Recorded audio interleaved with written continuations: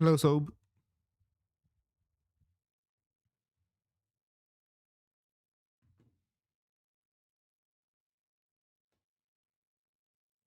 Hello, good morning. Good morning, everybody. Well, not exactly morning for me, but I'm happy that it's morning for you. If it is morning for you. Well, no, you said morning, so I'm assuming it is. I was thinking about Sob. I know that it's not morning for Sob. Actually, is it? No. That's, Sob, I think you're 9 hour ahead of me, right? So for you, it's like 9 p.m., 10 p.m., around that time. How are we feeling with the Q3 Awebo IPO? Working hard on it. Yeah, 9 p.m. Nice. You know how I know? Because I still remember the the difference between Italy and Malaysia in time zone uh, from the pre Zig era of my life.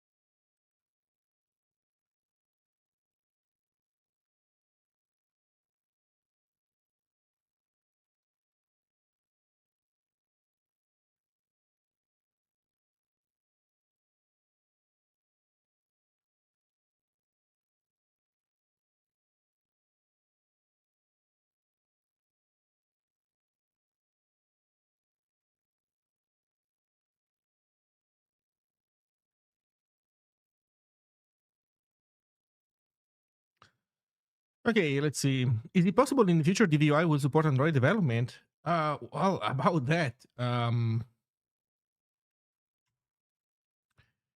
I might be misremembering, but if you search DVI on YouTube, there's um, the interview that I had with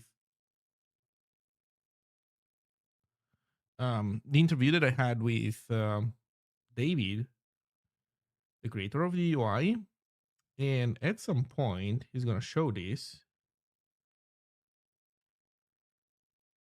Oh, but it might not be a mobile. It might not be Android. I don't know what runs on this phone. Maybe it is Android. I think this is Android. But in any case, he's making a music player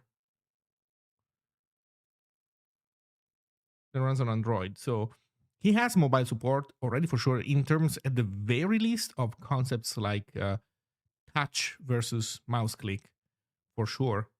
He already has that. And here you can see the UI running on a phone. Um, I do think that this is at least one of those has to be Android, I think.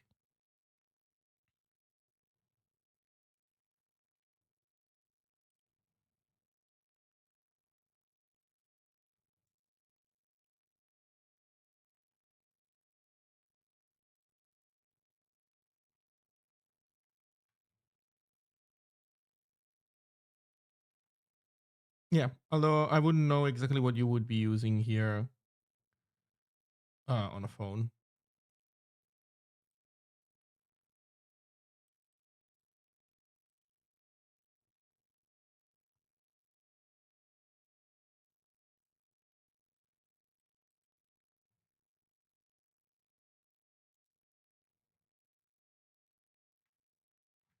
Hmm.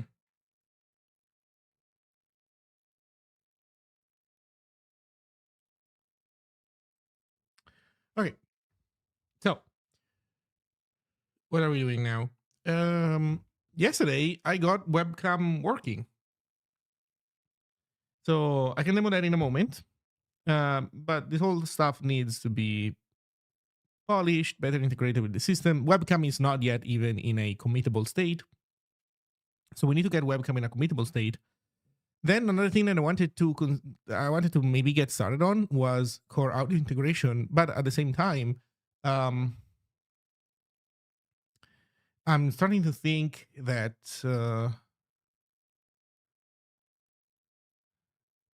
maybe it's better to polish the life cycle of screen and camera first, like implement it fully, at least the basics, up to doing a voice call before embarking on adding yet another thing. Because there is, maybe for screen, there is actually, yeah, for screen, there is nothing left really for us to do in terms of setup. But for webcam, there is.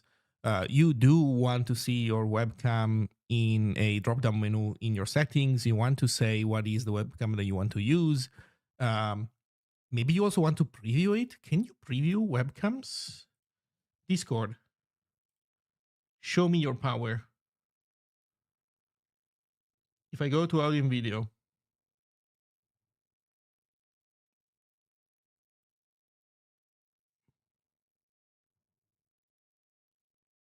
noise suppression, right?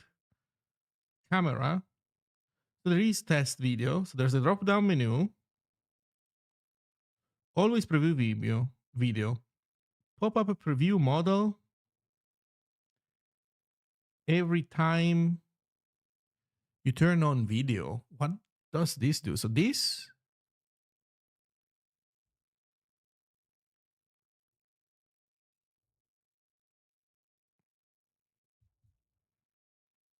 okay.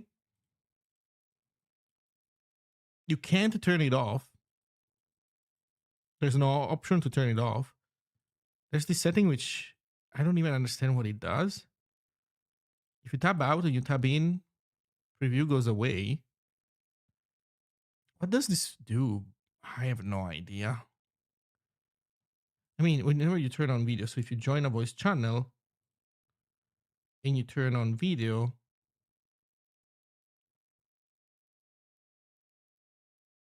oh, this is like giving you confirmation before actually doing it. But if instead I go in my settings and I turn it off,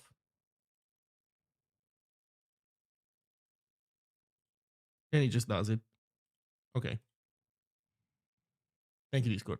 Always helpful. Understood. Okay. So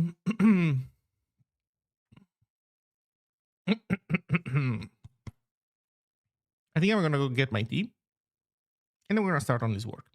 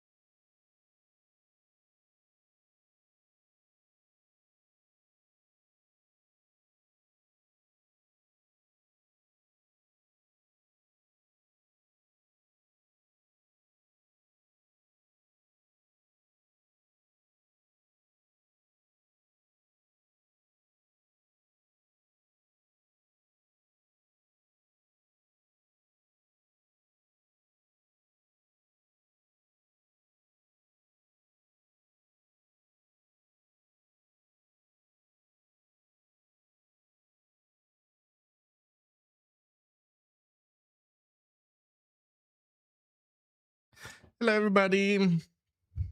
Sorry for interrupting the chair stream. So, what are we doing here?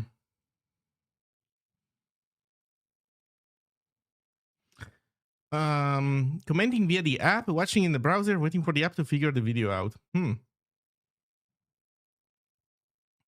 Hello, everybody. Hello, Joker Dan. Hello, Diablo. Good luck. Thank you. Wait, what do you mean in the middle of streaming? You in the middle of you yourself streaming? Oh yeah, you are. The heck?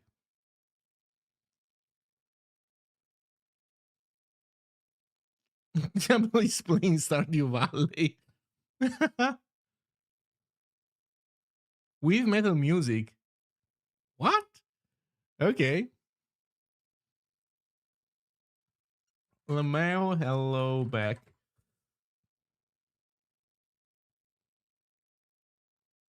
Okay, I closed it. About the WASM discussions, why do you need multi-threading in the WASM client? Surely Evented.io would make it optional. Evented.io requires I mean, sorry, I'm not going to say anything that you will find particularly surprising, but I do think this is a good opportunity to remember precise terminology. When we talk about general evented solutions, we always have to concern ourselves. We always have to answer the questions of what's going to be our non-blocking IO strategy, what is going to be our, or rather, well, if you have OS threads, then you can avoid worrying about that. But if you're not doing pure thread OS threading, then you have to worry about your non-blocking IO, and you have to worry about your concurrency primitives because it's not going to be a thread, your concurrency primitive. So if we move to Evented.io, then currently our only unit of concurrency is going to be green threads. And green threads don't work with WebAssembly because you cannot manipulate the stack currently. There's a proposal. How that would work, I don't know. Also, multi-threading itself is completely fucked up on WASM, apparently, for some weird reason. Maybe there are reasons and I just don't know enough about it, but I don't know. It seems weirdly, overly complicated. So, long story short, until we have stackless coroutines, we cannot do Evented.io on WASM with Zig.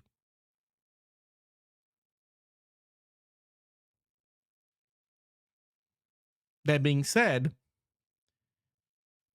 most of what the application does, I thought you can stack switch, but only via JS. You know what? I don't know enough about the details to be able to answer firsthand exactly why this doesn't work. Why this doesn't work with WASM today, but if you look around, people will generally say that green threads just don't work in WASM. That being said, I think in our case, another reasonable approach would be to basically just run the core client in WASM and pull the rest out in JavaScript, and that would still work because core doesn't really do IO. Everything else is, delegated to modules that you can plug in and plug out at compile time. So at that point, you basically reduce all the synchronization that core has to do with down to channels and mutexes, which I believe you can pull off between WASM and JavaScript. In general, I would say WASM is kind of disappointing.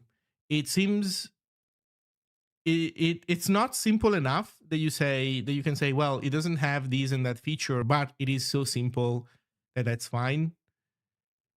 And then all the complicated shit always comes with a bajillion caveats that you have to keep in mind. Yeah, you can do multi-threading, but you need to yell to the event loop. Otherwise, the other threads are not going to start because the JavaScript event loop has to tick at least once to spawn the other threads. And then you cannot do this. And then other threads are actually essentially processes running in JavaScript web workers that share memory, which I guess you could say that's what threads are.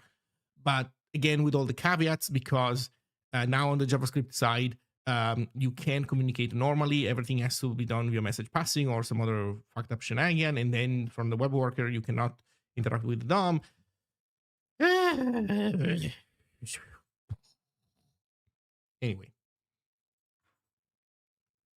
Anyway. So some of you might be wondering, where are we now with Awebo? Well, first of all, some stuff is... Why are my arrows doing this? Why am I sticky on... No? Okay, we're back in business. We're back in business. Okay. Hey. What is this new button? What is this bad boy button here? You press it, and that's me. You can watch me.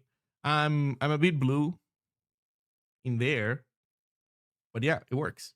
And you know, you can move it around, you can stretch it. Oh look, I just got very thin. Instant diet.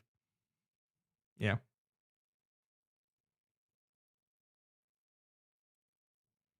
There we go. This is me in cinematic aspect ratio. I have a blue door, apparently. So, you get the idea.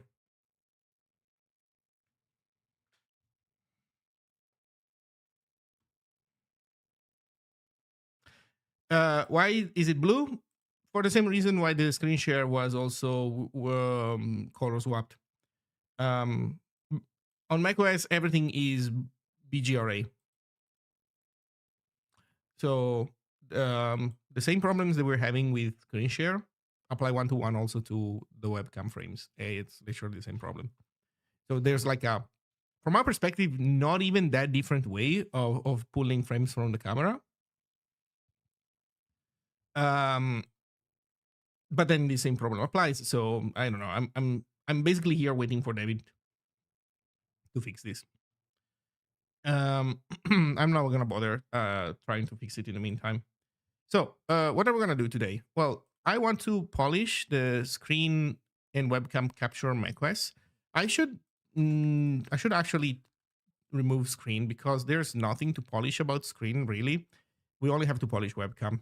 More specifically, screen share, you don't really have anything in the thing, like in the application that wants to give you information about your screen share capabilities until you are in a call and you start pressing screen share, which we are like simplifying by having a button down here.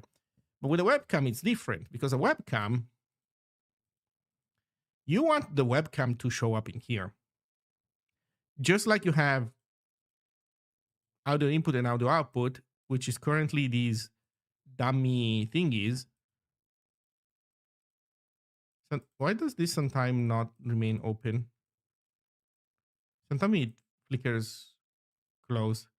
There's some fucked up stuff going on the way we deal with these menus. Anyway.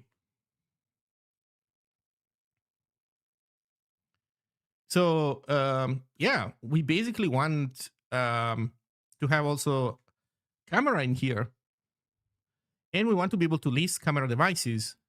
And we want the menu to update whenever you plug in and plug out a camera device. So that's what I want to do next. I want to get Mac webcam to a committable state, like we were able to get screen share to a committable state, meaning that it works also when you're compiling from platforms other than macOS. We don't want to regress other platforms for no reason. And then we want to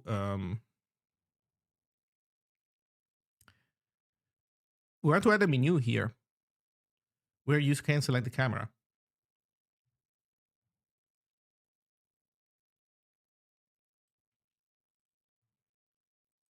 So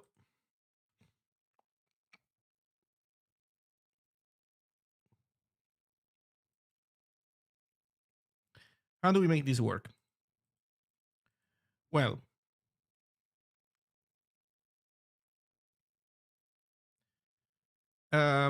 we have already the ability to list these devices.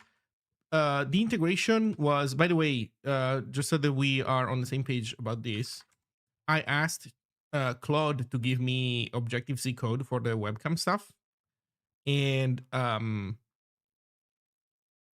he provided me with basically the same style glue code that we had for screen share, pretty much the same.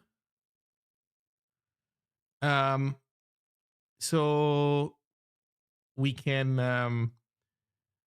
well, so basically that's how I made it work essentially. But look at this. This is the part where things get weird. There is a callback for getting device count, which is not unheard of. I've seen other things have a way of querying how many devices there are. Now, here's the thing though. We don't use it. I don't know why we should care about this. Like, who gives a flying fuck about this? And then also, here there's webcam devices where we start a device discovery session.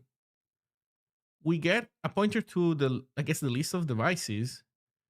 We start querying them. Yeah, it is actually an array, this thing, because we're indexing into it. We index into this array of devices.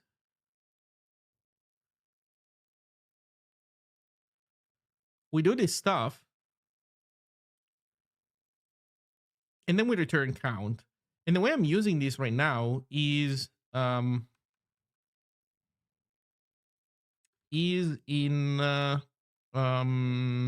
where do we use this?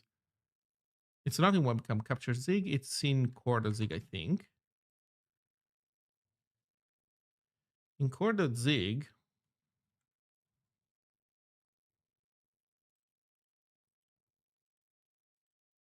oh, it's not even that. It's in the UI. Really? Oh yeah, it's in the UI. Yeah, we have a global in here. Check out my global variable. Here we go. We have a global of 10 devices, which are basically our representation of what a device is. So unique ID. Also ChatGPT, oh sorry, Claude, got us these struct with embedded arrays, which is certainly a choice. It is certainly a choice. I guess you could argue that it simplifies memory allocation if you embed 256 bytes into the struct. Is it true though that the name was going to be lower than less than 256? Well, I mean, also to be fair, also in the GUI we're not going to have like endless space to present a fucking device name. So you know what? Maybe this could be fine. Like this is probably viable. It's just I don't know. It's a series of choices. It is certainly a series of choices.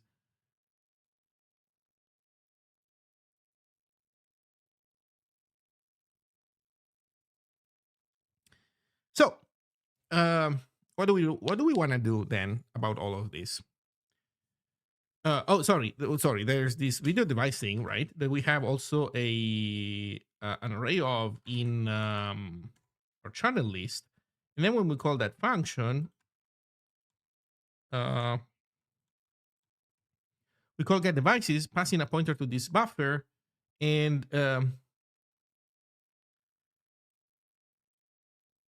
that's how we collect this information. We need to do better.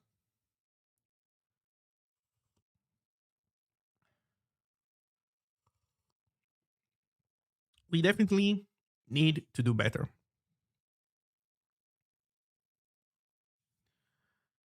So this is what I want to work on today. Basically, we're gonna start by improving the way that we deal with this stuff.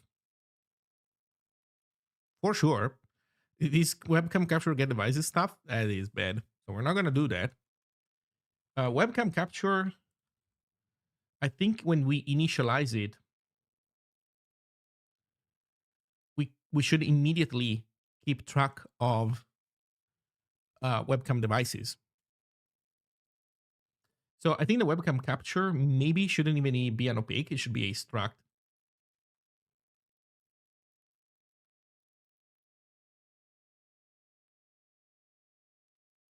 Let me think about it for a second.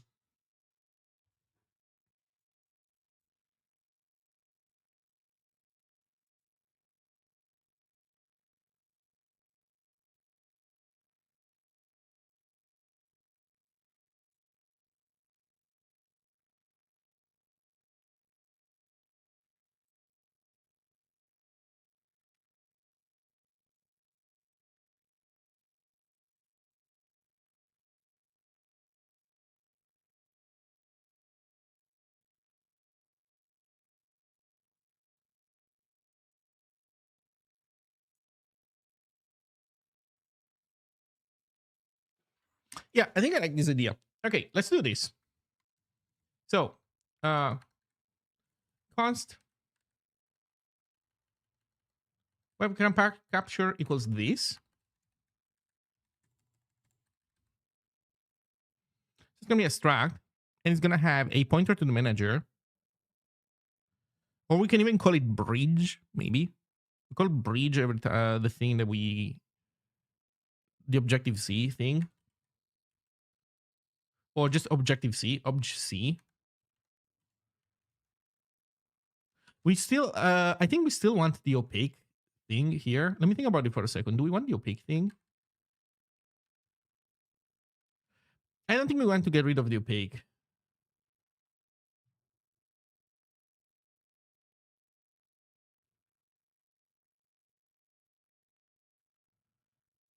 Why is the UID a 256 U8 field? Um,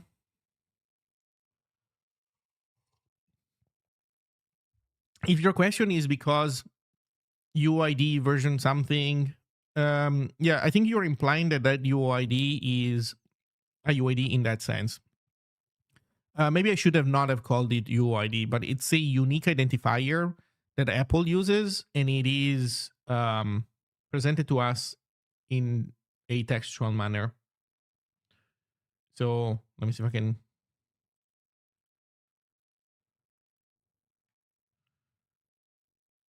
They look like this. Or sorry, actually, I shouldn't say this. This one looks like this.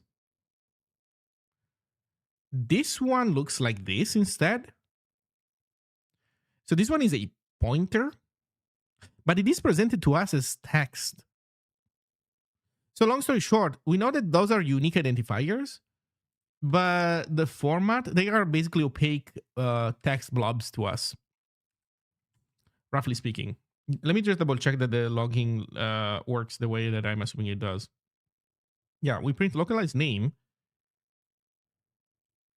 So we print the number, localized name, and then in parentheses the unique ID. So we have a textual representation of a pointer as the unique ID of my HD Pro webcam. What do you think about that?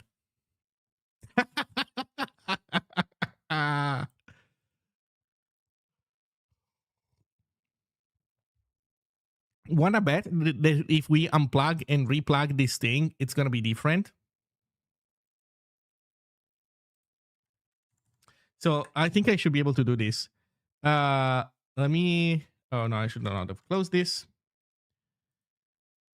I'm gonna try to unplug and replug it. Actually, what do we print when a device is plugged and unplugged? Oh, we print the localized name. Device connected.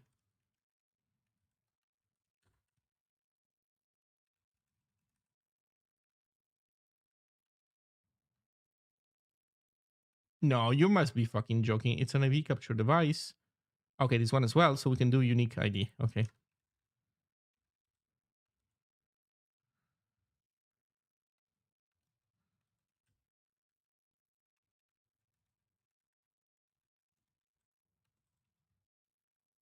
Apparently this is not S. At? Why is it at in here and it's not?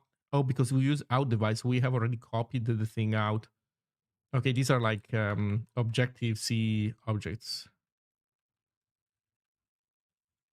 Okay, let's see what happens with the plug and unplug notifications if we get the same pointer. Hey there, Turtle. Okay, watch the logs.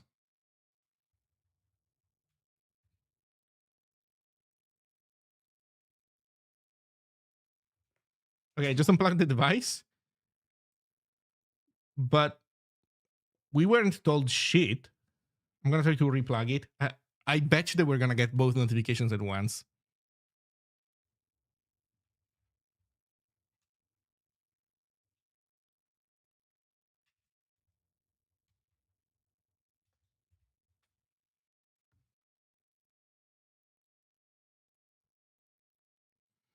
We're not getting anything. I remember seeing this stuff working.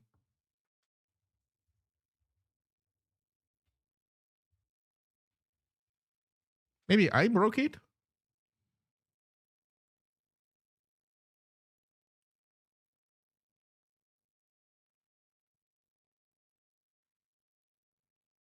Device doesn't support 30 FPS. 30 FPS using default.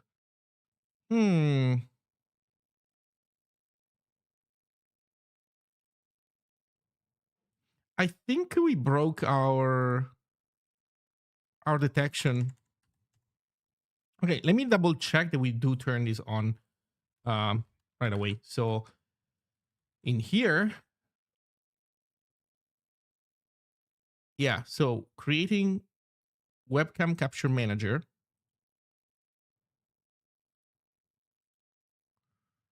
Creating webcam capture manager.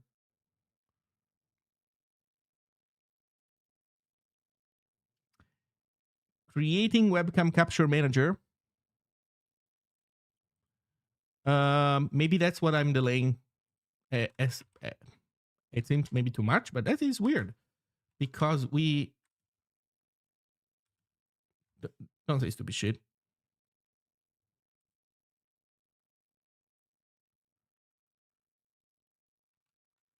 No. There we go.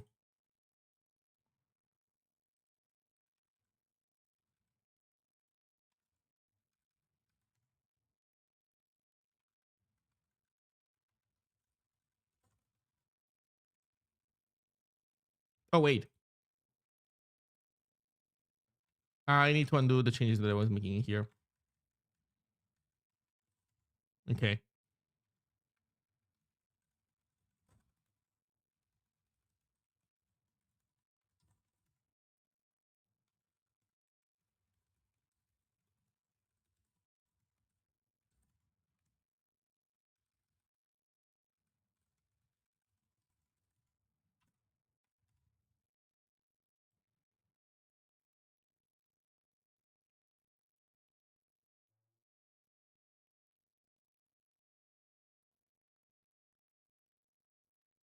There we go.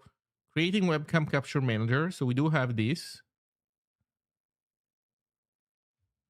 I probably somehow broke it, but then also I have no fucking clue. Anyway.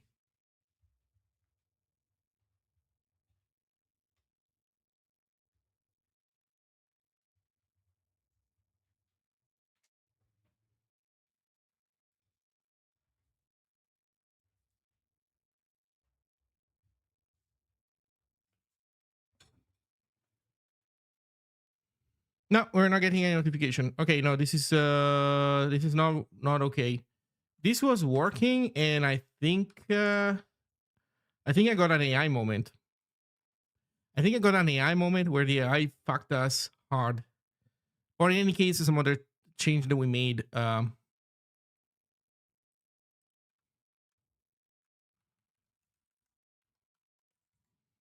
So Awebo webcam capture. Device change callback. Yes. These other things don't matter.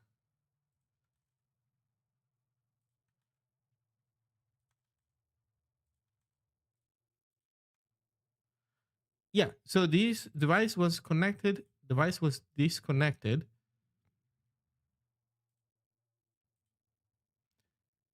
Now, let me see what the previous version of this source code looks like because I've seen it working.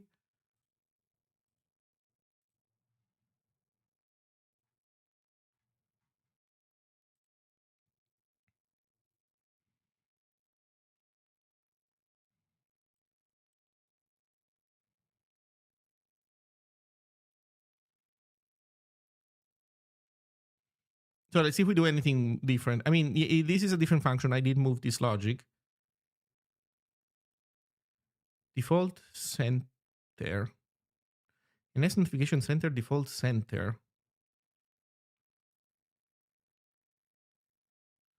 Add observer ourselves. Selector. Device was connected. Selector device was disconnected. IV capture device was connected notification. IV capture device was disconnected notification. Object nil in both cases.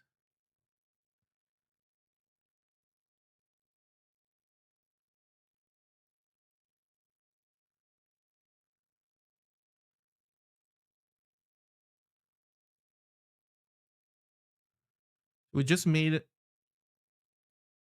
a capture manager. We set the capture queue. We set the device change callback.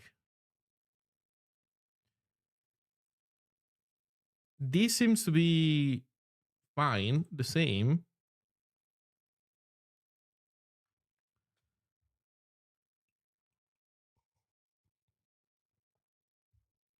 The only thing that I can think of is that we are not retaining this manager, and I'm worrying that this motherfucker is getting freed too early. Let's do this.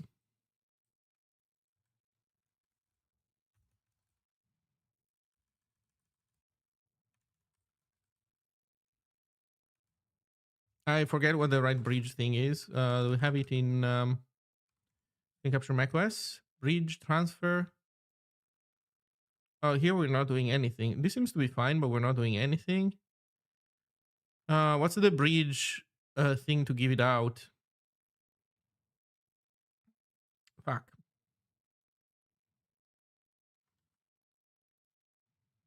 Bridge transfer, bridge.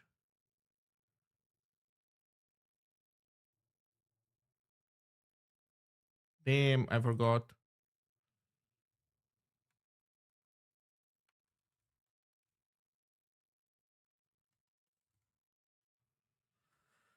Bridge, bridge, bridge. Bridge what?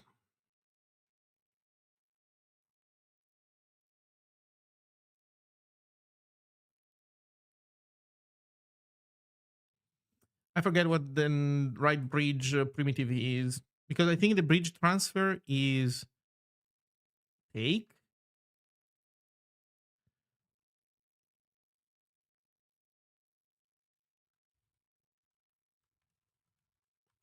What are the, does anybody have? Bridge transfer. Bridge retained.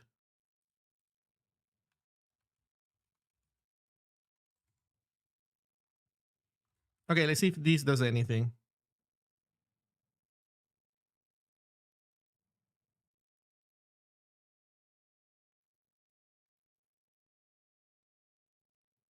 You can see that we do init the webcam.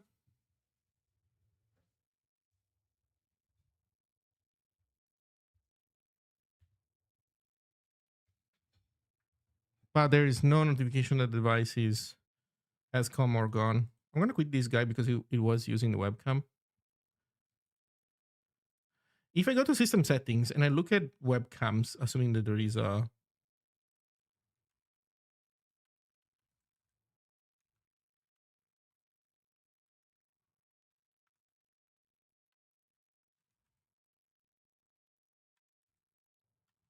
There is no setting menu for webcams. I swear this was working. Did we somehow fuck it up? Like, did we somehow leave it in a broken state, and that's what's causing? Um,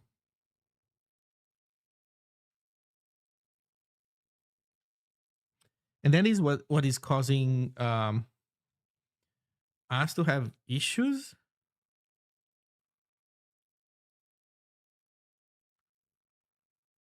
No, I don't have a git comment to compare, unfortunately. Mm. I have that other code from the AI. That one was working. But I bet you that if we copy paste, it's going to be the same. Not entirely the same. It's going to be the same with regards to this stuff. Do you get any output when you close the application? That is hard to say because because you're thinking that it's a matter of flashing. No, we normally see those messages without without requiring any form of explicit flashing, because we see, for example, this one from iOS, and also I can tell you myself, I have seen here notifications that the device was plugged and unplugged.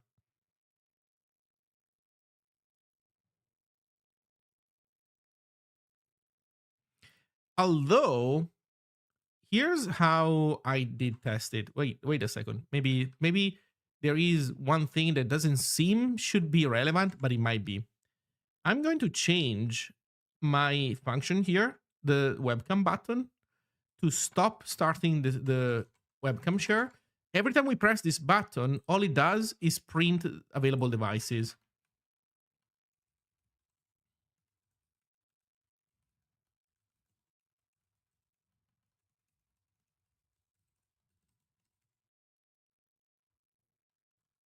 Actually, you know what?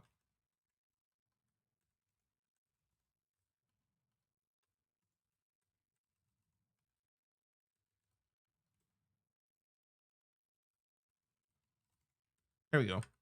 So the way I was testing this earlier was like this.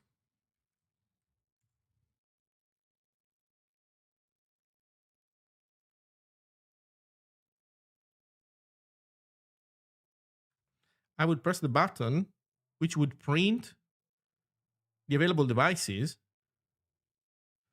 and then I would like plug and plug. Motherfucker. So you get notified only after you list the devices once.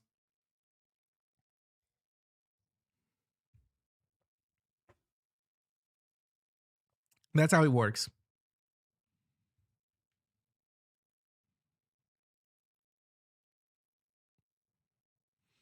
Also, wait a second. We got a double disconnection notification. Look at look at this. What the fuck is this? Device disconnected. Apple USB audio engine unlinked. Unknown manufacturer HD Pro Webcam C980. Blah blah blah. So I think we're getting notifications also for the audio device that the camera is. Well, this is a webcam with a microphone, I think. I'm pretty sure this is it's the Logitech camera that everybody had a few years ago. So I think it does have a microphone in it.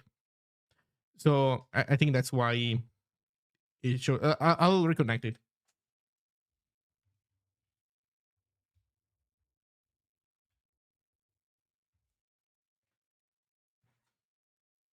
Yeah. So this is the unique ID of the microphone, apparently.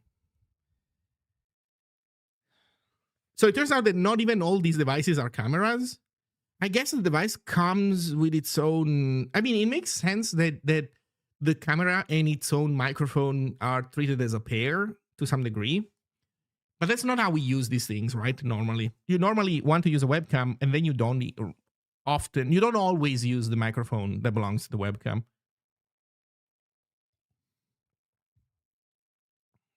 Actually, I would say the majority of times you don't do that.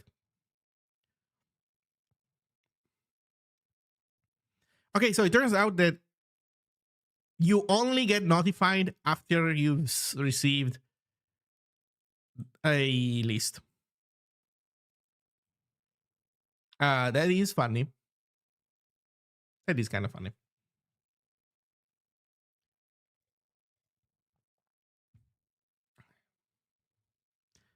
Okay. So now that we know this, what does it mean for us? What it means for us is that I don't think we want get devices as a function. So I'm gonna get rid of this stuff.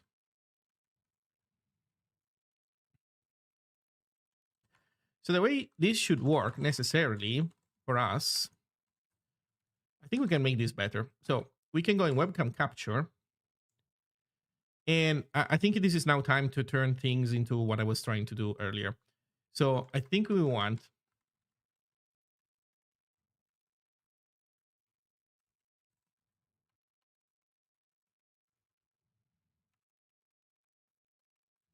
we turn this into a top level struct, which is going to have objective C, which is going to be this opaque bridge. Maybe we're going to give it a name. We'll see. And then in here, we're going to have webcams.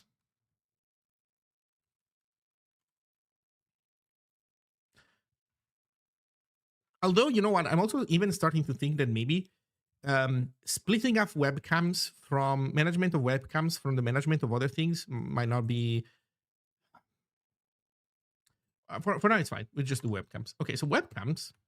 I think this should be an STD. An STD auto.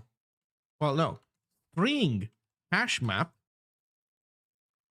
String array hashmap. String array hashmap.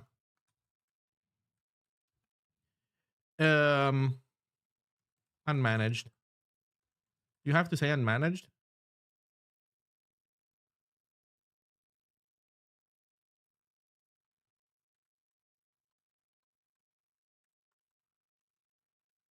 Maybe you don't. Why? Is it uppercase M? Holy shit, it is uppercase M.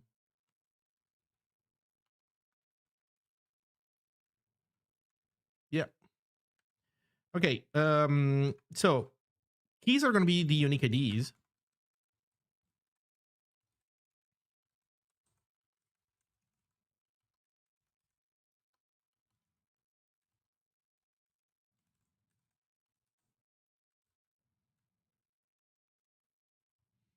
And the value is going to be device. What's a device? This is a device. We're going to put it up here.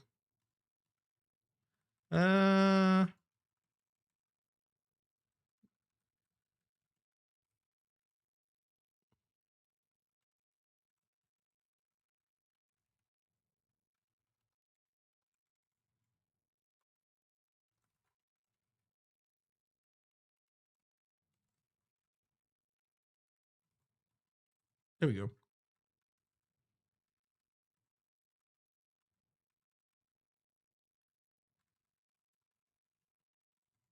So we have devices. For every device, OP types have unknown size. Yeah. A device has the okay. This UID I'm gonna rename to just ID.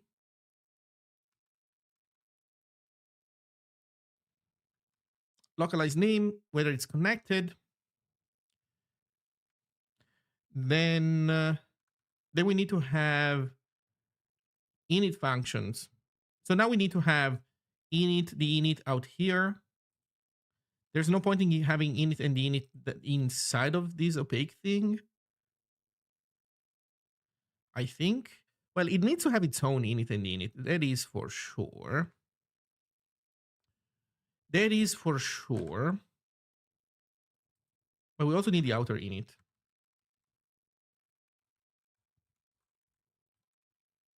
Oh, actually, no. Let's not give it a default value. function init. So webcam capture. First, we need to do this. Devices.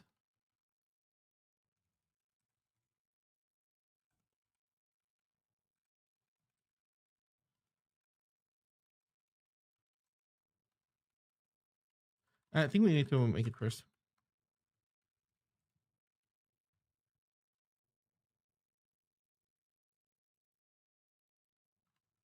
Yeah, okay. We do it like this.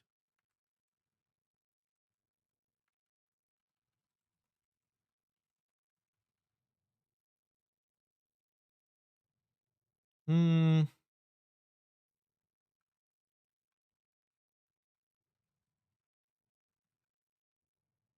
mm, no, I prefer this style.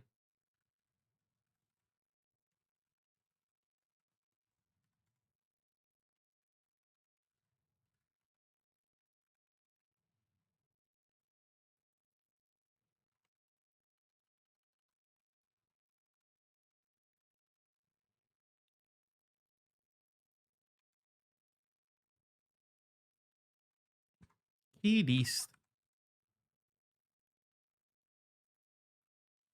Key list. Um,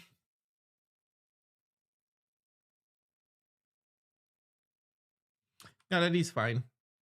I think empty is fine.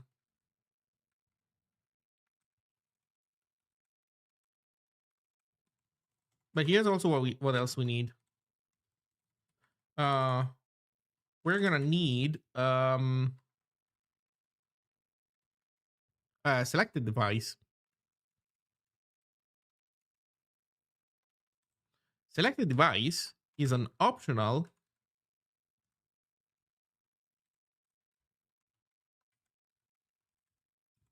Maybe we should type def this guy.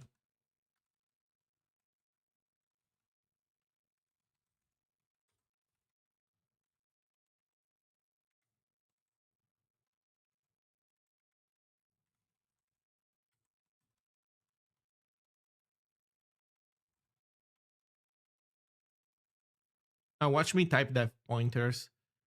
It's fine.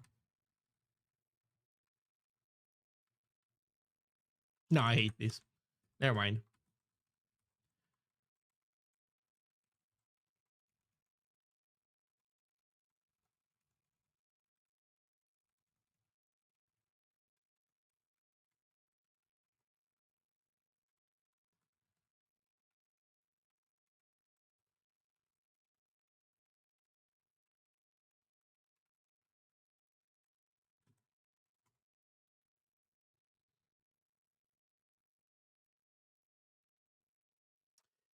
Let's see.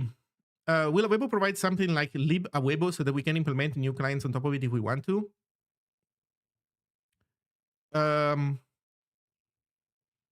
Somewhat. Lib Awebo is Awebo. Everything under Awebo is essentially what you just called lib Awebo. Then you have client slash core. Everything under core is the client logic without a UI.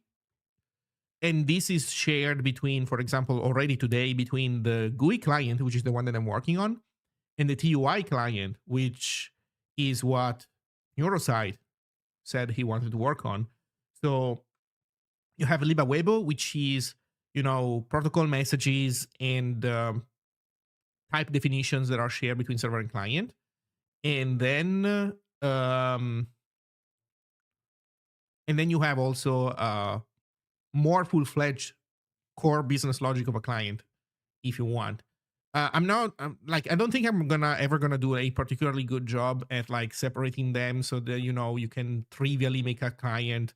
I don't want to make it particularly easy for other people to make clients. I don't want to make it hard, but I don't want to, for example, specify the efficiency of certain things just to account for potentially somebody wanting to do a super weird client and like allowing them to do that. I don't want to do that. I want to make sure that everything is as good as it can be for the current clients that exist today. That being said, I'm not like hostile to people that want to make their own client. I just like don't want to go out of my way for that possibility that might not even ever manifest. That's the idea. Flow has the beginnings of a tree view. You have a screenshot to share? Is it like or on a cinema? Is it like the extension that got removed um from Helix? Oh, I think I understand what you're doing. So the idea is that it's kind of like Sublime, right? So you or I guess so even VS Code. So the idea is that you want to have it on the left as a sidebar for those who want it, and then it's always on, and you can click on it around to open files, etc. Element is just a palette where you will do a panel soon. Understood. By the way, on that topic, I have to say one thing. I've occasionally created files outside of Flow, and then they don't show up in Flow.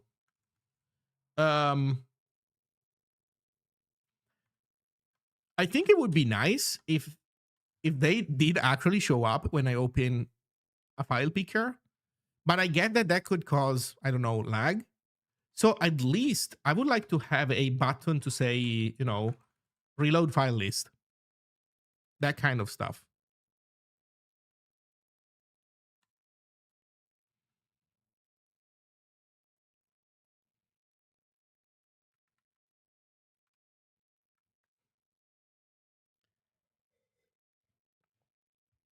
Which I guess maybe the full restart thing would do that, but that is a lot of restarting.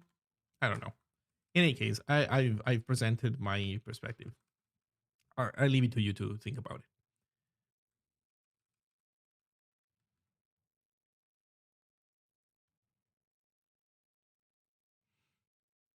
The watch will finally arrive sometime soon, then it will refresh automatically. Oh, right, the watcher. Let's go. Yes, please. Yes. Actually, out of curiosity, why are you taking this long? You can still file watcher implementations.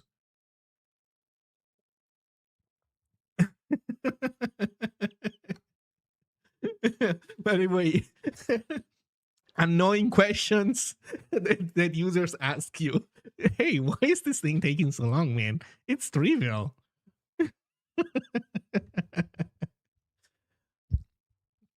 Helix maintainers told me that watching files is impossible, though. What kind of black magic did you employ? Really? Oh. Yeah, I have these. Yeah, that's also why I was mentioning this. I broke it horribly.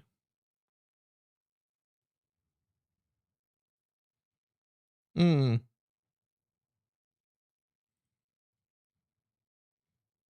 Oh, you know what's funny? Now that I understand Objective-C, I wonder if I would be able to improve my file watcher on macOS in Zine. Not in terms of functionality, because what that thing does, it's already good enough for Zine. But I wonder if I would be able to make it nicer by having, the Objective-C logic be expressed in Objective-C and not crappy calls and lies. Because I remember at some point I was even lying about certain strings.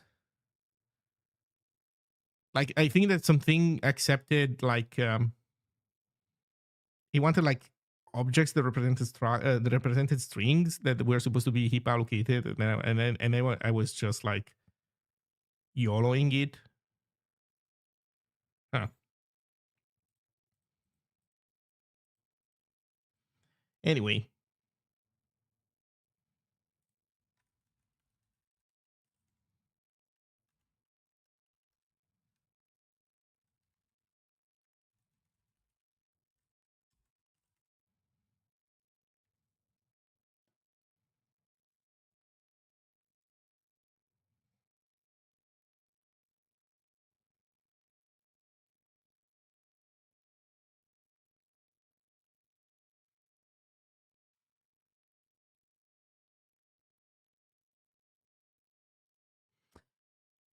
that being said, here's an interesting thing. We are having this as a like unique identifier for devices.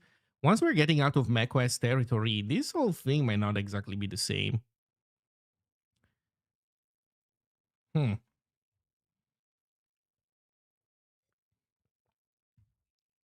Anyway. So we do init of our Objective-C webcam capture.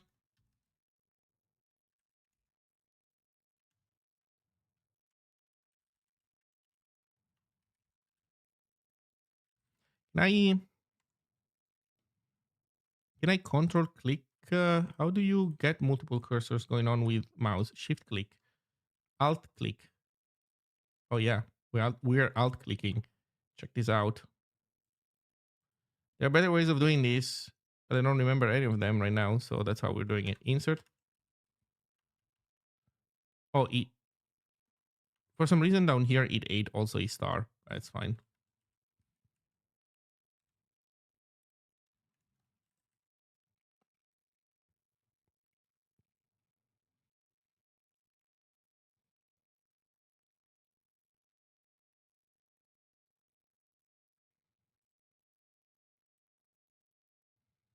Okay, so we have restored our bindings. Here in this init though, in this init, we're supposed to pass a callback. We are supposed to pass a callback. I think this needs to be done slightly differently.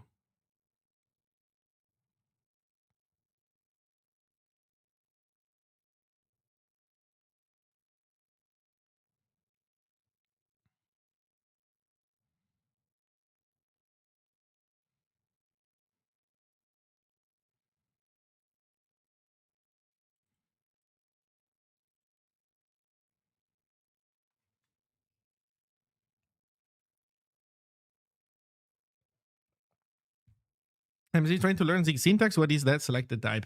Dude, that is a hard question to ask me when there's a delay between you and me and I'm jumping around. You want my recommendation? If you're getting started if you're trying to learn Zig syntax, go to ziglinks.org. It will bring you to Codeberg Ziglings and clone this repository and start doing Ziglings exercises. Those will teach you Zig syntax bit by bit.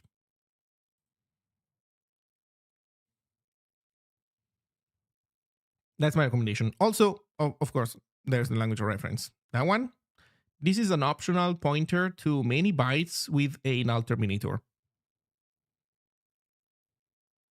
In C, you would call this a char star. But in C, char star could be this. It could be this.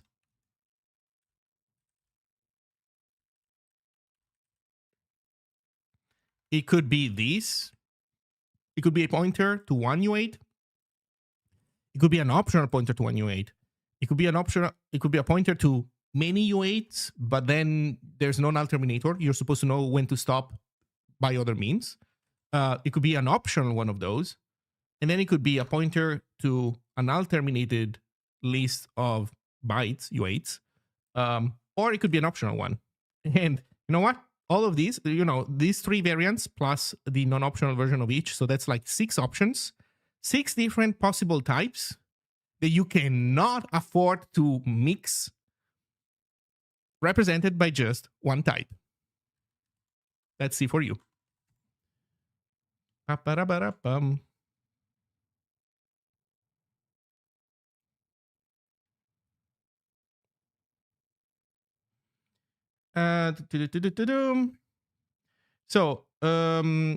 what do we want to do here? Basically, what we want to do is that on init, when we call the init, we do pass a callback. Oh, this is the so we do not pass a callback of this kind. Oh man, this is gonna be so cool. Okay, I'm gonna spend 1 second to explain this concept. So if anybody's watching who wants to learn what it means to go from a C mindset to a Zig mindset, pay attention for the next 60 seconds. The API that, yes, I got suggested from Claude, so it's not gonna be, the most sublime implementation. To be fair though, what Claude was suggesting is fairly run of the mill. Like it was suggesting stuff that everybody does. Basically, it offered me two functions. One, to obtain the number of webcam devices that we have in our system. This is basically a C function that calls Objective-C bullshit. So we need a wrapper to access it from Zig.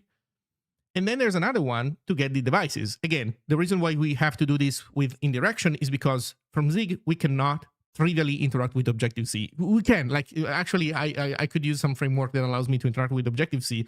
But personally, I prefer to have the Objective-C be Objective-C rather than being some kind of Frankenstein, at least in this context. So what did I suggest? Well, you give me an array of a writable array of devices. You tell me how long this thing is. And then also the fact that if I click here, it scrolls up this much. What the fuck? Why does it do that? Oh, it's because the cursor doesn't want to stay up. No, but sometimes it does want to stay up. Okay, anyway. Let me scroll back to the right place. Where the fuck was I? Here. So you tell me how long. So you give me a pointer to an array. No, it also works if I don't drag up. And I'm moving down, but it still moves up. So if I drag down, it still jumps up a lot. I don't know, Mac moment. Anyway, so we give an array of devices, and then this thing writes into the given array our devices. And then to simplify memory management, devices is defined as a struct that contains a bunch of arrays, so that you don't have to heap allocate every string, because if you heap allocate strings, then you also need to free them. Now, this is a C trick that I think I want to keep around for now. I'm fine with this, I think. But I'm not fine with this approach, because everybody does it. But how are we gonna make this better? Here's how we're gonna make this better. My memory representation on my side, what I really want is this. I want a hash map of devices, so that whenever a device gets updated, I can get that device in a hash map and update it, like recognize that it's the same device that I already know about. Number one.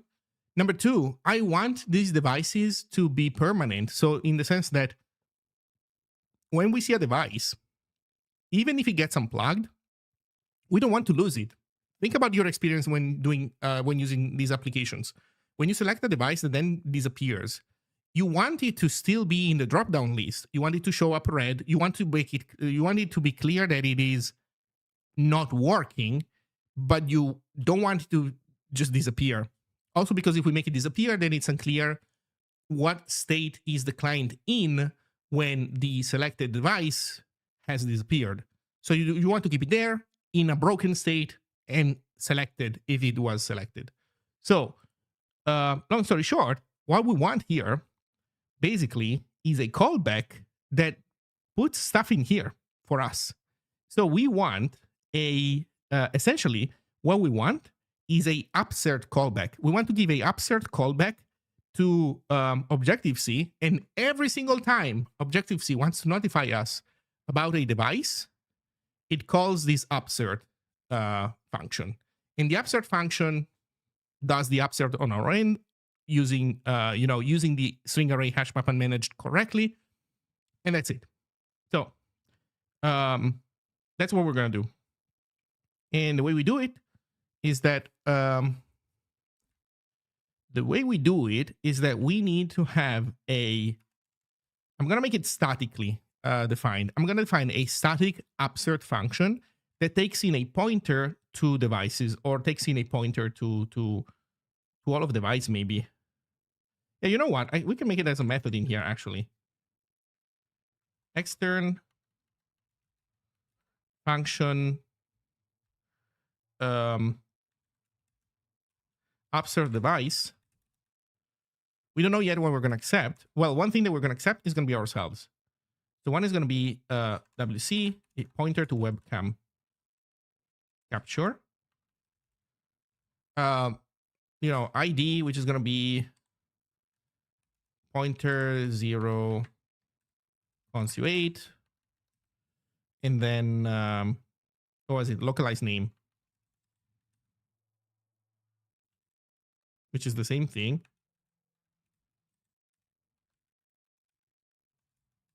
And then active. Oh, here's the interesting thing, though. There's also devices don't really rename themselves, do they? So in theory, once you have the name once, you don't have to worry about it renaming. But what if the pointer does get reused?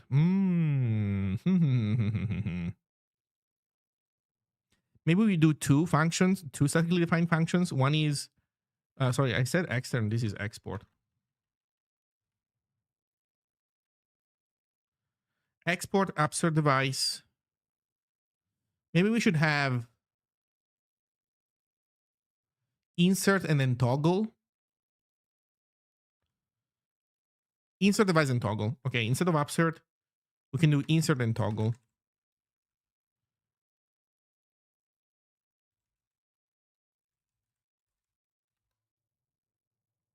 So insert device. And we have toggle.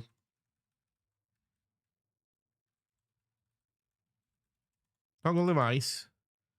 You give me the ID. You don't give me the name anymore. You just tell me if it's active now or not. Okay. So let's start with the insert device. Insert device does also, if we do this, then this array hash map cannot be unmanaged anymore. Either that or we keep a GPA around explicitly, because in here we don't have a GPA. So this bad boy needs a GPA, and we keep it around.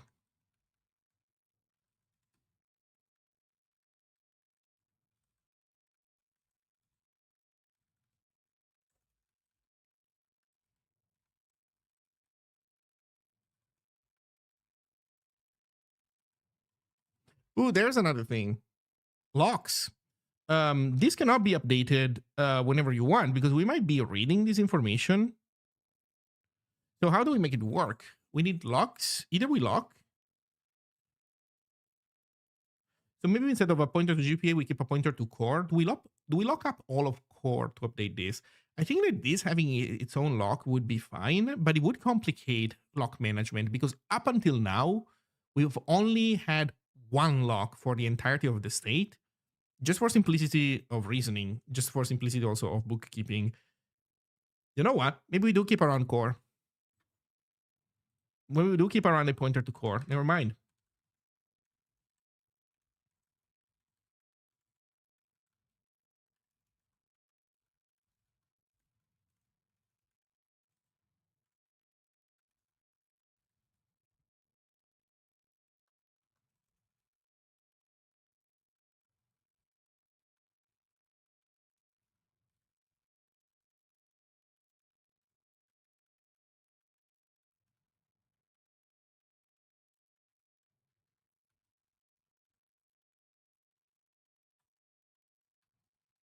There we go.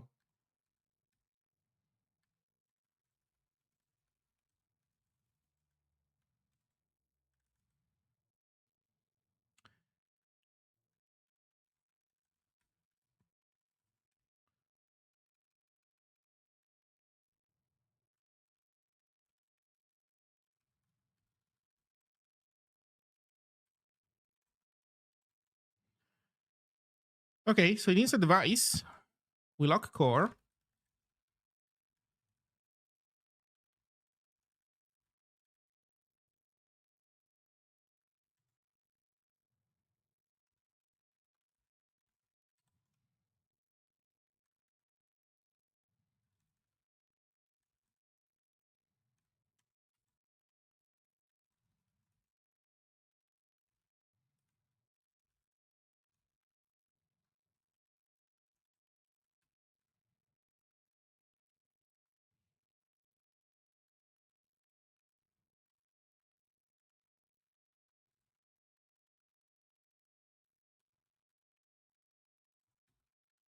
Okay, we have core. Locked. What are we doing here? Name. Okay. So we do insert device.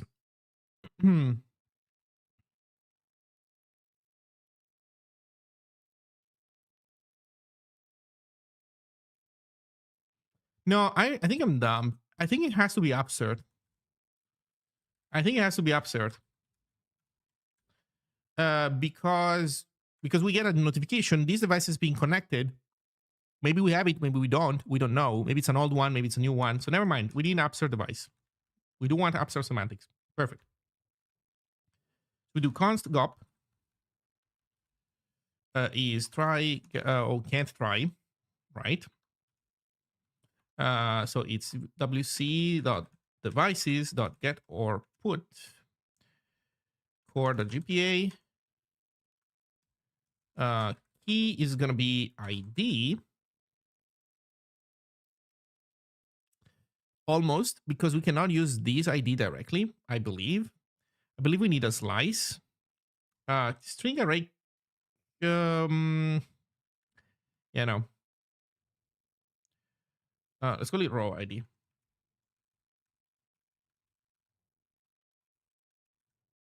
Mem span z. Is there no span z? Just span. Okay, span row ID. That's gonna give me a slice. Get or put this. If not gop found existing. Gop value ptr dot star. And then we need to update those fields. We'll do that in a second. But then after that, we do gop.value ptr.active equals active.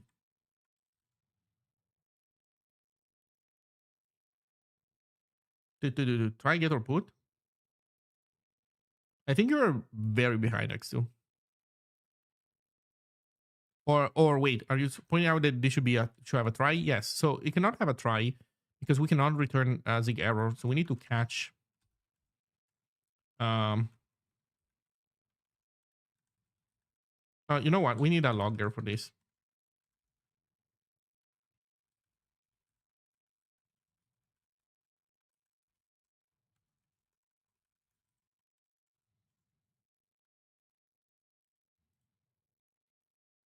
Hey, Christoph, this might not be the right place for that question, so I will have an issue.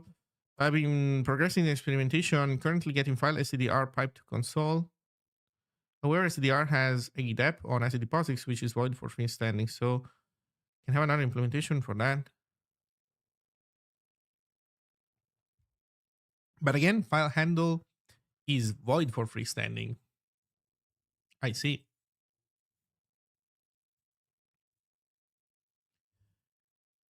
If that is the case, then maybe the answer is that this should not be a freestanding target. Maybe the target should be WASI, with the implication that we don't really provide the real WASI. We just provide a subset of it, maybe. I don't know how that would complicate things, though. So keep in mind, as I mentioned yesterday or during the call with Scott, I don't know all the details about this stuff. Like I'm telling other people to go figure it out, but I myself don't really have the answer for everything. So if you present me with this problem that you're experiencing, and you ask me, wait, if we target freestanding, then file handles are void, then my reaction is, well, I think we do need file handles, so file descriptors. So I think we should then consider targeting WASI. I have no idea if that, on the flip side, brings in a bajillion other problems. So take everything that I'm saying with a grain of salt. There's probably a variety of those shims. I mean, I don't even know if you if shim is the right term. I mean, it is an implementation of WASI, right?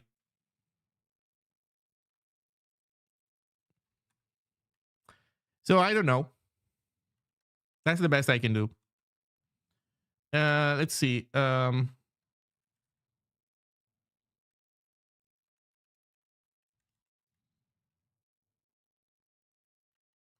Is there log.fatal? No.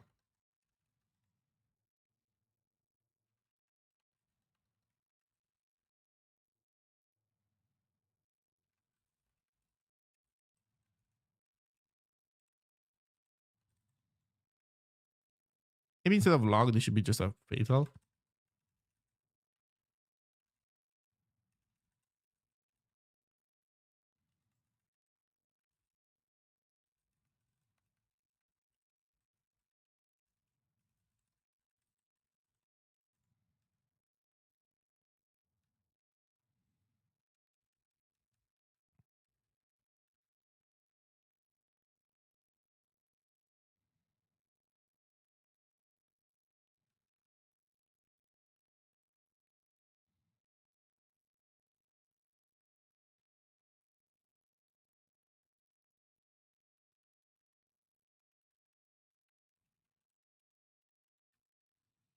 Okay.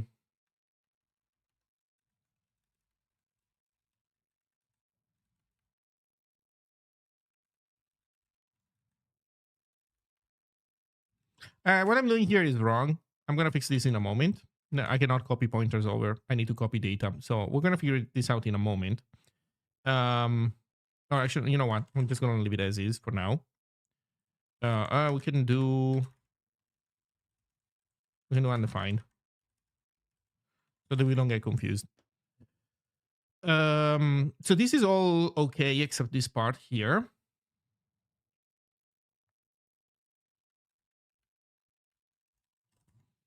Now we have this upsert device.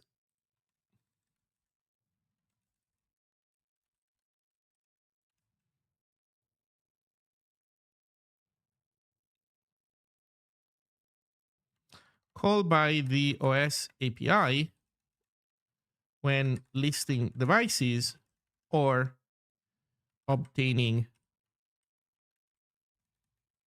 or updating. Or receiving a uh,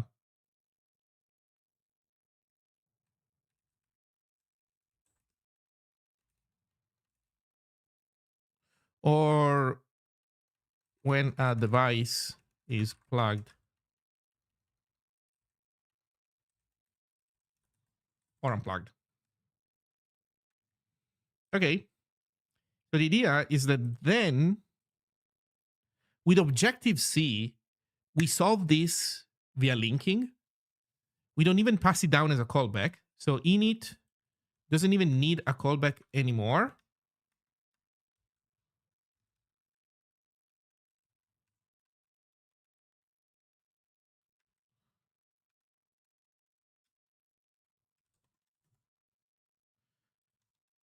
Now let's go into the Objective-C implementation. There's no callback. Actually, no, there is a callback.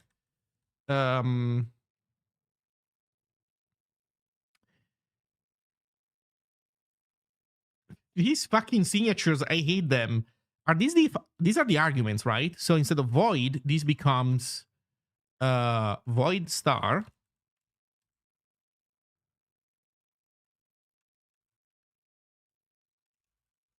User data. Then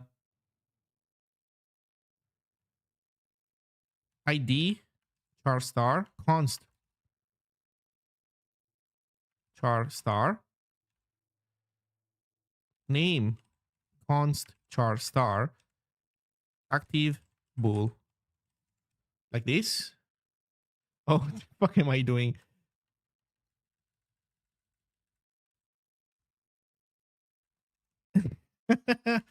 Oh man, I have a Zig brain.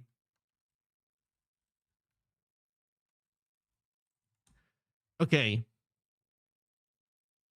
This way of indenting the signature certainly is a choice. Holy fucking shit, man. Hey, the bunny. That is certainly is a choice. So that means that now we don't have any device callback that we need to set. We don't have a device callback property. Device change callback, yeah. Is a type, yes. But then not only it is a type, but we also have one forward declaration. Yeah, I know, but I'm not gonna do that. I'm gonna keep the default one around, and it's just hilarious to me. The default choices. So that means that we have one of those things. How does it work?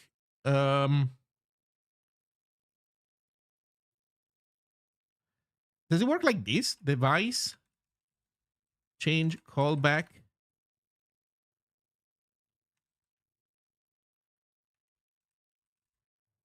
Zig callback. Oh, this name fucking sucks. Never mind. Let's call it device change callback. Maybe it's Zig. Also, the fact that there is no like webcam. Zig webcam. No, wait. What am I saying? It's this guy name. It's upsert device.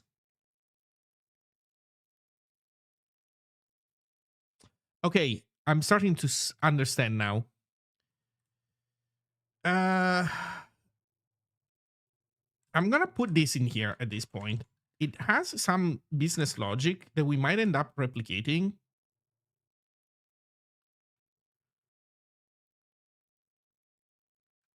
No, I think I get it. This goes on in here. It's not export. It's just a function. And then in here, we have the export definition.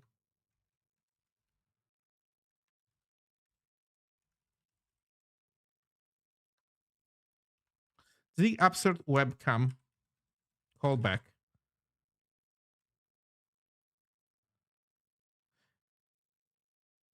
If we make the actually, but if we make this extern, if we make the if we make this export, then we are exporting that symbol, which we don't want. I think we can even do this. Can we do export?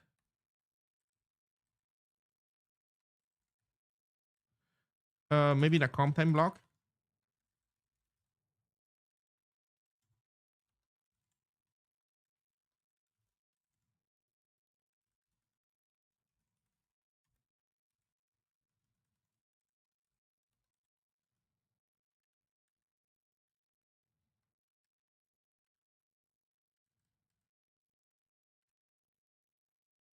Pointer then options.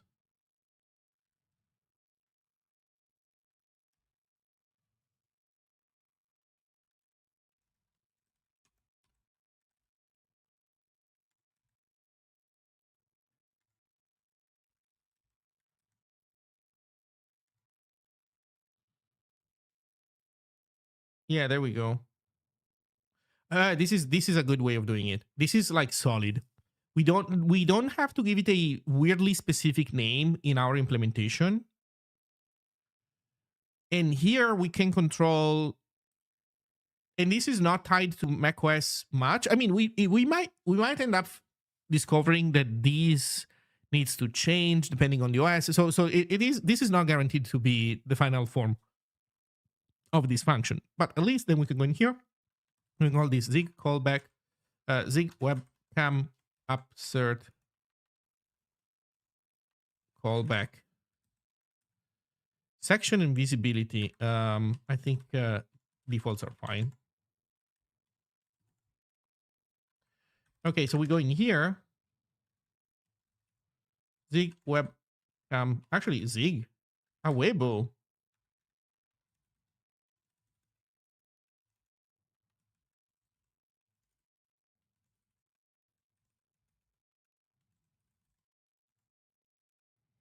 See you later, the total.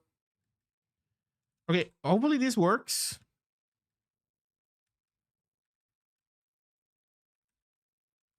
I set some logging to that function so that we can know that it was called.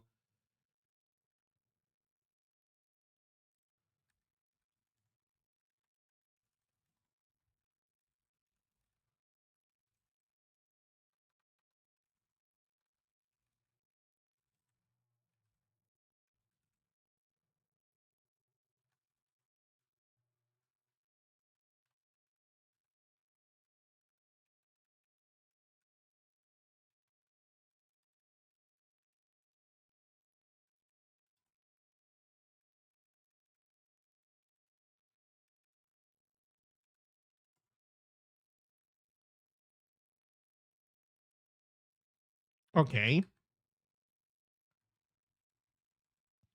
that works.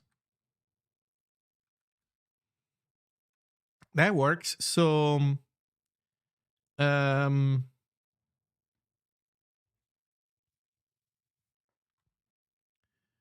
that works. So we're only failing. We're only failing here.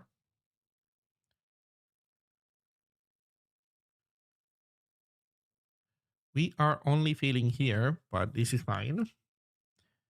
Upserting device. Also, this should be webcam. Also, you know what? I think this device thing should be called webcam. This whole thing is for webcams. I think it's fine to call these devices, but then this should be webcams.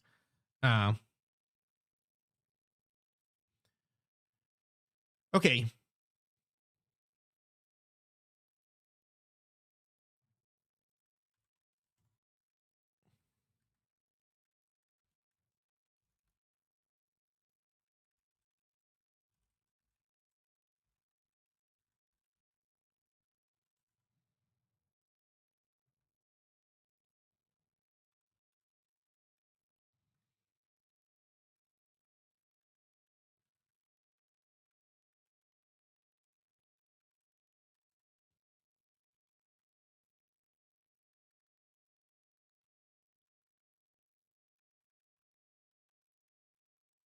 Okay, this I think, we can do it on all of it.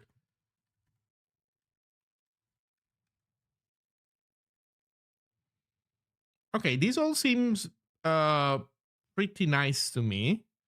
So we don't have get devices anymore. We do have manager init. We do have manager the init. We do have start capture for now. We're gonna leave it there.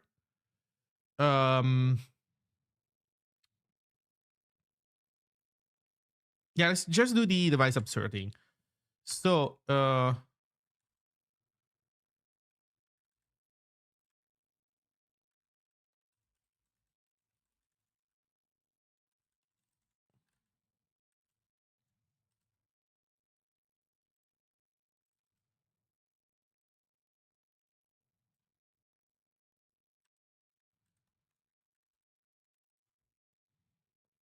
so this is init.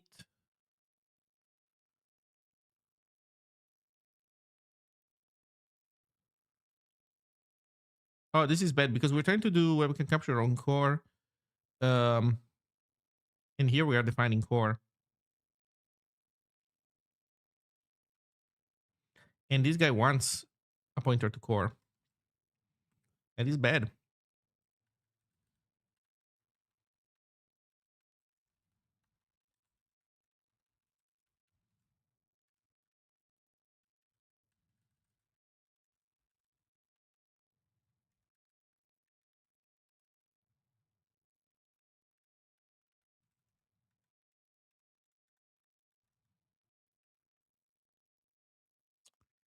But we can't give it a pointer to this bad boy.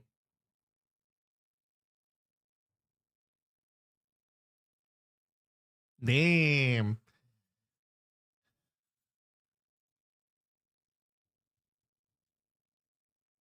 Harm23.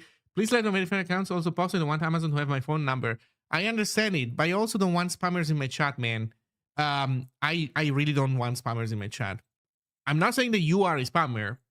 Spammers don't message me that way, but I don't want to have to constantly have to ban spammers from chat.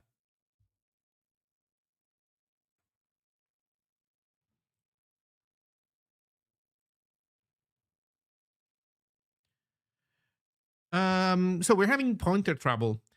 Basically, we need to call these at a stage after the initial init.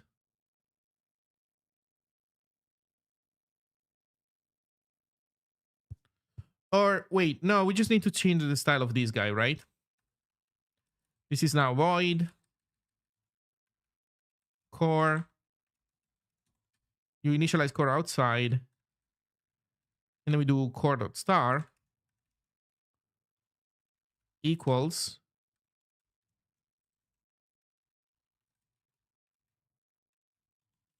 There you go. Solved it. Now we need to change. Now we need to change a bunch of things. Now field name instruct webcam capture webcam. You're right, because this is called localized name. Let's call it name.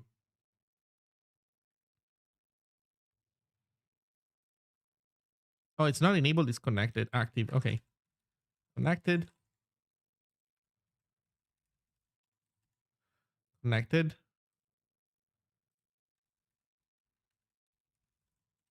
That's fine. That's fair. Unable to what? Oh, right. So this is right. We want to export a function, but this one doesn't have a C calling convention. So call conv. Let's see. Function with C call conv to that OS APIs can call to update the device list.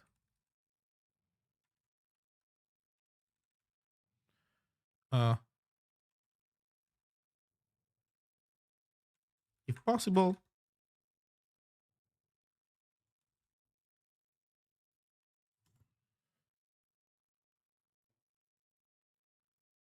Yeah.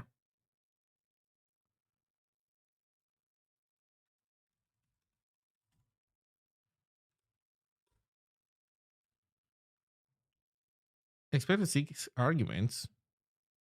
Wait, what the fuck? Oh yeah, we did change this, didn't we?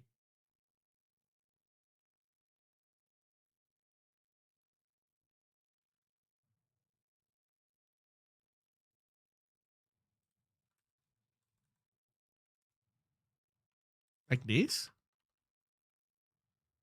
No.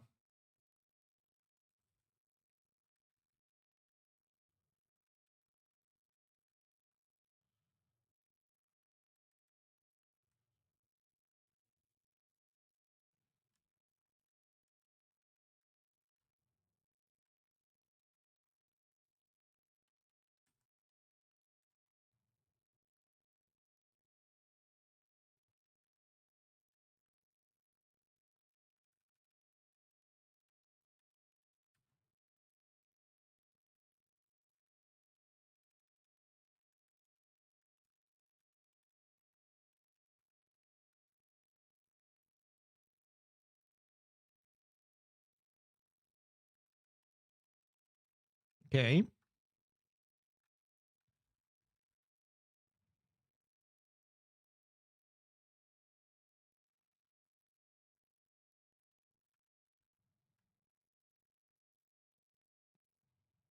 Expected pointer T found T. The fuck are you talking about, man? Core is already a what?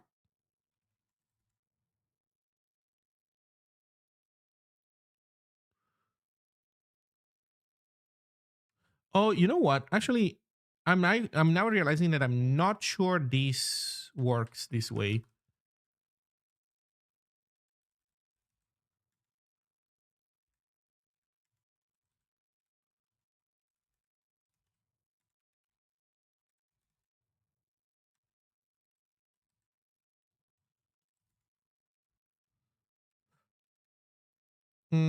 Yeah, and that's how we do it, actually. We do it like this.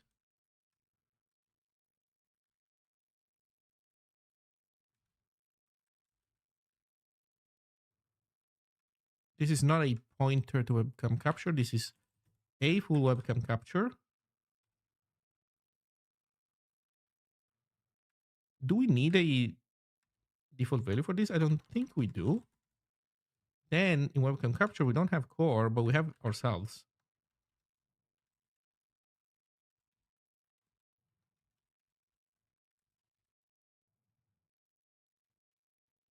Yeah. And actually, we don't store core. We do it for in.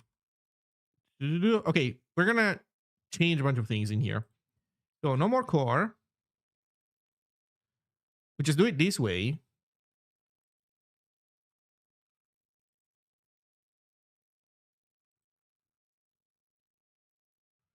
And then core is going to be a field parent pointer.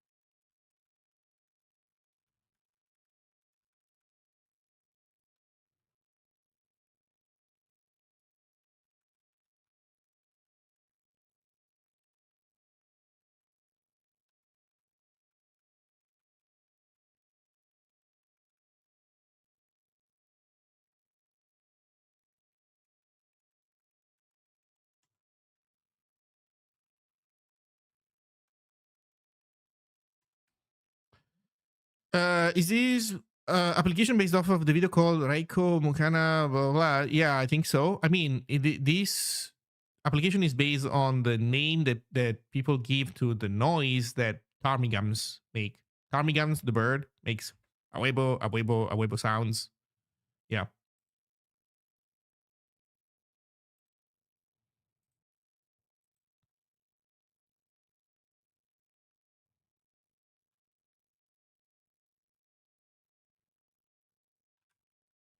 Okay, so that means that we can have a normal init where we can capture. So that means that in core,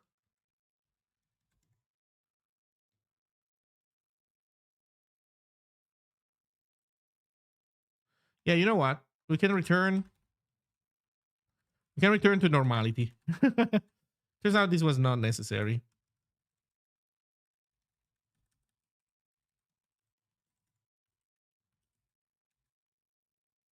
This was not necessary. So in client GUI, we can undo also here the changes. Okay, everybody should be happy now. Or close to. I'm able to store content value. Oh, is this the opposite where we can capture, comma, WC?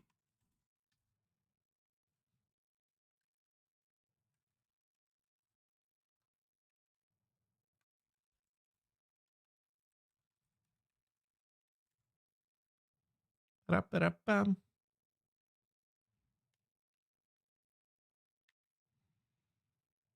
Okay.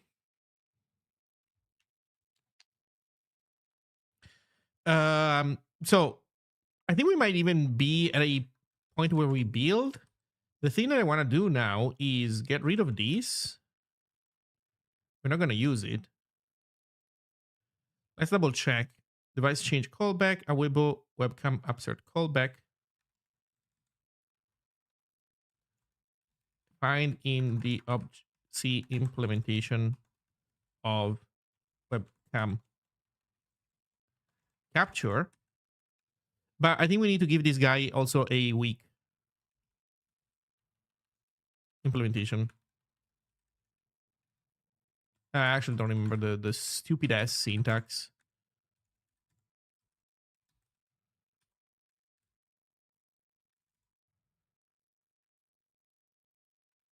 Can we do it like this?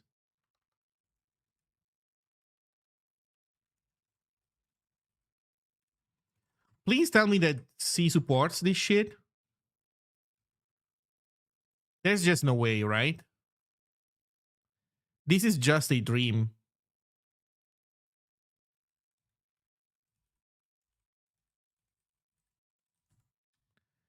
This is just a dream that I'm having, right? Like, what even is the point of type defing these fucking functions if then you cannot use the type def?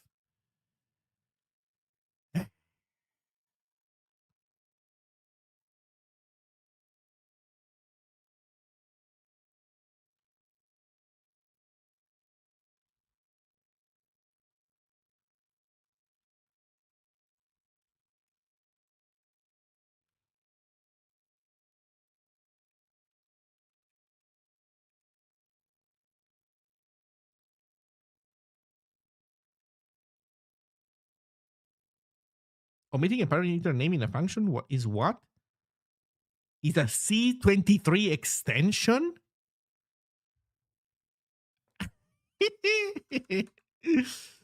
Okay, man. Whatever you say.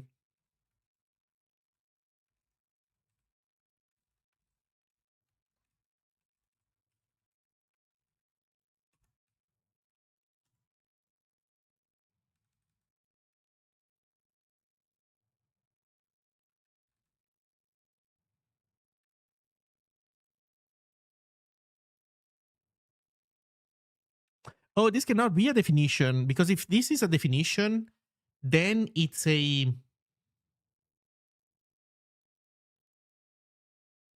not a forward declaration.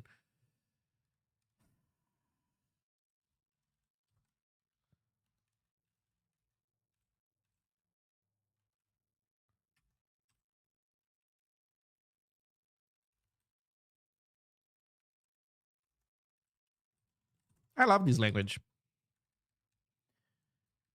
No, I don't. Is unreachable a thing? Is there a C unreachable?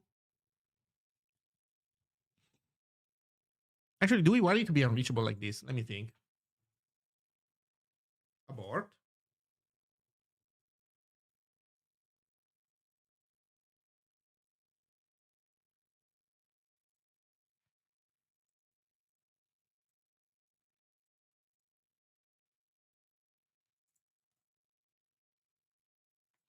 Do we want the weak link default implementation to be unreachable or not?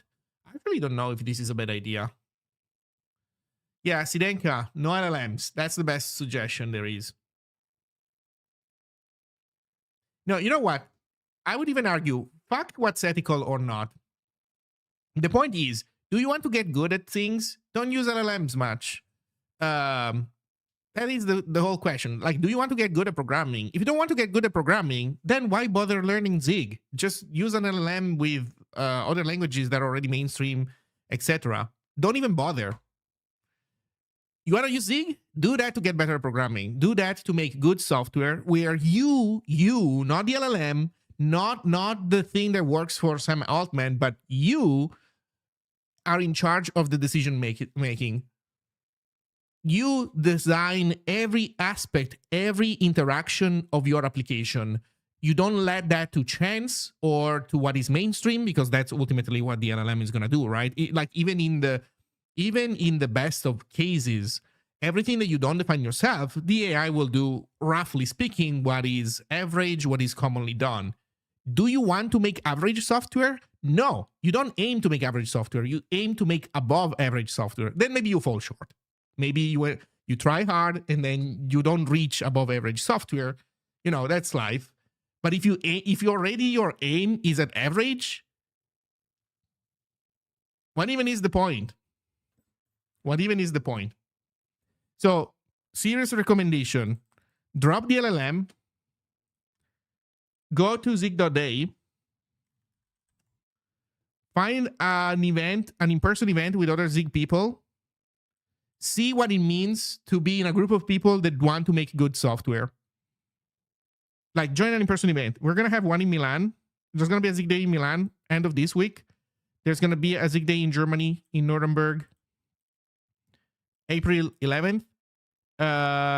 Did the Bristol one already happen? The Bristol one already happened. There's one scheduled in Portland, February 28th. So that's also going to be soon. So yeah, that is the recommendation. LLMs are going to make you more productive in the sense that they will allow you to pump out more code faster, maybe, potentially. They're not going to bring the quality of your output up by a millimeter. Or maybe, you know what, they will in the sense that you don't know how to do one thing at all, like whatsoever, and then you put an AI at it, and then you go from 0 because you don't know how to do it to something. It is an increase, I guess. But that's not what you want. You want to yourself. You want to get more opinionated, more nuanced, more sophisticated in your understanding of software, and you do that by doing at least some of the work yourself. So that being said, to not be a hypocrite, I have asked AI to help me out with the Objective-C code here with for OS Glue. So you can get help from LLMs, I guess, but you need to always double, triple check what they give you because it's always broken. You don't launch, you don't like what's called, you don't unleash like an agent to do what you should be doing yourself if you want to make high quality software. That is my recommendation. Once you do learn Zig, once you do become an expert at Zig, then at that point, maybe you can have an agent do the work for you, and then you can review it, and you can have a high level of confidence that what you have the agent do is what you would have done yourself otherwise, because you already knew how to do it. You're just basically using the agent to accelerate the typing process. But you need to get there first.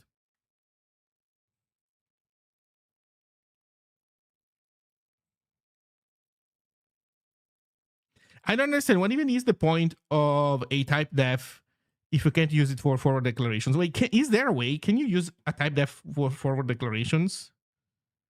You know what? I'm going to ask the AI this because I want to see if there's an easy answer. And if it gives me wrong information, it's fine, whatever. Is it possible to type def a function in C and then use the type def in a forward declaration? LLM is the new compilers. What do you think? All you said, they said 50 years ago about C and WASMs before.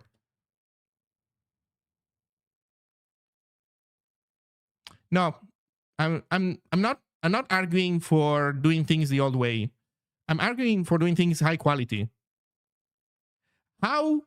So you can agree that you have the, let's assume that the LLM does a fantastic job at generating output. How can you decide if what the, so it generally works. How can you decide if what the LLM gave you is what you want or not if you've never done it yourself? If the LLM gives you a way of, for example, I'm trying to get webcam devices from the OS and listing them in my application. There's a variety of different approaches. The LLM produced a piece of code that had basically some array copy pasting going on that I'm now going to change into something different because I know that I want a hash map. If you've never done this work before, if you don't know these things somewhat intimately, how can you evaluate the output of the LLM and choose it? You can't. The only way, like you're not, the LLM can help you get things done faster, but ultimately it's still up to you to decide whether you want to accept or reject what the LLM produced. How can you accept a technical solution if you don't have the technical knowledge to evaluate its quality? You cannot do that. You can only basically kind of evaluate it. You become a manager. Like, here's the funny thing. Software engineers have spent ages complaining about clueless managers. They don't understand shit. They don't understand the difference between a good and a shitty technical solution, who basically managers who get, scammed by colleagues that are just better at selling themselves. And now you as in some of us are racing to get to become that clueless manager, because that's what you end up being with an LLM if you're using the LLM to do things that you don't already know how to do. Like, the difference between that manager and you is nothing at that point. So LLM is the new compilers. I don't know. I bet you that if you Google who said this shit, is one of the guys that sells you LLMs. By the way, they can be useful, But is the new compilers? That's hilarious. That is the type of bullshit that you read from Silicon Valley venture capitalists who have invested a bajillion dollars in LLMs in AI, and now they're saying this shit so that you buy into the hype and then get a return on investment. Please. Let's see. Here's possible. Here's how you can do it. So define the function pointer type def. Forward declare a function using the type def.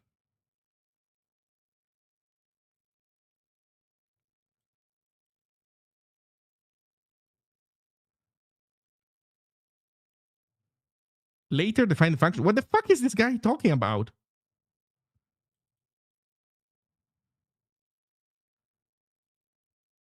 Okay, the LLM did not understand what I asked.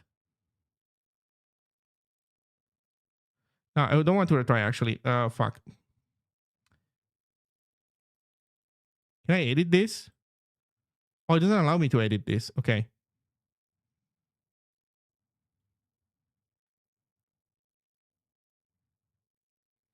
Scroll down. Where? This is used as an argument. Function type def. Less common but valid. Oh, maybe this is it? Func type. No. Wait, did I...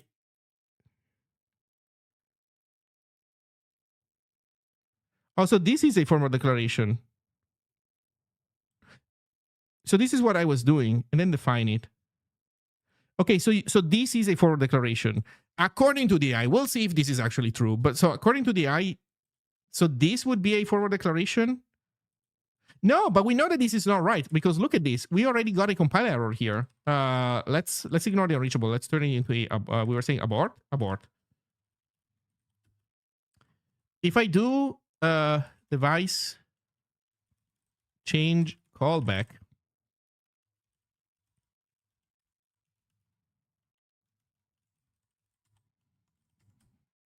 now I can place that it's a redefinition. This is not a forward declaration. I think we got memed by the AI. This is not a forward declaration. So here's what I'm doing. I'm getting rid of this shit. Wait, no, I'm keeping it because then we can use it in the init function. Wait, do we use it? And we don't even use it anywhere else. Never mind. Okay, this thing goes in the trash.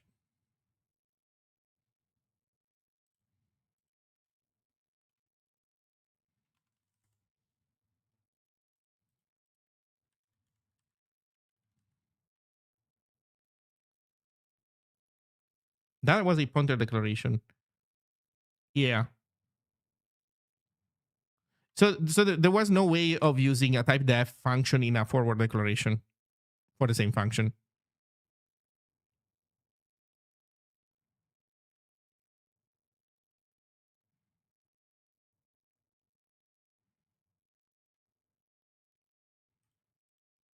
Okay. I think this is fine.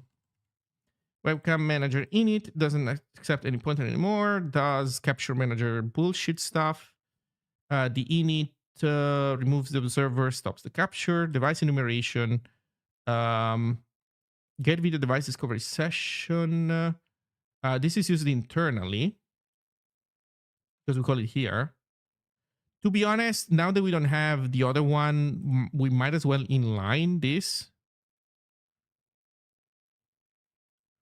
Let's do inlining. Watch me. Look, I'm an optimizing compiler.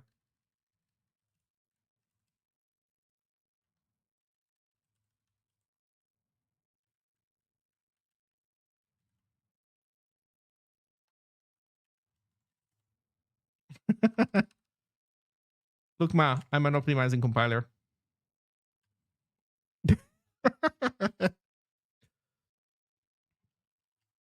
Every time I see the unreachable, that smells like C++. We're not doing C++.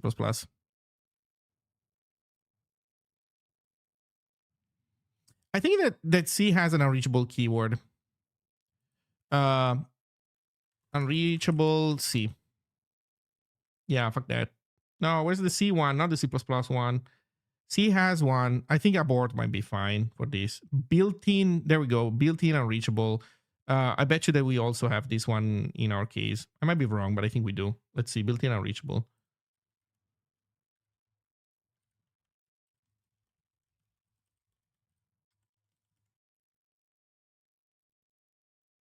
There we go. Do you call it as a function? Yeah, you do apparently. Hey, is this Objective C? Yes. I'm working on a Discord alternative and I want to have screen share and webcam capture. And if you want to have that working on macOS, you need to write some Objective C to interact with the OS APIs. So this is what this thing does. The rest of the project is in Zig, not C, or nor Objective C. But you need to have a bridge of some kind. So if you hang out for a little more, you will see. I can show you this in action. Actually, I think I can even show this in action. Never mind. I disconnected it. You'll need to hang out for a second before you can see an actual demo. Or I guess you could look at the VOD, but whatever.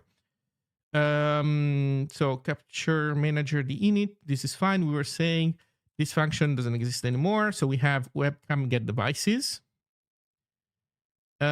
Yes. Now this function is different because it doesn't do the array stuff anymore.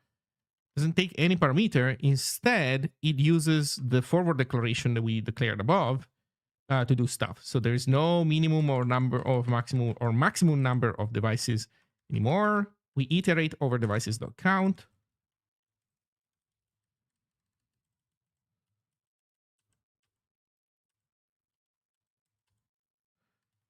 Then, okay, let's see what this was doing.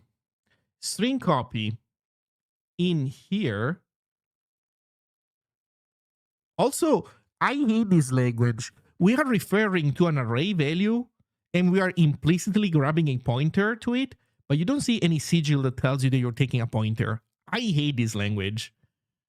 And then we're calling UTF-8 string on unique ID. What is unique ID? It's an NS string. So we are giving to an NS string UTF-8. We're calling UTF-8 things.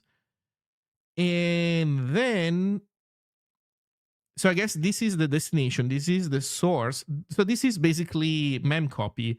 Why is it called Why is it called string copy? It's a memcopy, isn't it? Size of unique ID -1. String copy is safer. Huh.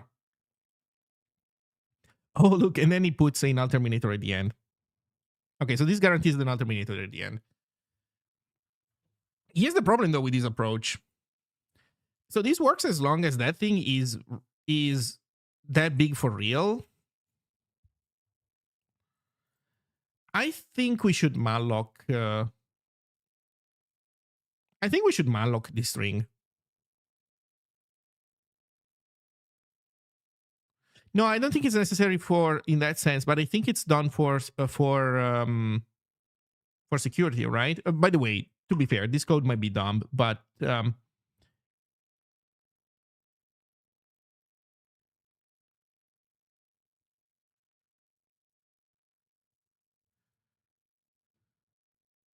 set connection status. Okay, watch me turn this pile of trash into cool stuff.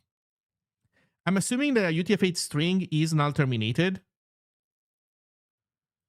I wish there was a way of knowing this. Unfortunately, in C, the best that we can get is const char star. So we have to pray that that's null terminated. But it's probably going to be fine. So watch what we do. So we're going to do Awebo, webcam, upsert. And we're going to pass in device dot unique ID UTF-8 string. We're going to pass in device dot localized name UTF-8 string. We're going to pass in device is connected.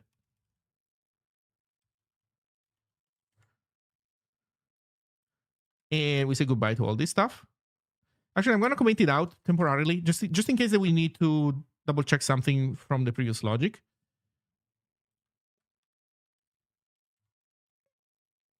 And then maybe we do this. We do some NS logging. Okay, so here's a question. Is NS log a debug only form of logging? Is there a way of saying, is there a way of compiling out these log calls if we are not in debug mode? I'm gonna ask the LLM at the same time. Let's see who answers more precisely. Is there a way? Well, how do I programmatically turn off NS log calls when not compiling in debug mode?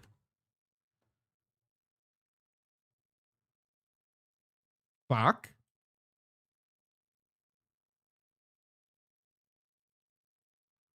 Oh, dlog. Wait, but is the wait, is any of these already available on macOS? What's the standard way?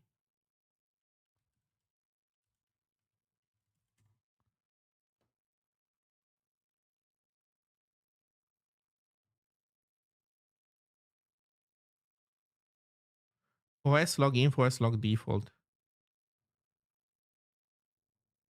Okay, is dlog something that this thing made up, or Awebo webcam upsert? Wait, what do we call it? Oh, upsert callback.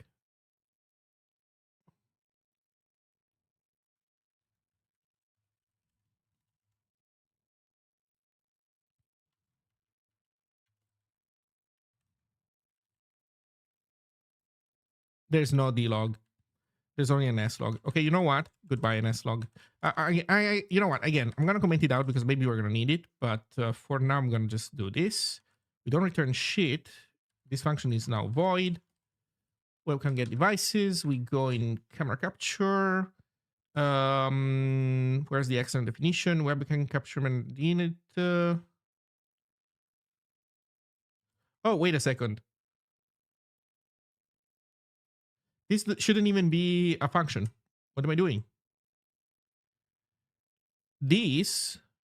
So here's what I'm gonna do: cut, paste, cut, paste, cut.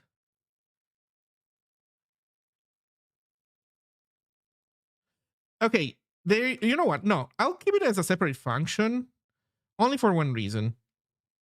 It might be that we end up wanting to do this discovery asynchronously. We might decide that we don't want at application startup to block the main application loading process, waiting for these devices to be discovered and listed. For now, we do, though. For now, we do want to do this. So I'm going to just call this function.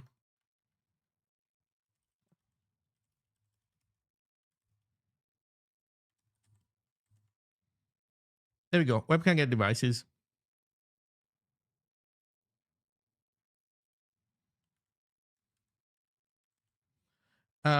If we decide that we don't want to load those at app startup,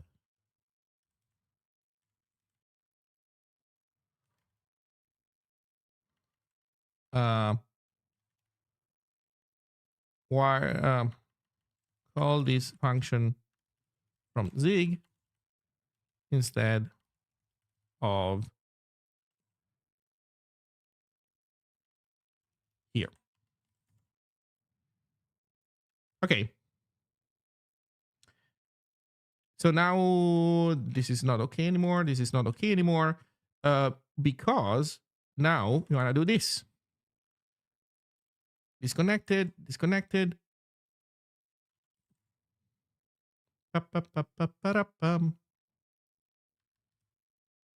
Oh, right. A Awebo callback needs a pointer to itself. Wait a second. It does need something. So we need add property. Void star user data.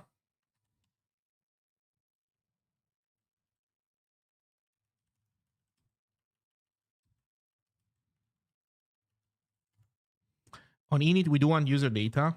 And then we want to do manager.user data equals user data. There is a little bit of state that we need to pass down because we need to use it here. Wait, so this cannot be, this needs to be a method.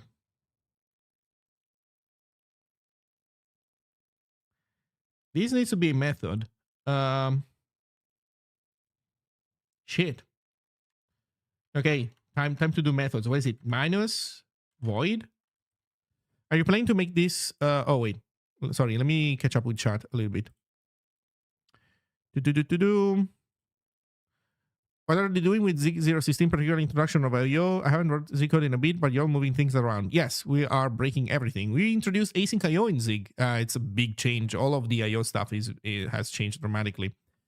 I actually tried to make a Discord alternative in C while I was messing around for a while with UPnP because I wanted to make it peer-to-peer with automatic port forwarding. Yeah, we're not doing peer-to-peer with Awebo.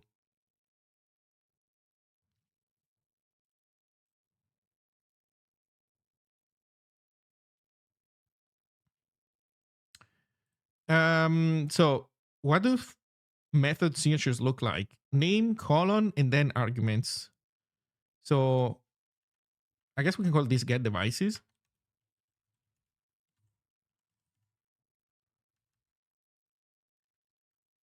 Oh, no colon because wait, no colon.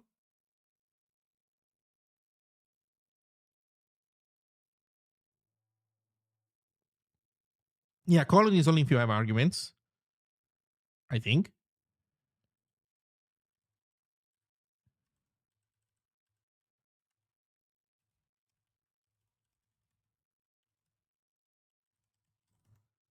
Boom. I have to say, what a beautiful syntax, man. whatever. Could be worse.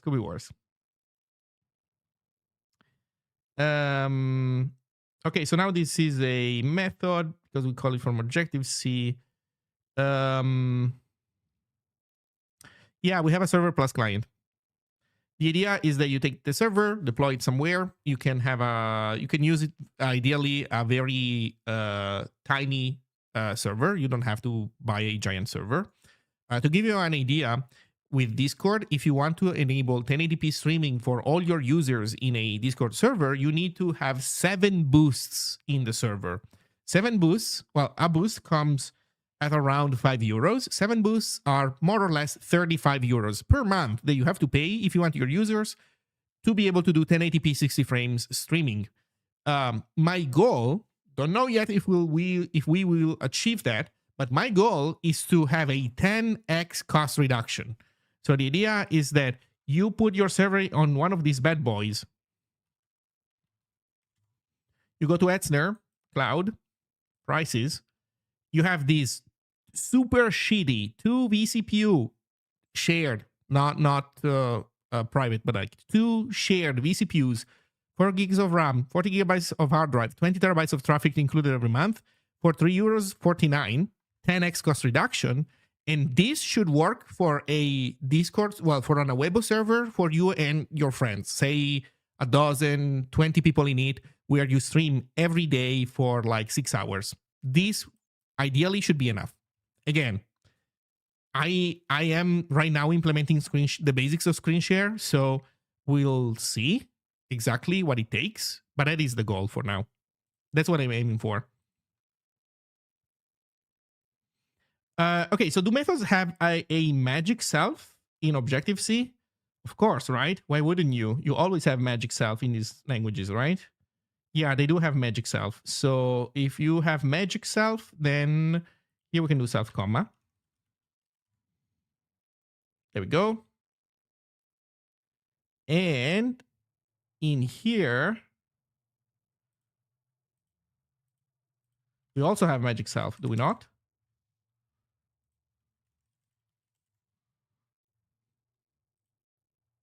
Okay. So this should be fine. This is fine. So capture.zig, then we call init, which calls this init, which calls this init, which calls get devices, which calls our Zig callback upsert device, which should be printing this. Now, the only thing that remains is that these bad boys need to be copied. So I think that the way I want to do it is that we make these strings. So let me think about it for a second. How do we make it work?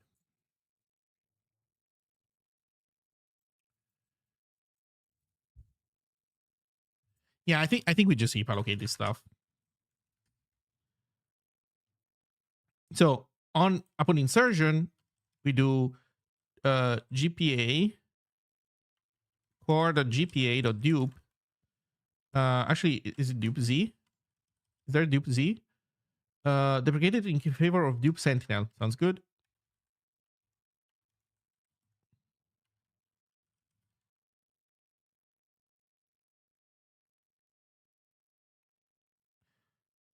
By the way, what does dupe take in? Yeah, it takes a slice. Dupe sent. Okay, so we need dupe sentinel. Okay, dupe sentinel. Allocator. Yeah, type U8. Slice row ID. Or I guess we can do ID.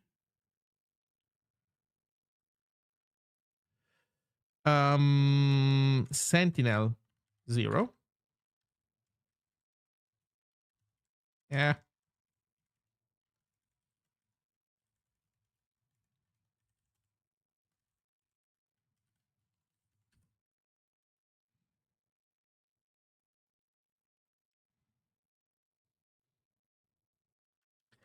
If it is not new, then we do this. Okay, that's it. Are you going to use WebRTC? No. We have our own protocol for everything. WebRTC is a giant pile of crap. Okay, let's see how far we're getting, because some things still need to be fixed, I think. External structs cannot contain fields. Oh, wait. This does not need to be external anymore.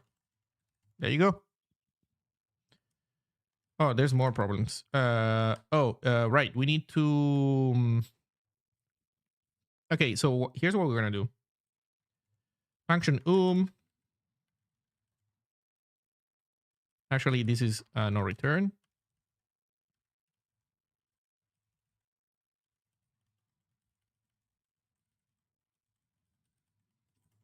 We fatal. Actually, this is not even fatal, right? This is abort. Counts as abnormal process termination.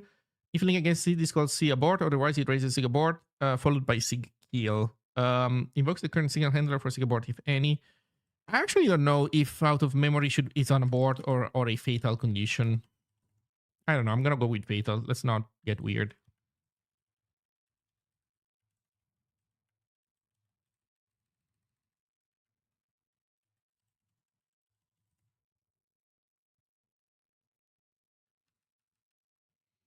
Oh, naming is also not fine. Ah, we need to span. Okay, let's call it row name.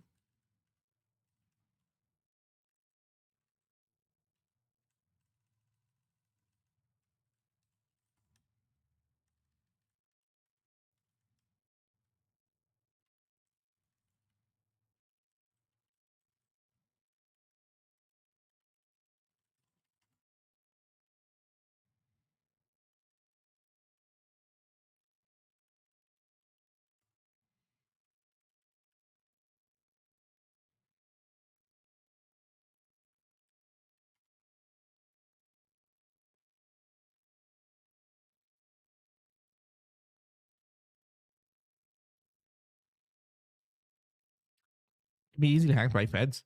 I think the WebRTC is something that is supposed to live inside of a TLS connection. So Your security is provided by, you know, SSL, whatever is around WebRTC. So the WebRTC protocol itself, I don't think it can easily have flaws in it that would break encryption, because encryption should exist around it.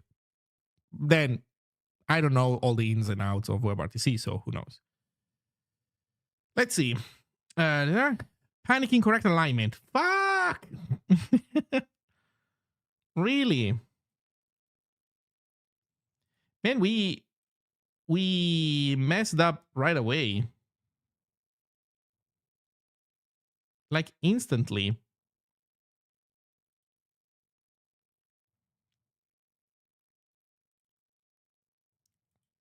Okay, let me think about it for a second.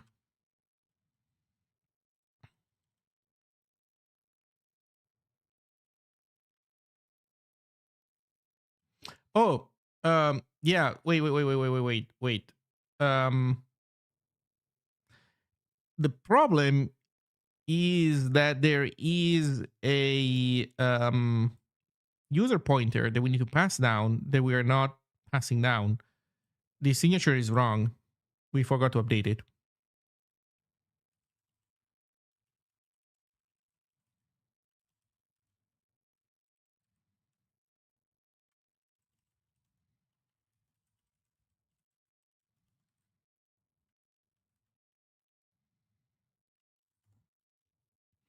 We are supposed to pass down a pointer to the full thing, because in macOS.m we accept it in init, yes, user data, and we save it around. So we were not passing it. That was a problem, for sure. But now this poses a issue, because here we don't have a pointer to ourselves yet.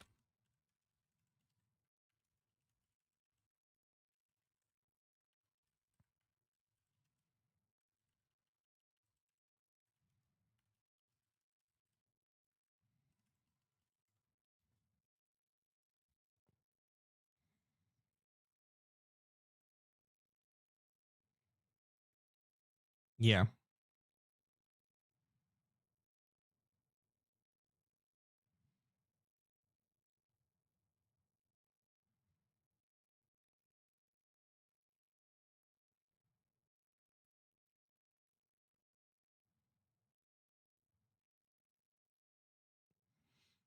Yep.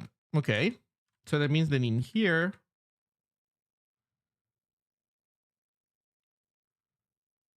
okay, so I think that the problem that we were trying to avoid earlier now represents itself. So we need to go back to this.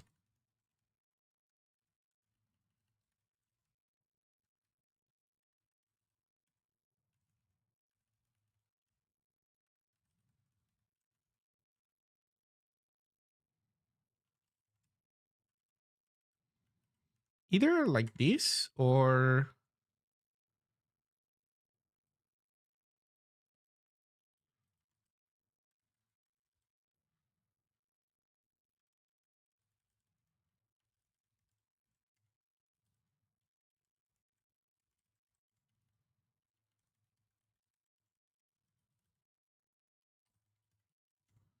yeah, like this.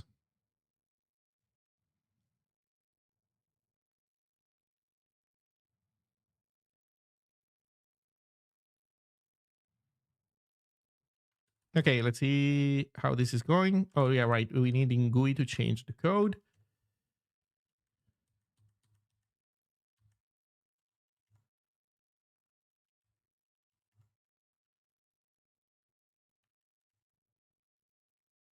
What do you think about it now?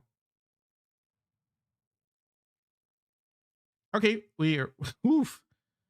Second faulted address, mostly undefined. Core. We're locking core, I think, a bit too early.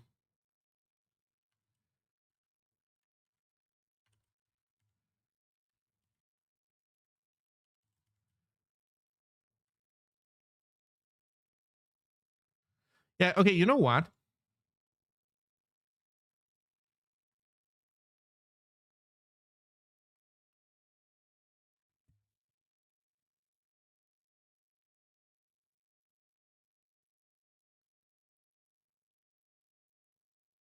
I think I'm trying to squeeze too much behavior into init. That is the problem.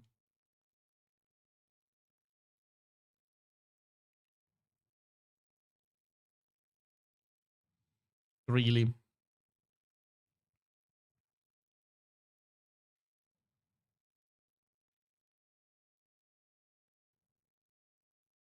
Or almost. I think that's how it is.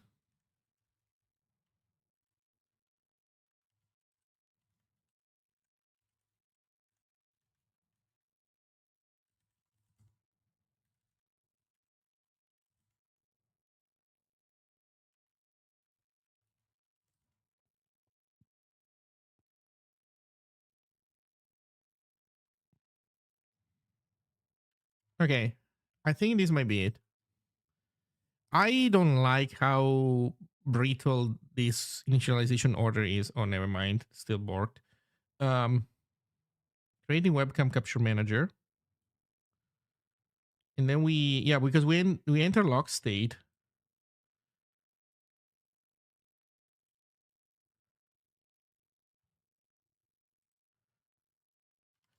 Is it because why? Okay, why is this too early to grab a mutex to core? Oh, because IO is undefined. Oh shit. Well, no, but it shouldn't be because we do set IO here. So we are delaying everything. Like we do this initialization, then we call this init. It's undefined, I promise. Yeah, but it's weird that is the case because uh,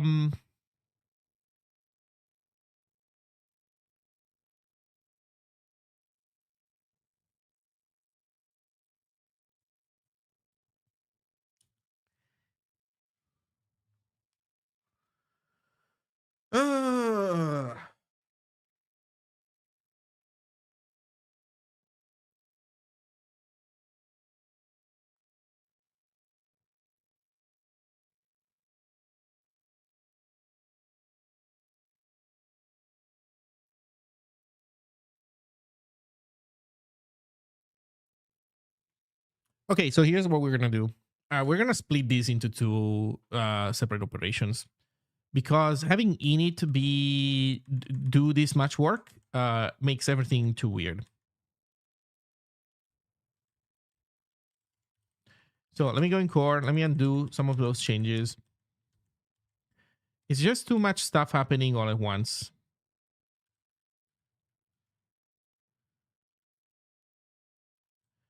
That being said,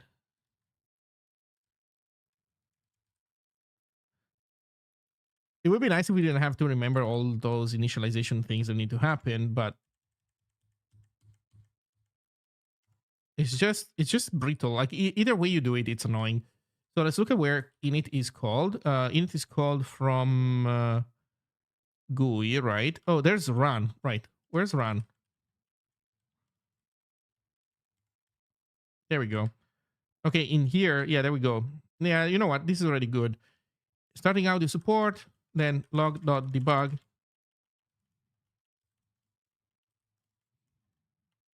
Loading, discovering camera devices.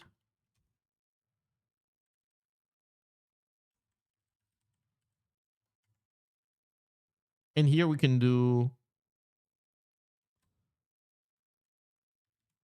But it's also interesting. Audio init core, because audio is not part of state. Oh, wait. There's an audio somewhere in here. Maybe. Webcam capture is in here. Oh, and audio is a separate module. Oh, should webcam be its own completely separate module?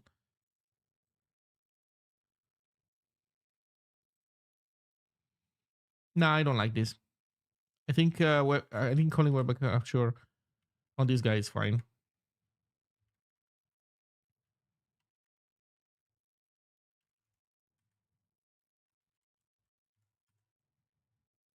So we're gonna add like webcam capture dot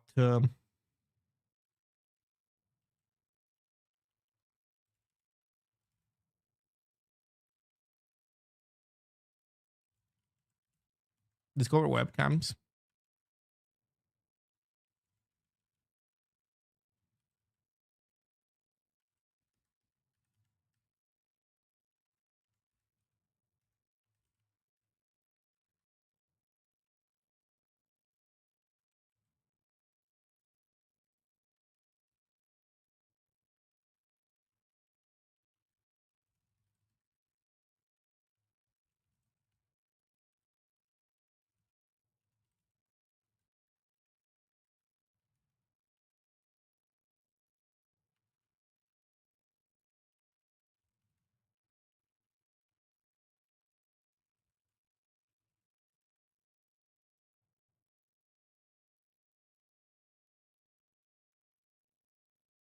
Or you know what? Let's call it start.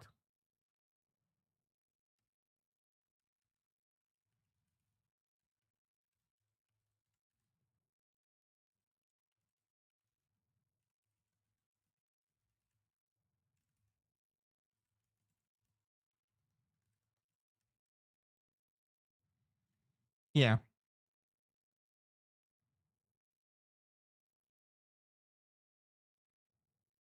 So these does end up calling a separate function into Objective C.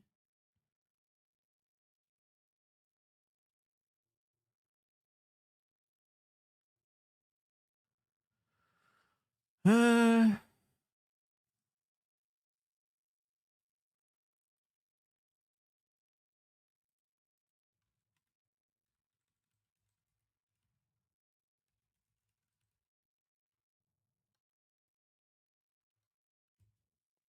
hey, Blurcat. Showing me ads the second my sub expired. Nice. Um, Bezos moment. You gotta eat Bezos beso, as the Spanish would say. The Bezos kiss. um,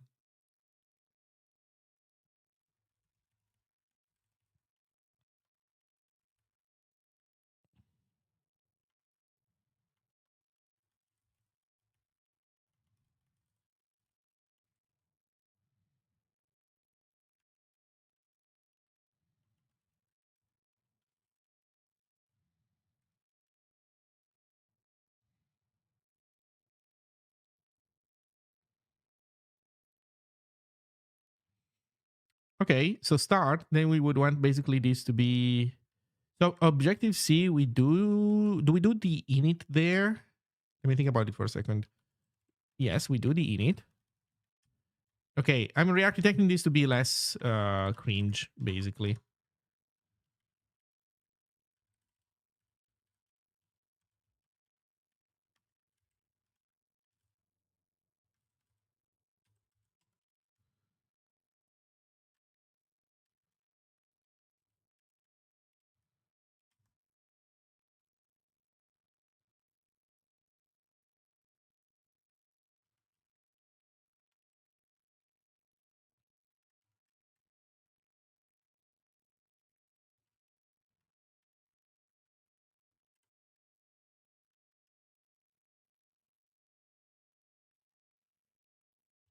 Oh, but we need to save user data for the notifications. So that sucks. Okay, so you know what? We don't do anything here.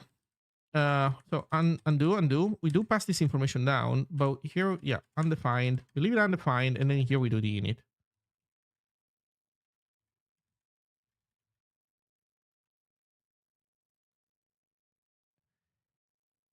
And then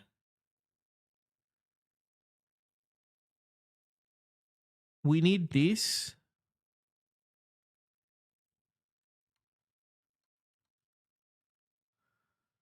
Do we pass the explicit argument, and then do we pass two pointer arguments around instead of field parent pointer?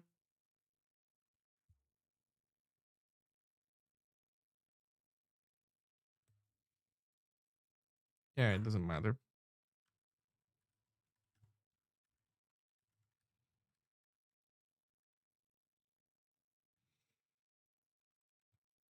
Okay, so we call start, we call init. We're just separating this thing there. Uh,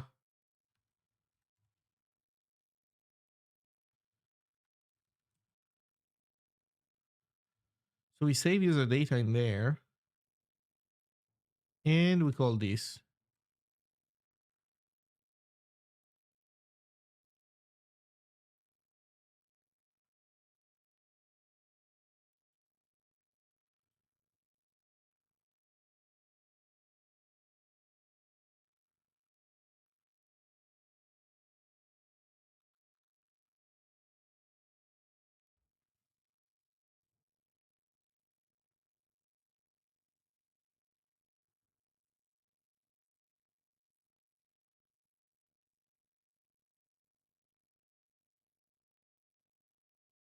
Oh shit, here's the problem. I was calling this function with a work argument all along. This is self.userdata, not just self. Fuck. That was the problem all along. Oh no.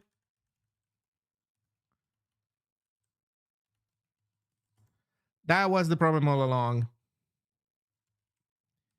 Yeah, well, unfortunately, this is problematic. This is on me. I mean, yeah, it's a shitty type system. Plus the fact that we're doing interop, so you know you need to be careful with what's happening at the edge of your interop because you're not getting much type checking regardless. It's full, like you're asserting no matter what you do. Okay. So this works. Do we still keep this separate as a separate start? I think so.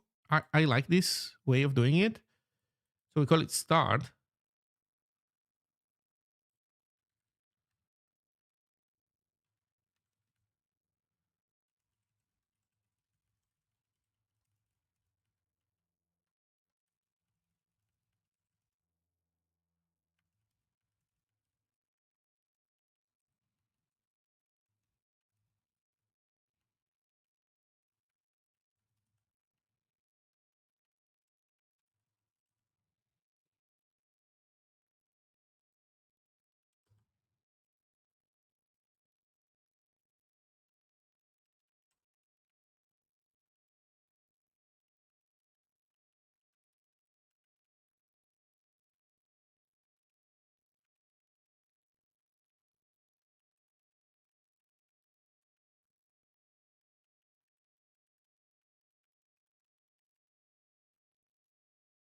Okay.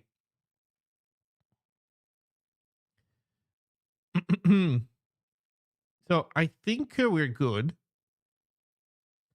Init start. So then in core, in run, do we call start?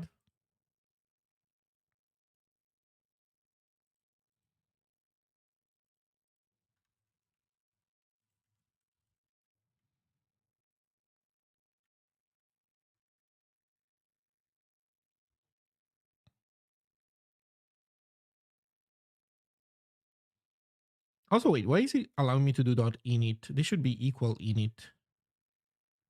Oh, this should not work. Wait, what? Wait a second. How is this working? Okay, this must be wrong. I don't believe that this works.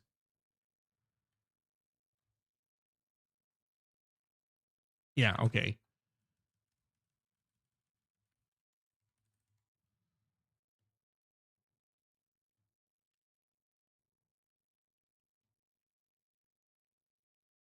There we go. No more crash.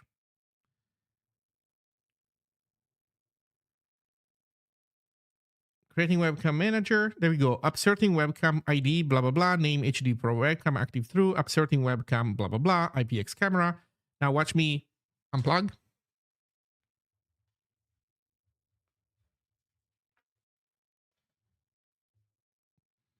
This is the login from Objective-C. This is our login. Okay, perfect. So, oh, and this is, wait a second. Oh, this is also our login. This is our login. This is our login. Perfect. So we are now correctly dealing with device connection disconnection. So the next step is, so we have this data ourselves. We are not heap allocating stuff that we don't need to heap allocate. Let's add the init.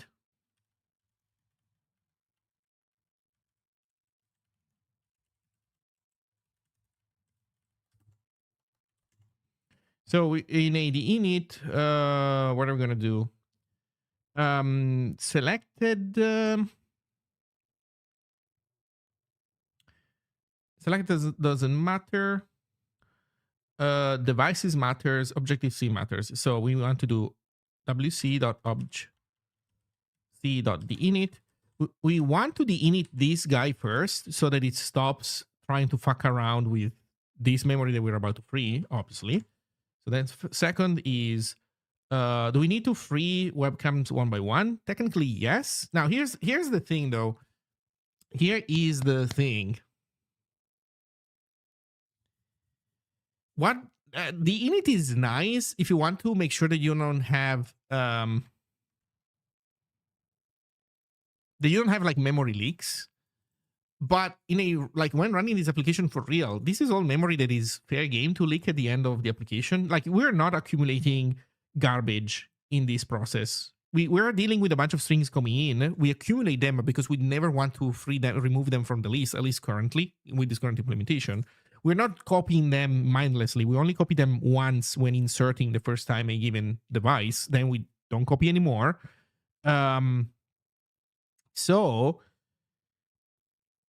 frankly, the init is not that important. Here's how I would do it even. If built-in.mode is debug, then sure, we do the init. Actually, if it's not debug, we return.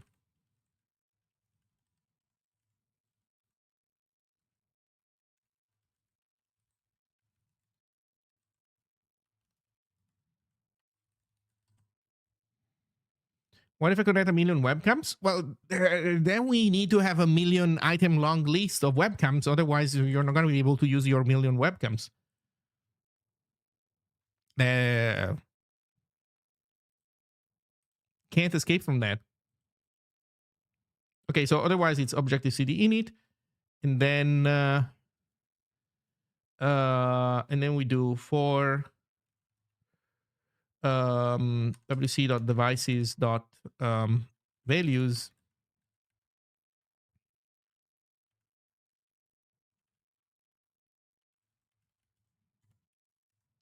cam. Well, so we need GPA, so we need core.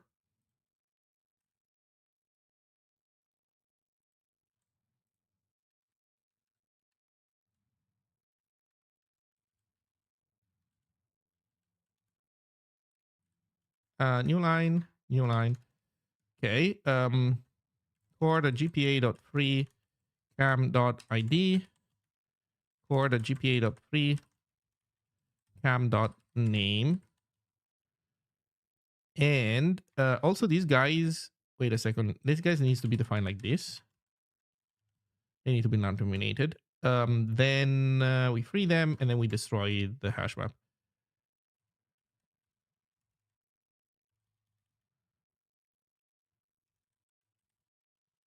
There we go. Boom.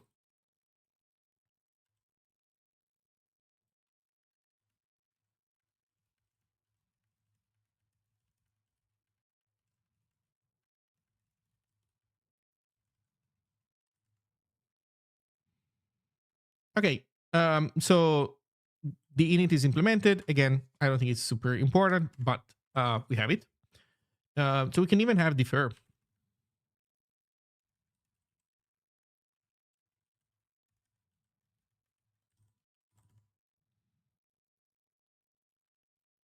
Actually, this should be stop and the init. The reason why this should be stop and the init is because you must have started for it to make sense.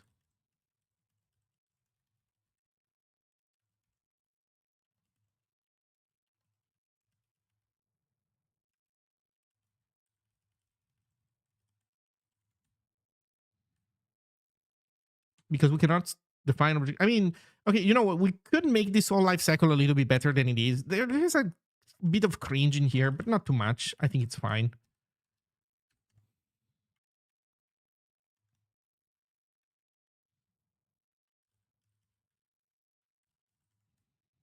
So webcam capture stop in the init.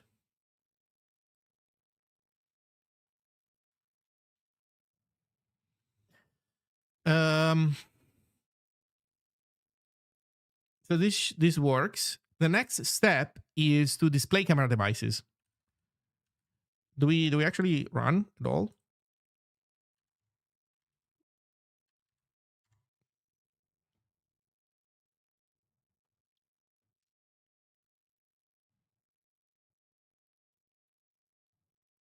Okay, so we run. And right now my only webcam is my phone camera. That's fine. Okay, next. Settings. No.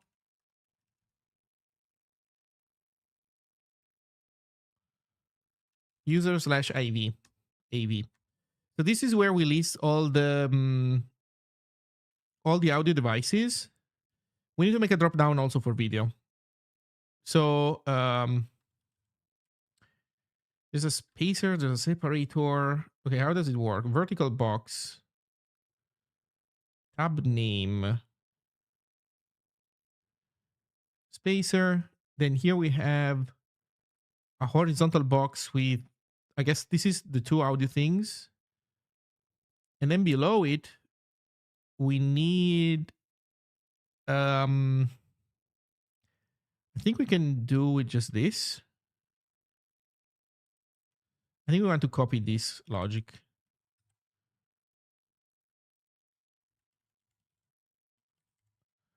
So DVOI, vertical box, camera, device drop down.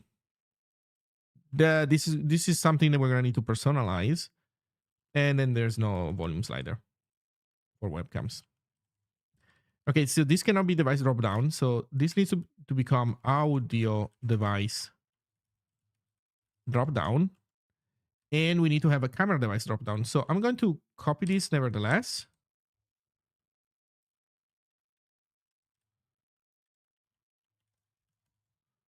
Or, well, webcam. We are calling them webcams, so call them webcams. And what we pass in is not this, but it's core dot webcam capture dot period.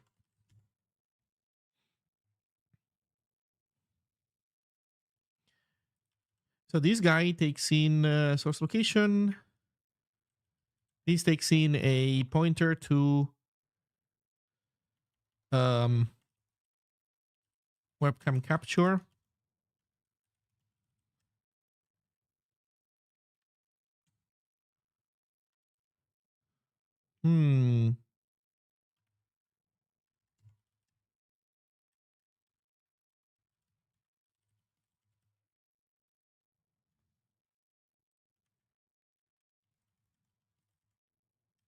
Core dot webcam capture.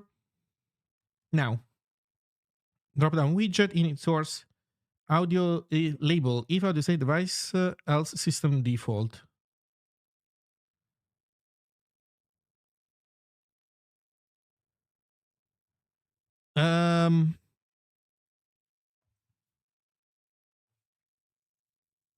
Right, this is the active one.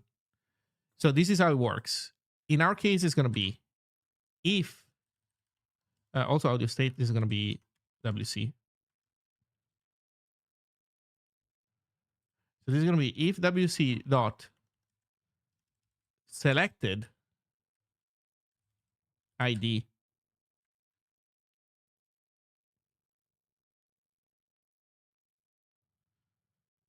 then WC dot devices dot get ID dot question mark dot name else system default. Yes, perfect so far.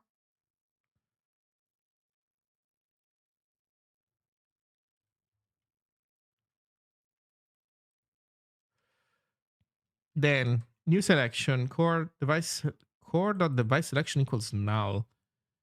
Let's see if the dropdown is open. Select init. The init select.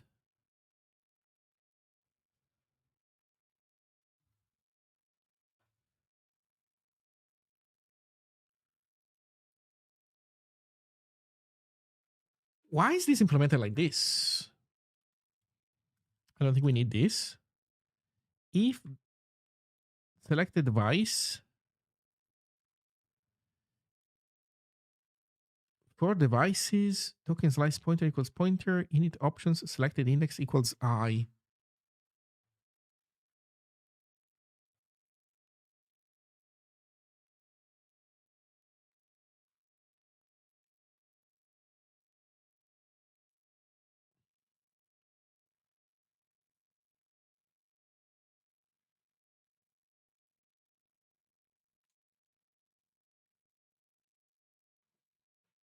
Okay, I think this can be made much simpler now, right? We know how to make this nice. So if the dropdown is open, we want to list our bad boys.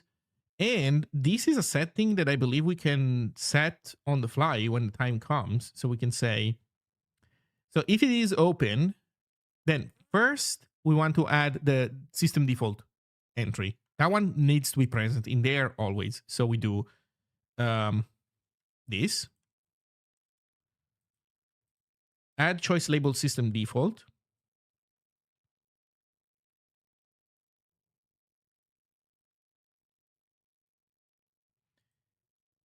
Then in here,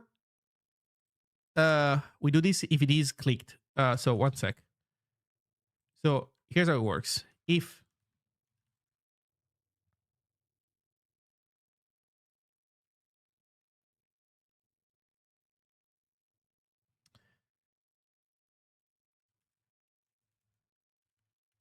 WC selected is null, then system default is the one selected. If it was clicked,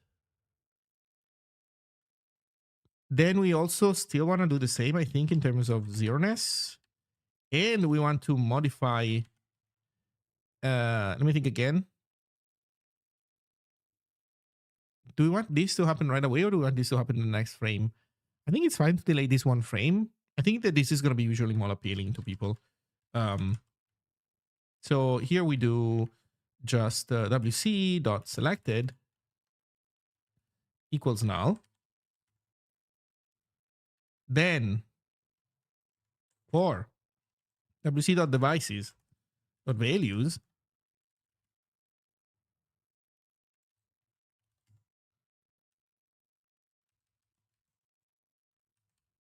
we do add choice label,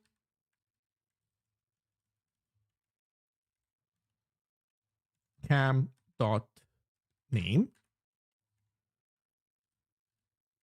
And then if it is clicked, we do,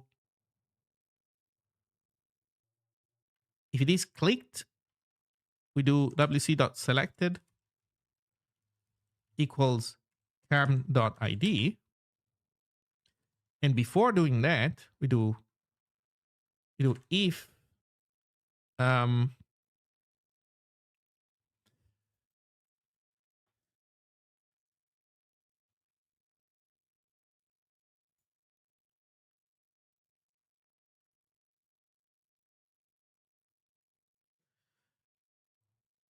if wc.selected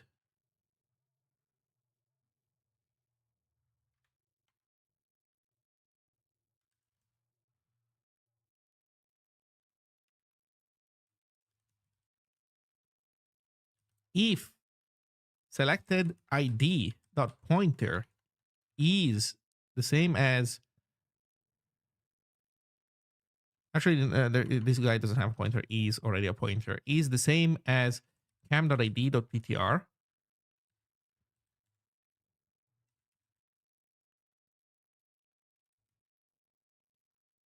Oh no, wait, what am I doing? dd.init options selected index equals I.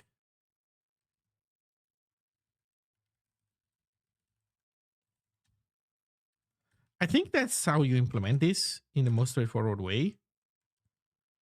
I think this is a huge upgrade compared to what we were doing before.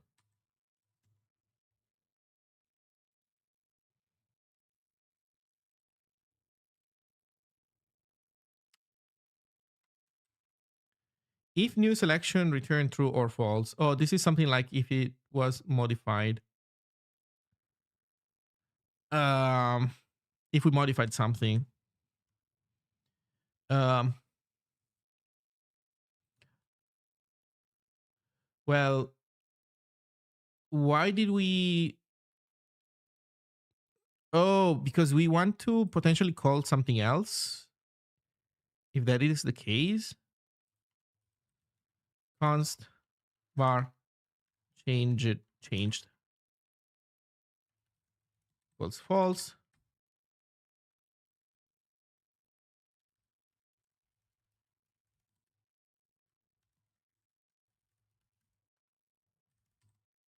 Change equals true. So we return changed, which we're currently doing nothing with, but in the future we might decide to do something else with. Okay, so this guy, never mind. This guy needs to be like this. And that means that when we define selected, okay, I think this is it. Let's see if we need to. Oh, right. And now the dot pointer stuff is going to be different in IV because we need to do pointer also to this guy.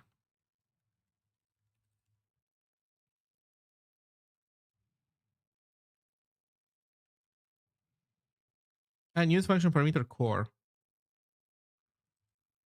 No core.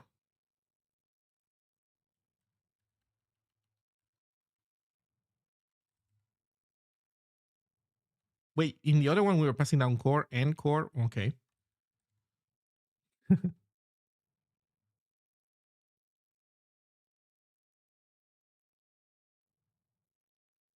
Settings, camera, system default.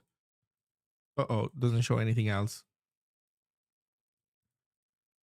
That is not good. Oh, you know what? Actually, though, it might be correct because we don't have any connected camera right now. My phone disconnected from this thing. Somehow my phone tries to be a webcam on Mac. Let me plug in the camera now again.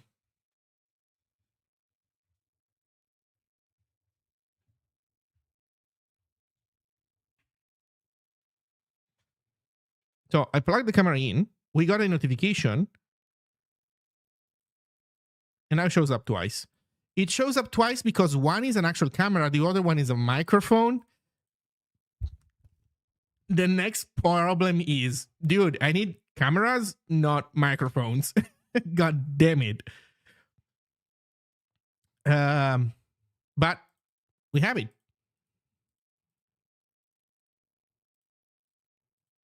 And clicking it works. What we are missing though is showing up what was selected when you open it. Because when you right now, when you open the drop down, there's nothing that tells you which one is currently selected. So you should try to show this.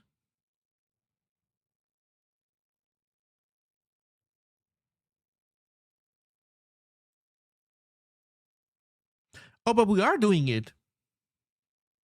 Although I think this will change.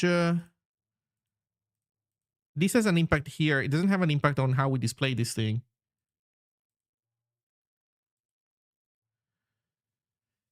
Add choice label. Add choice dropped. How can we say that this is selected? I mean, okay, we don't have it for now, but that's fine. That is fine. So with this, we have cameras in the drop down. I wish the microphone wouldn't show up in there. There is one thing that Apple is telling us to try and help us that maybe we could listen in. We could listen to, which is that Apple tells us something at some point.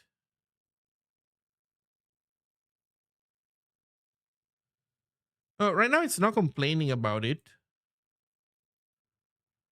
I think, but it was complaining about it earlier. So it was saying that that one thing is deprecated, which is this guy is deprecated, unknown. Why did it stop telling us? Oh, I think it might be a compile error more than a runtime error. Um, let me add a syntax error.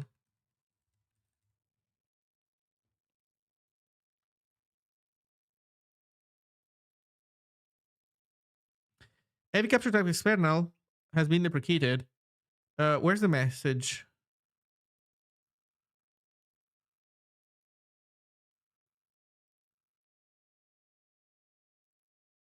Oh no, never mind. We get told an application startup. It seems, but only sometimes. I am pretty sure that we were being told up here that that thing was deprecated, and now we don't seem to see it anymore.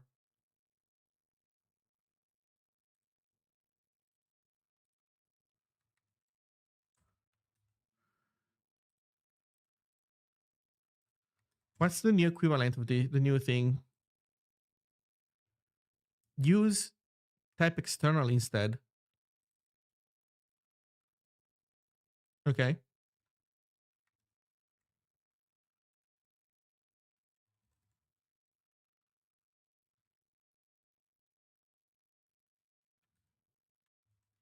Let's see if that will stop us from grabbing the microphone as a webcam.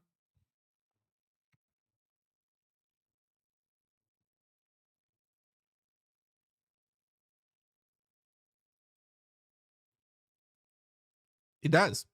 There we go.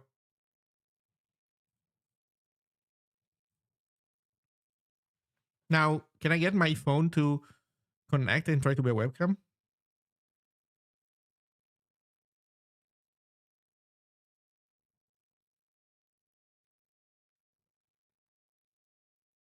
Oh, there we go. I got my phone next to the device, and now it shows up. But we see the microphone as well in here. God damn it, man. This is so funny. Okay, let's play with the video streams because now we can return on the video streams very easily. So in core, no, in channel list, we have the webcam button. Now we can use the webcam button to begin a call. How? With core, actually begin webcam share. We don't accept any argument from the UI because what does the UI know about this stuff? And instead, we start a capture with based on core dot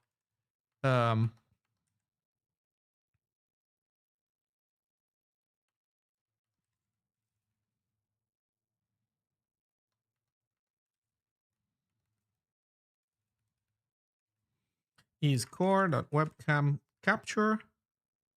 Actually, why are we even specifying this? Start capture itself knows what it wants. I'm gonna leave the other arguments in here, but obviously start capture itself, oh, which we don't have, right? So because this is still a Objective C method. Okay.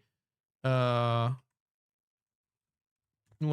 capture needs a start capturing.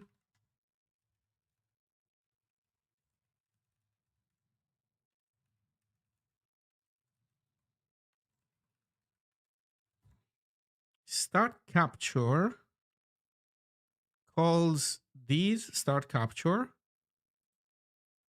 So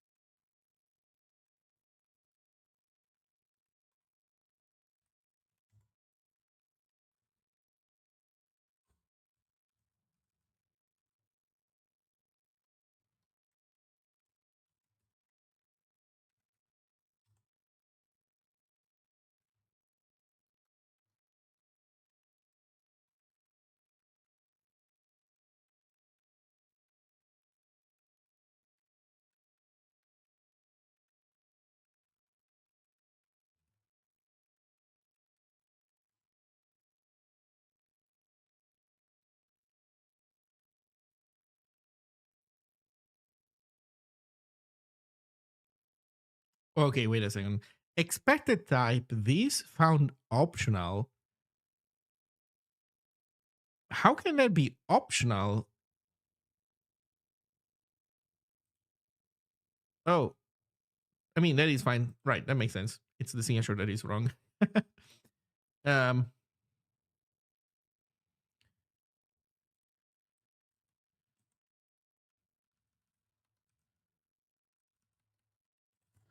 okay.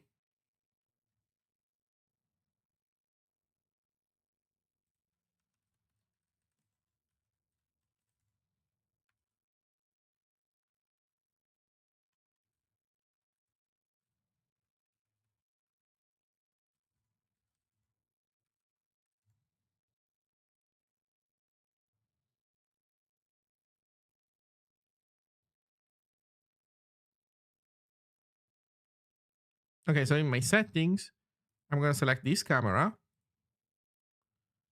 Okay. Pressing webcam. And now you can see me, although with weird colors. Then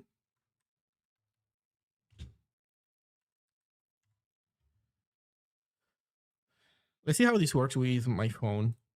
Oh, oops. Right. That is still the selected one. So now settings, IPX camera, webcam. Okay. I'm getting a, oh shit. Okay. No, so I got a notification, but I didn't get a request to do anything. So this is from my phone. This is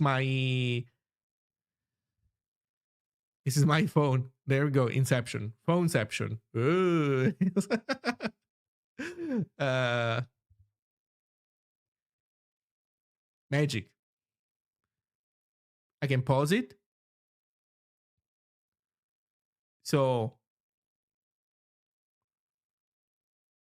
I can resume it. So that works. Also, it this is all handled by Apple, like the autofocus effect when I'm pausing. I can resume and I can disconnect. And if I disconnect, yeah, the video stream interrupts and it shows that the device has been disconnected. Um, Obviously, we don't have handling for, we don't know what to do when a stream ends. Hello. Yeah, I'm implementing webcam stuff. Want to see another cool demo? Check this out. Screen share.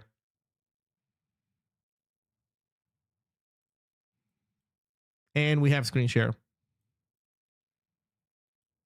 I mean, it doesn't look super, bonkers, but this is screen share.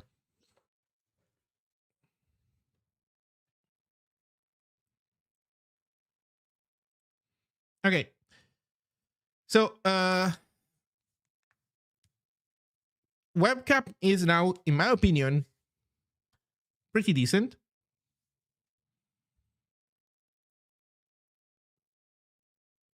Webcam is pretty decent.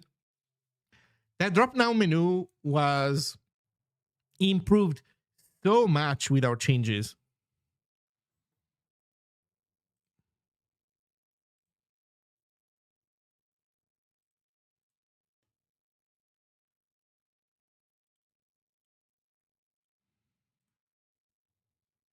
The GUI for a scene capture picker should be the most native it can be, or do you have another idea?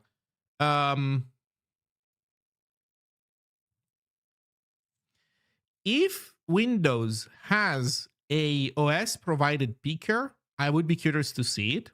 The one, for example, that Apple provides is good, and it is also privacy preserving, which I do think it is a good feature to have. I would not be surprised that Windows doesn't have anything like that. So what I would say is that I don't think you're gonna. I would love to be wrong, but you probably don't have this thing that I have on macOS, so you will have to write it manually. That is a workflow that I was considering implementing for macOS, but then I didn't have to. So unfortunately, that part is missing for you. Here's my suggestion. So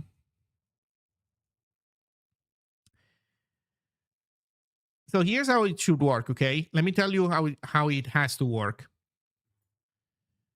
The way it works is that you basically, I mean, I'm assuming that the API will not allow you to obtain all the previews in a synchronous manner. I think that you will have to have some kind of callback that gets called after the fact whenever a screenshot is ready for any potential resource. So the way it has to work, if you were here, you saw me implement some of it and then rip it out because we need it. But the way it has to work is that you basically, in the callback that the OS calls, you push a message in the core event queue. You call core dot push event, I think. And then in there, you need to have an event of type thumbnail ready, screen share thumbnail ready. And that will contain the thumbnail data. And then basically those get collected and then everything gets sent back to the UI. It is a non-trivial workflow. My suggestion would be don't implement it right away because it is not obvious how to get it right. And also, I only did the work myself up to a point. So past that point, might lie unknown unknowns. So my suggestion is skip that part for now, leave it underdeveloped. I'll complete it after you for you. Try to get the stuff to display on screen because that part we already have kind of the workflow for, and there are no unknown unknowns. And in any case, you'll write still a bunch of glue code to get that working.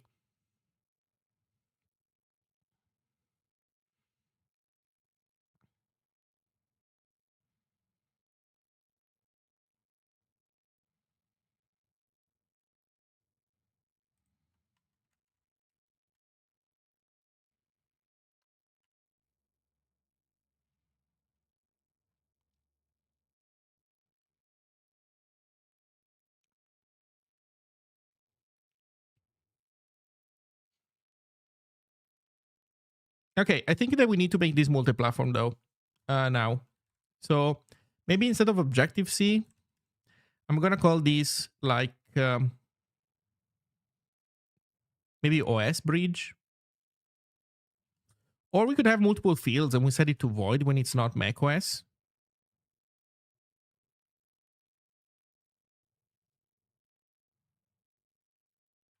I hate that you have to call start afterwards though. I hate it so much.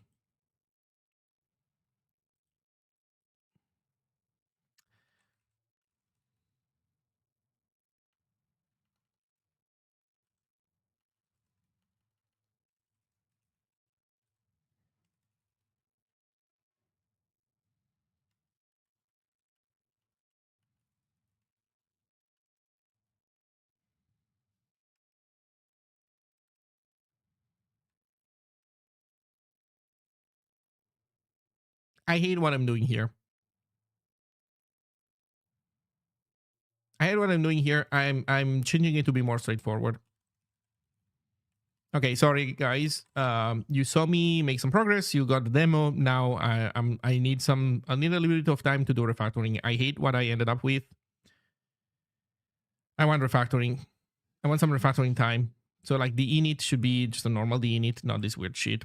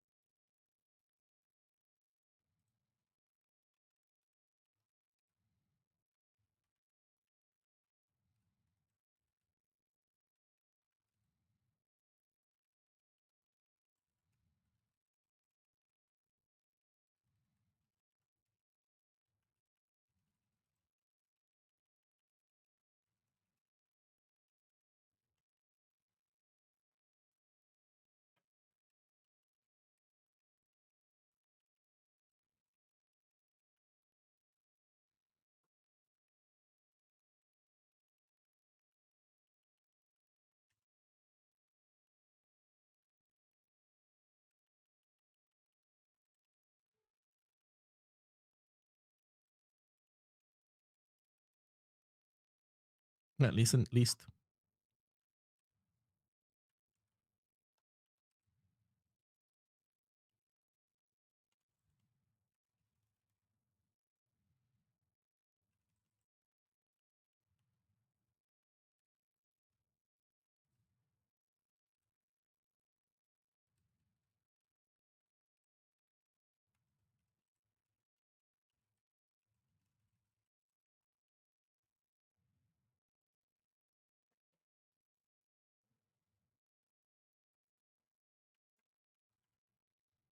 Honestly,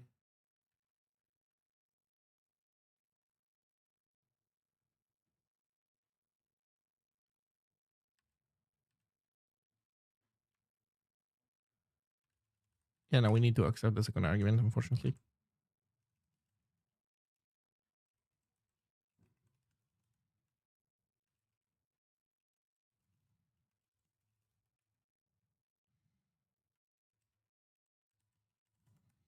Okay, that's how we do it. So in here, we do keep around user data. We don't set it in here. We don't accept it as input. We move these out to here where we subscribe.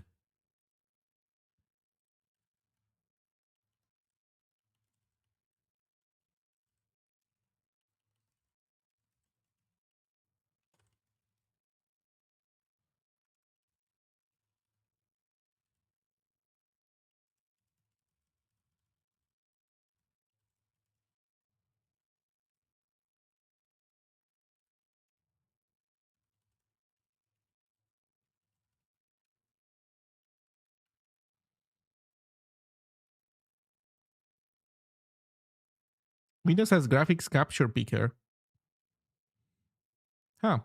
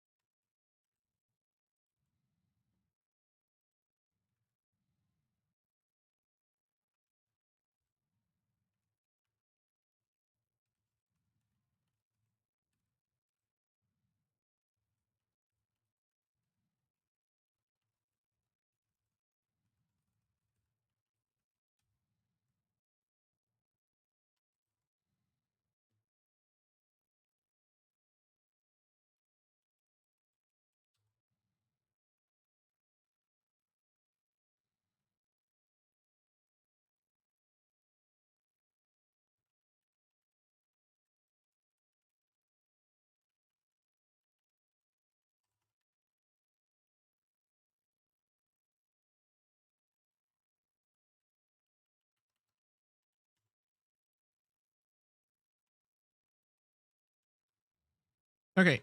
I think this is fine.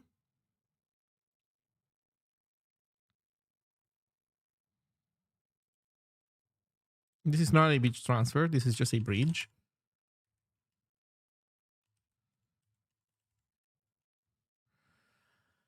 Okay, this new life cycle is, I think, much better.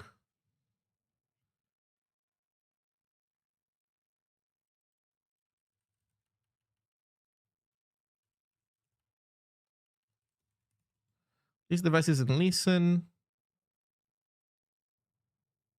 Start capture. So that means that we do init in here. Here we don't do this. Here we do wc.object c dot device isn't listen wc. There we go. Okay, with this we should have solved most problems.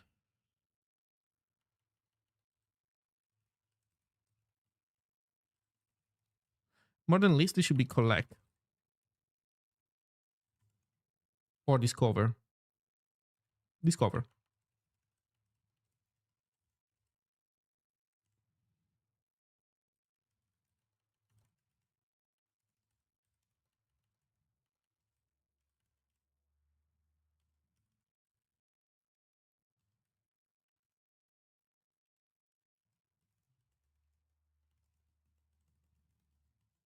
So discover devices and listen. Discover devices and listen. Webcam, discover.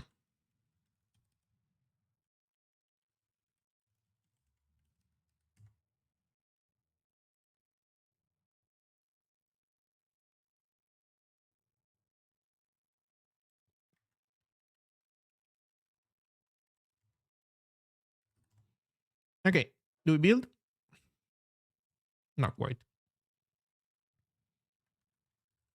Right, now we have a stop in the init, which needs to turn into a normal init now.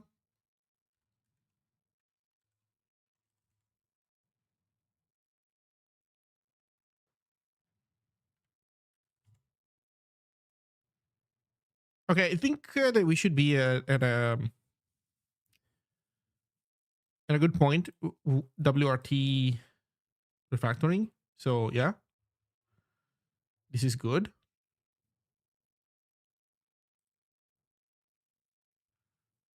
Let me just see the drop down. Perfect.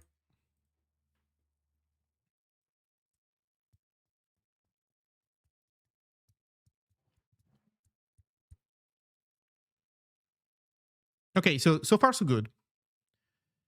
Next question. App is disconnected to add it to the camera list. Plug the iPhone with a cable. Okay. The next question is okay, what do we do for multi-platform right now? I think this Objective C needs to become OS.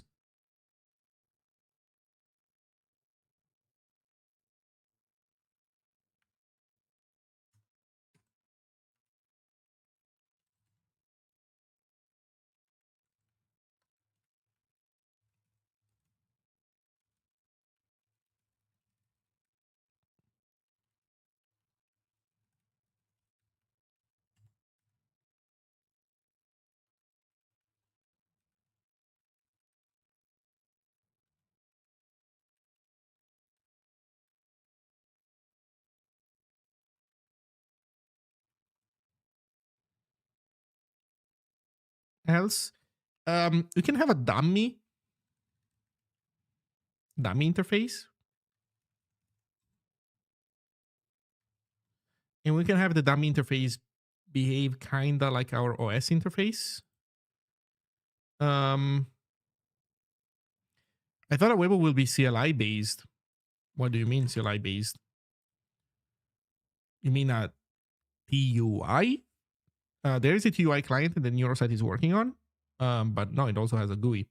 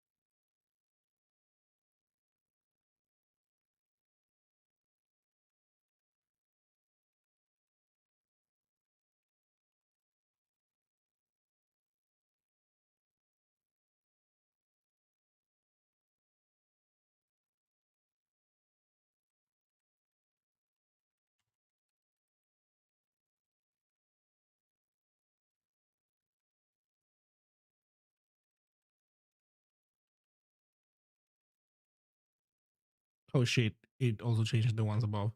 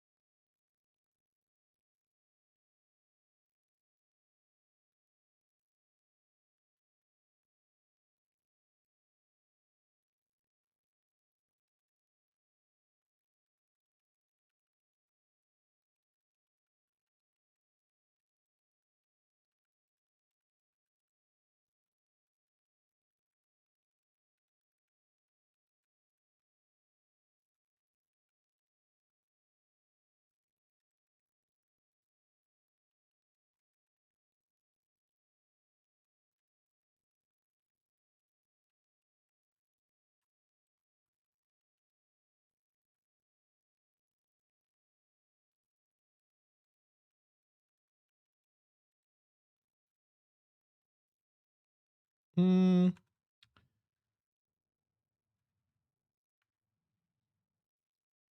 I think this can be dummy device number and then plus plus.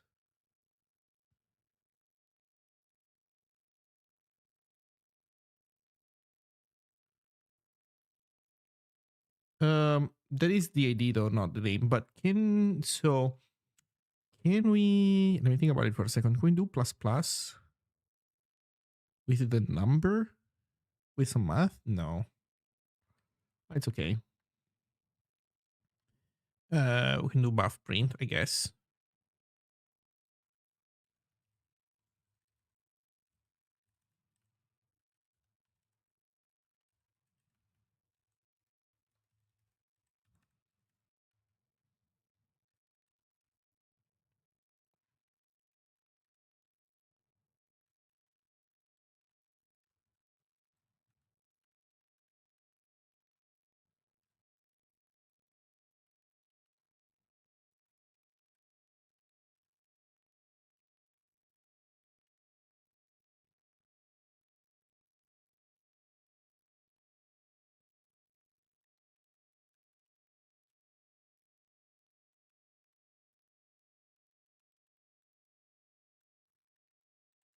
Um, kind of making a mess of it, but in any case.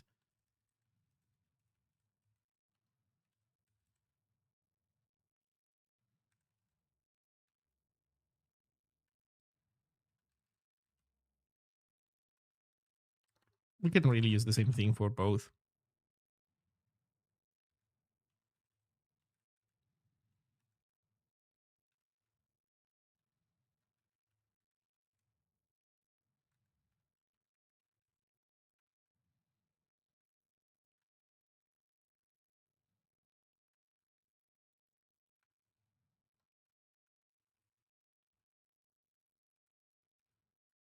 Okay, so now we can do upsert.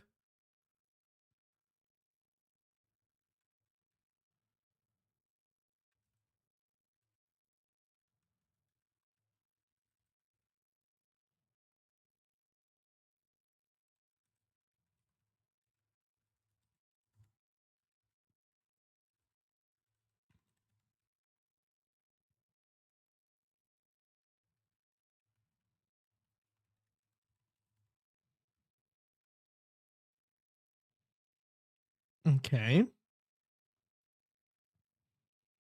And start capture returns false.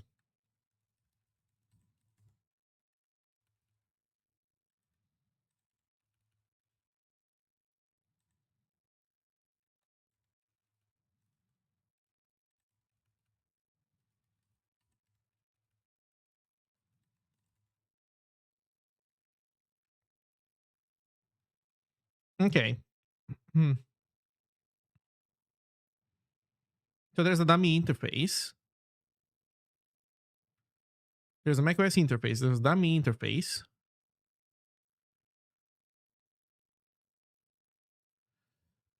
Let's test the dummy interface.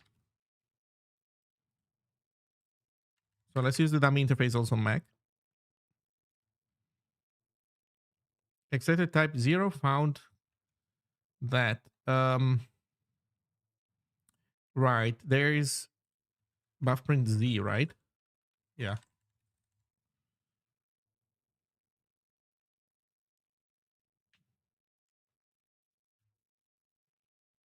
Okay, what's the next problem? No space left. Oh shit.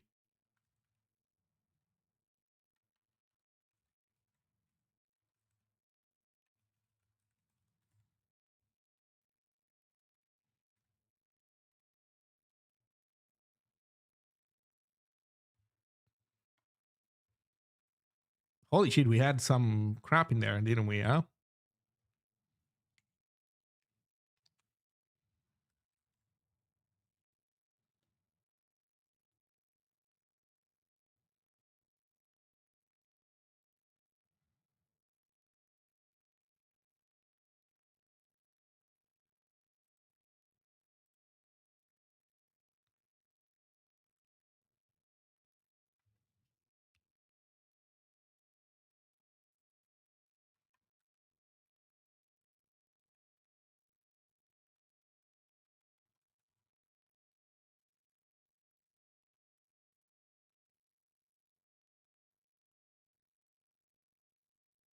There we go. Oh shit. Attempt to use null value.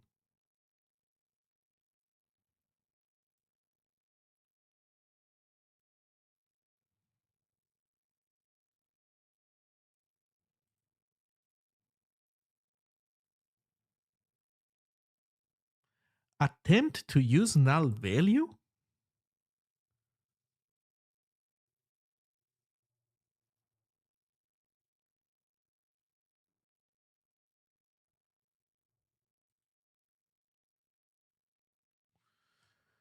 Attempt. Why did get not find those devices?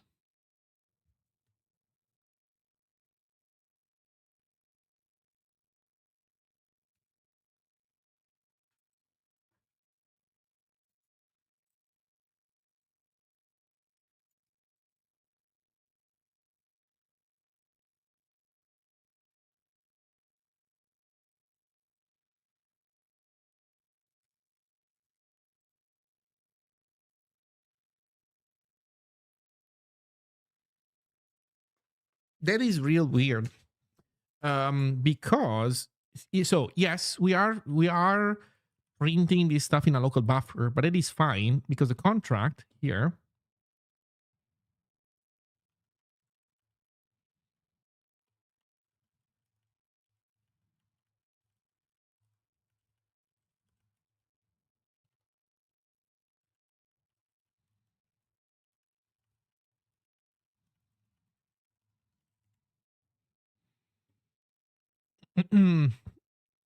But here we dupe. So I don't get it. How can this not work out?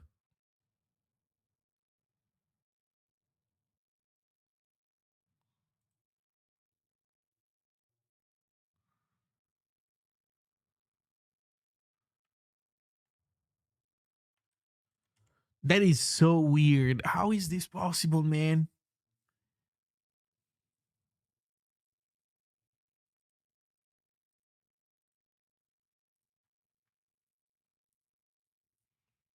Attempt to use null value. WC if selected, yes. WC devices get ID dot question mark.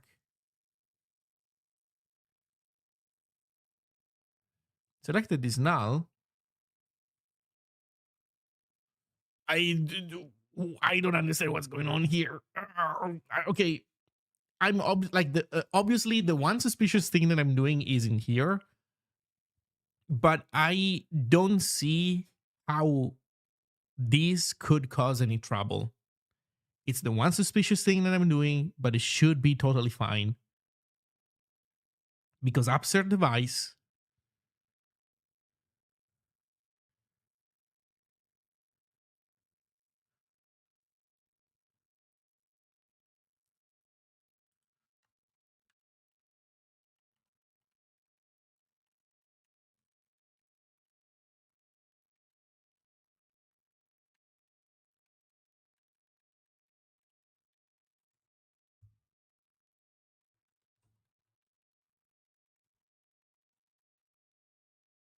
how is this possible?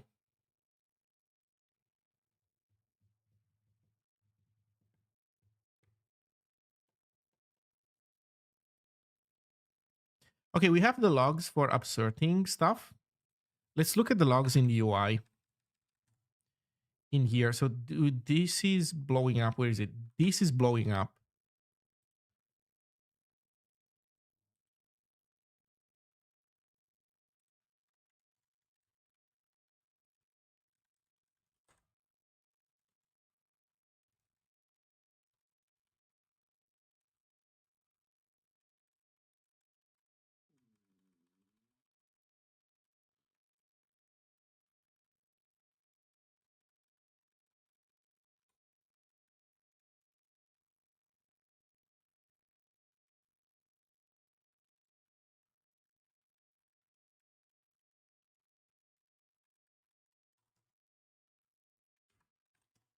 I want to see the logs. That is so weird.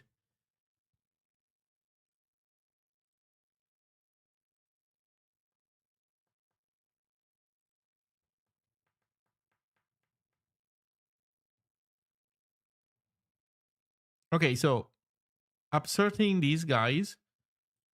Let's go to settings.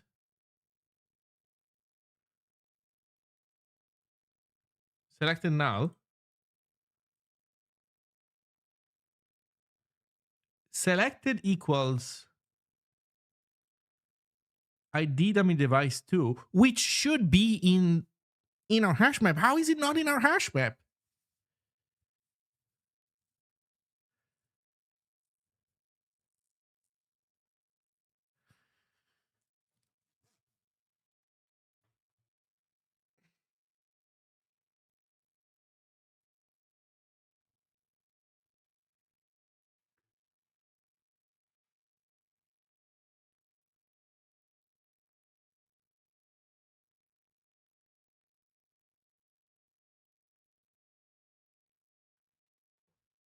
There is something sus going on. There is something really sus going on. There is something really sus going on. Is it because the hash map is not looking at, like, the string hash map should be not looking at the pointer data? You should be looking at the bytes, right? Give me a sec. I'll be right back. I'm gonna get some tea.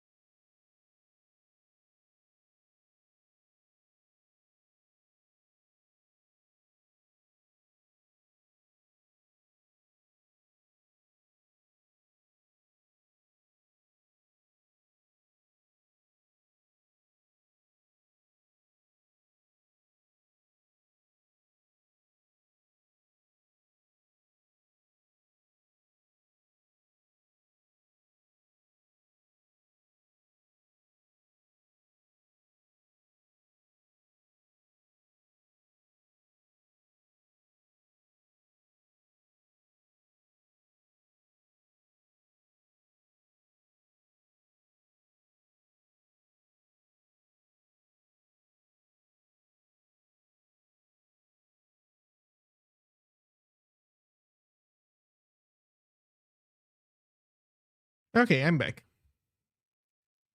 So did anybody solve the mystery in the meantime? So how comes that when we select ID dummy device 2, we don't find ID dummy device 2 in our map? Like, what the fuck?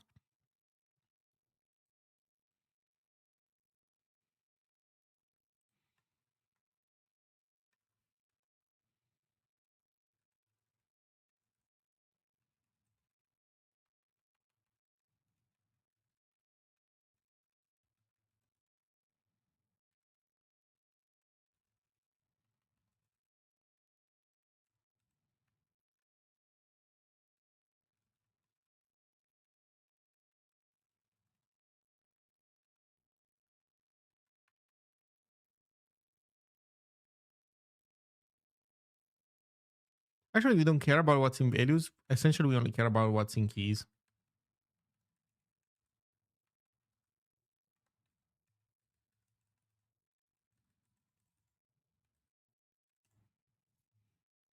And there must be fewer items that when what we think should be in there or something.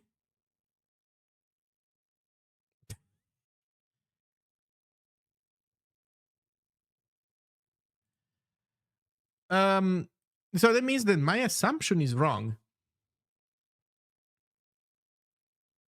That means that my assumption was that we were not keeping track of the original string where we are.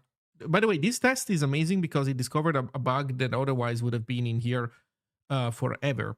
So that means that if we found a existing, if we not didn't find that one existing, then we need to copy. We need to update also key pointer. Gop. We need to do this.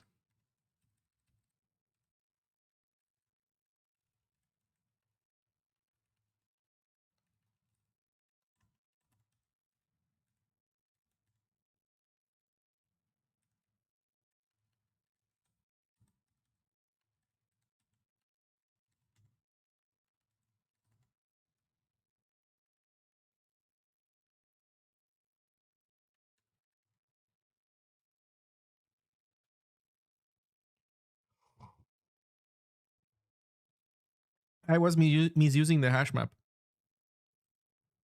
There we go. There we go. Okay. Mystery solved.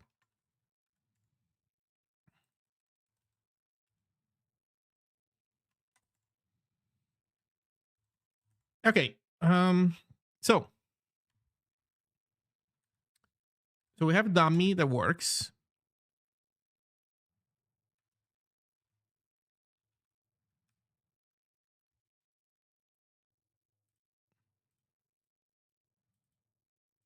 Okay.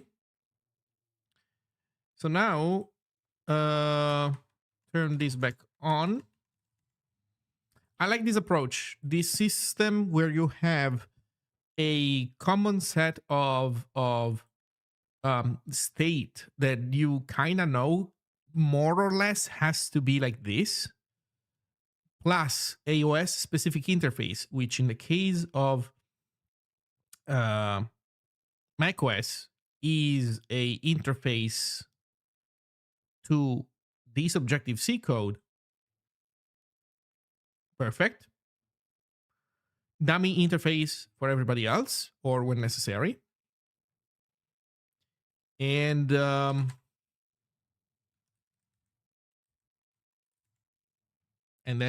that's it. So, what do we want to do next? I think this is worth committing. Can we pass the build CI?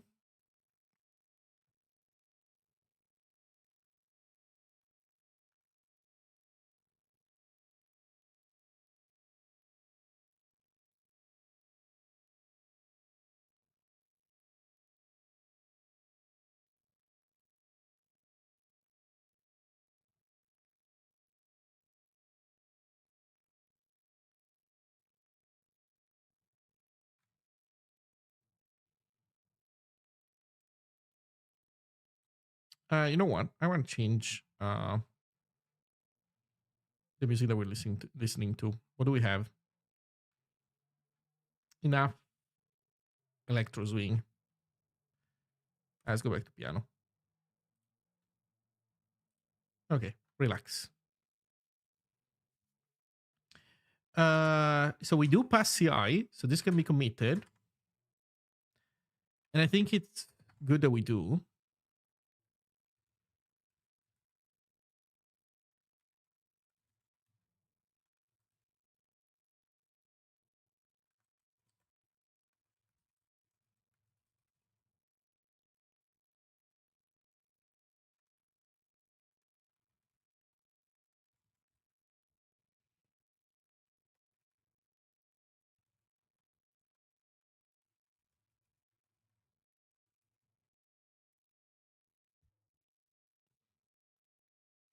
So list devices and update and listen. Discover devices and listen.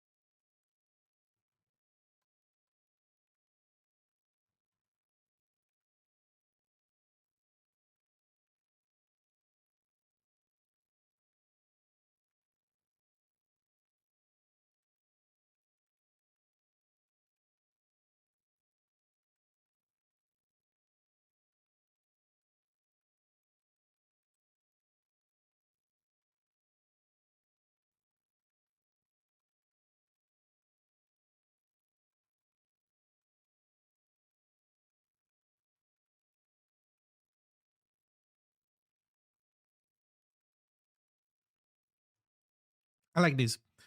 So here's what I want to do next. I want to bring all the polish. I want to bring all the polish that I gave to the webcam interface to the screen capture interface. The screen capture interface, in my opinion, right now is nowhere near as good as this one. So let's make it better. Oh shit. Also, you know what? I fucked it up. I fucked one thing up. We need to rename a file.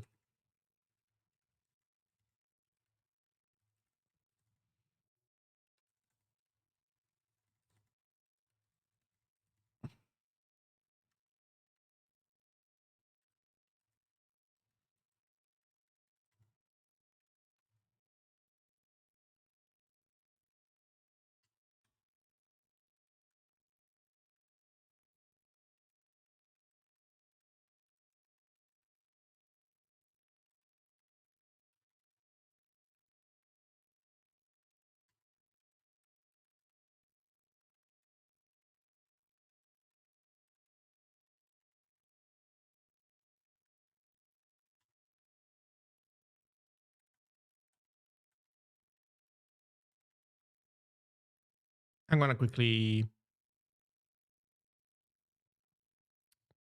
amend my commit.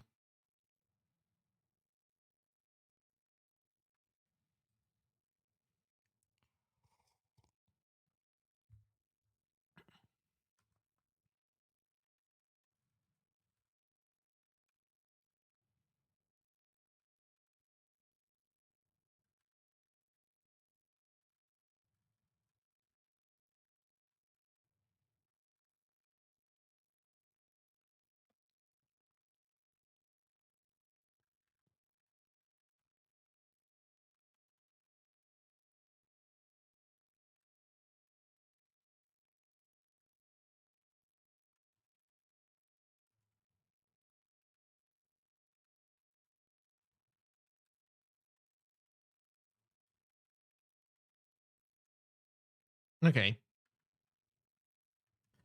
So now we want to go into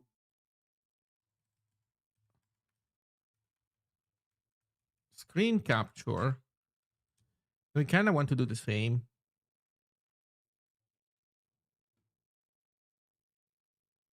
Man, this is so naive.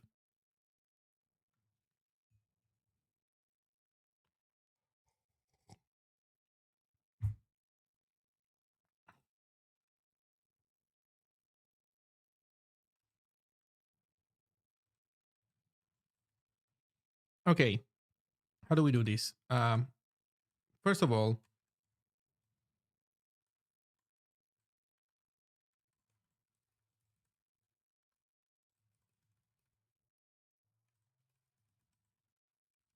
we call it screen capture.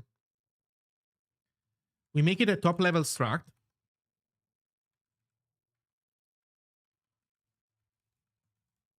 with an OS interface.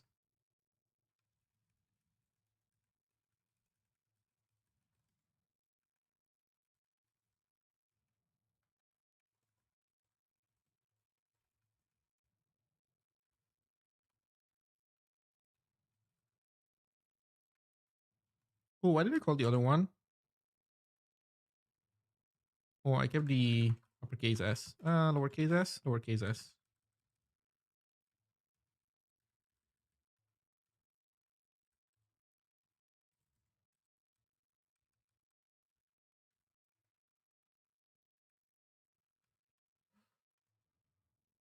I couldn't find any blog posts or readme explaining the motivation behind this project. Is there one available somewhere? I can give it to you by voice.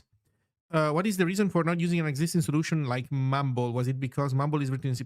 Are there any plans to provide a web-based client? Okay.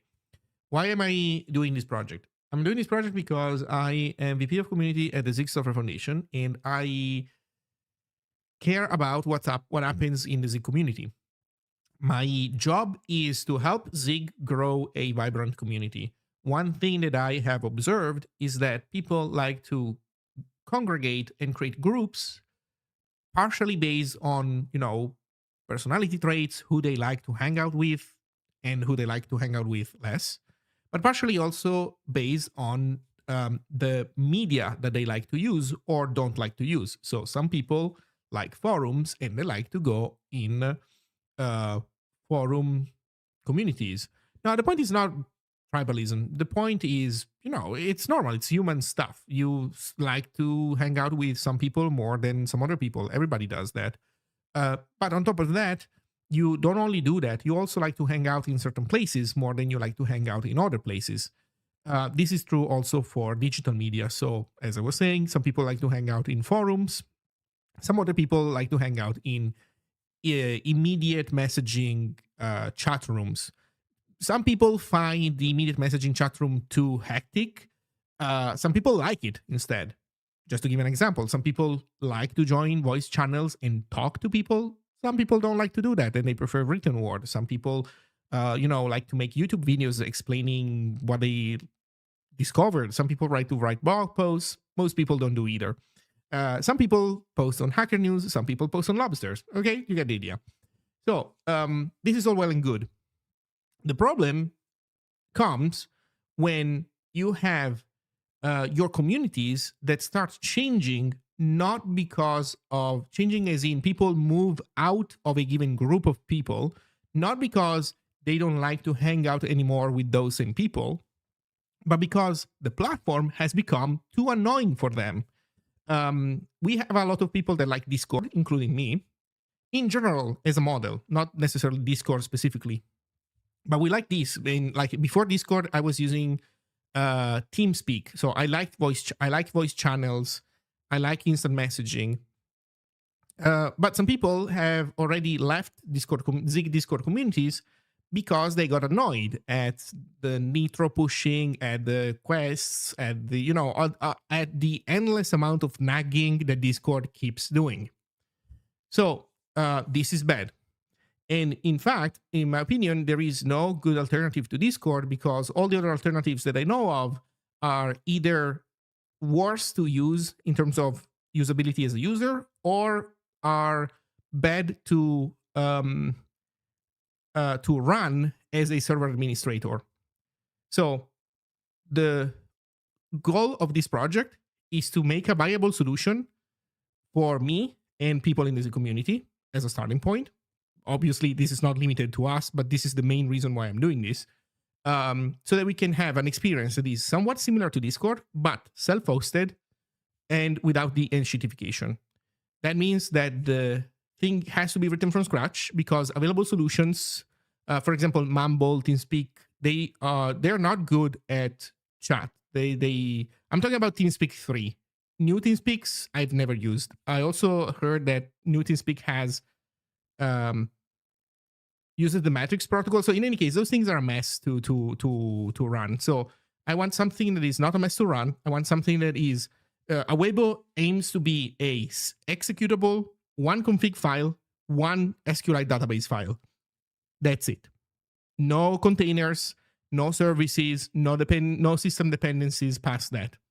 So you plop the server in, the Awebo server on your virtual private server, whatever it is, on your machine, and you do an initial configuration, create the database, and it runs.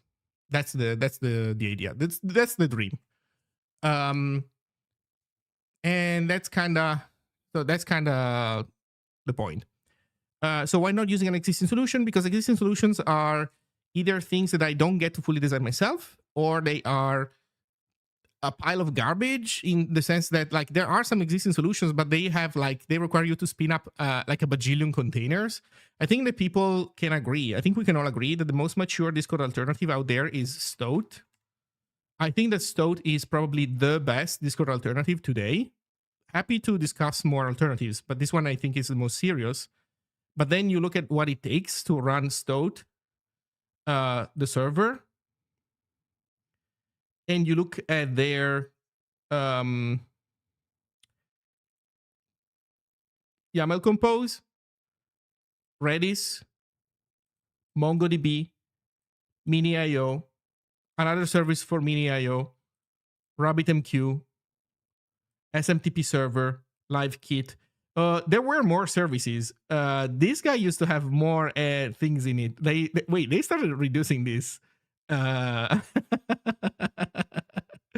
compared to before. That's good. Good on them. But in any case, this is already way too much. No RabbitMQ for me personally. No fucking MongoDB. It's like, God, come on, man. No Mongo. So, that's it.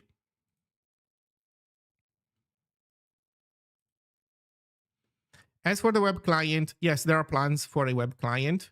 The current plan is to see how far we can get by compiling our desktop client to WebAssembly and running it in the browser. It seems to be not immediately trivial to be able to pull that off, but we'll see. In any case, we will have a web client one way or another.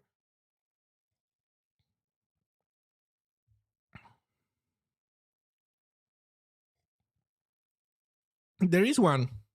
I don't know. I don't know why these guys don't want to use it, but there is one. It's called 3-seater. You don't have to use that one necessarily. You can make your own alternative if you want, obviously. But there is already one. It's called 3-seater. You want to know something funny? The editor that I'm using, Flow Control, is written in Zig, and it's maintained by a guy named Neurosite, who is usually here in chat. And here you can see that I have syntax highlighting. The same 3-seater syntax highlighting package that he uses, I also use in my static site generator. So on zinssg.io, this is my static site generator. Well,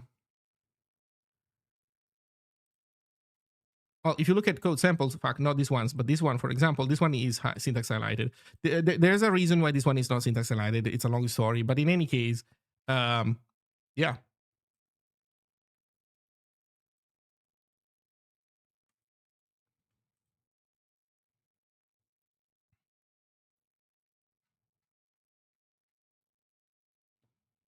So there is something like that. Technically, also the 3-seater is only one. There's also JavaScript-based solutions. Discord could update their JavaScript syntax highlighting library. They just don't want to do it. How many programming languages does that support? 3-seater is a parser generator library, so you can make grammars for languages either that exist or new ones that you come up with yourself. Let's say, for example. So I think I don't know, 100 or something more that are supposed by Flow.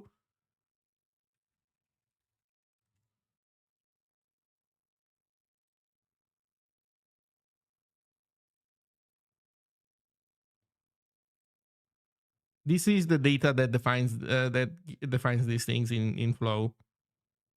It's 600 lines, so a bunch. And keep in mind, every time somebody has to use a new wacky format, then they ask Neurosite to add it, and he adds it. So um, know that Receiver is also the same library that also NeoVim uses, for example. It's not just us being weird. So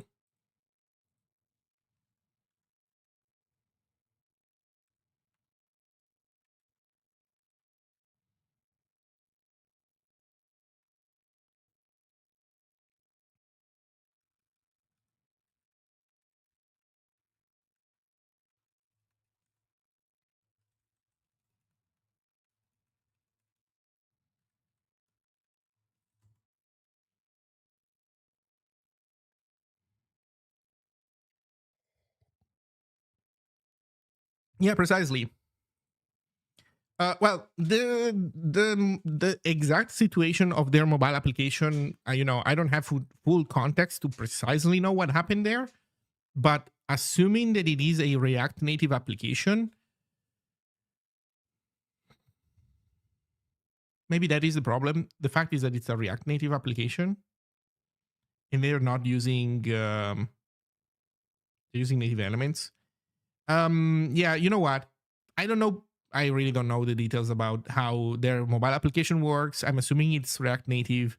Even then, I don't know precisely how React Native deals with syntax analytic on mobile. Um, yeah, for the web one, they use a JavaScript library. So it might be that even though it's still JavaScript, the client is still mostly JavaScript garbage, even on mobile. If it is React Native, that they are not using web elements, they're not using DOM elements, they're using native elements. It might be that the native elements don't have that kind of stuff.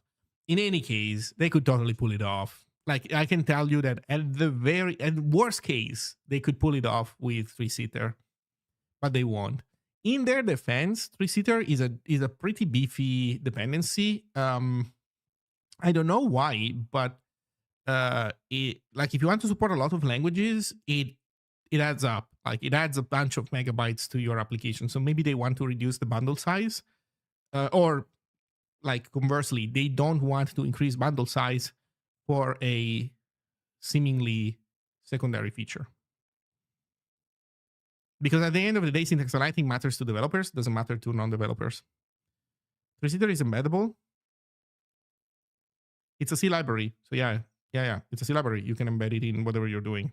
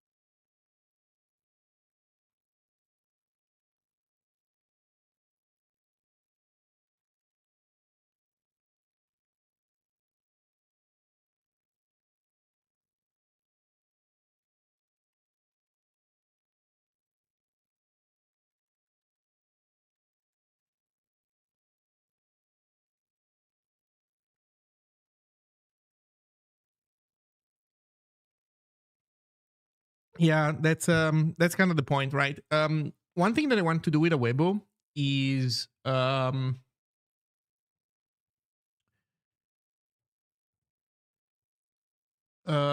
thing that I want to do with Awebo is kind of aim it more at open source software development teams. So the idea is that it is not going to be exclusively for that audience. And I am not going to make an application that is like overly complicated that like normal people cannot use. It's not going to be, one of those crusty pieces of, GNU free software projects that are like unusable. We're not doing that.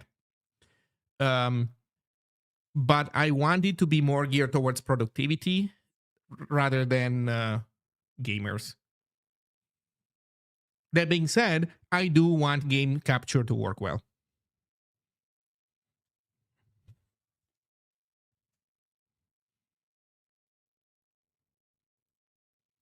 Yeah. Ask the right person and they'll say that crusty is a delicious way of describing GNU. If you know what I mean. uh,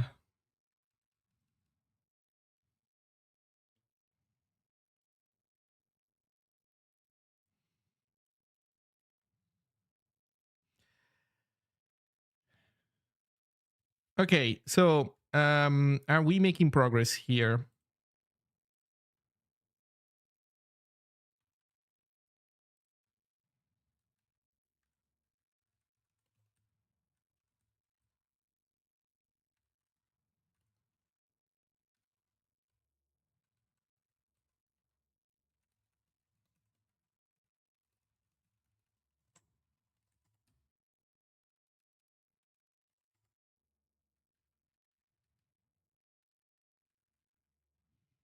Watch my move.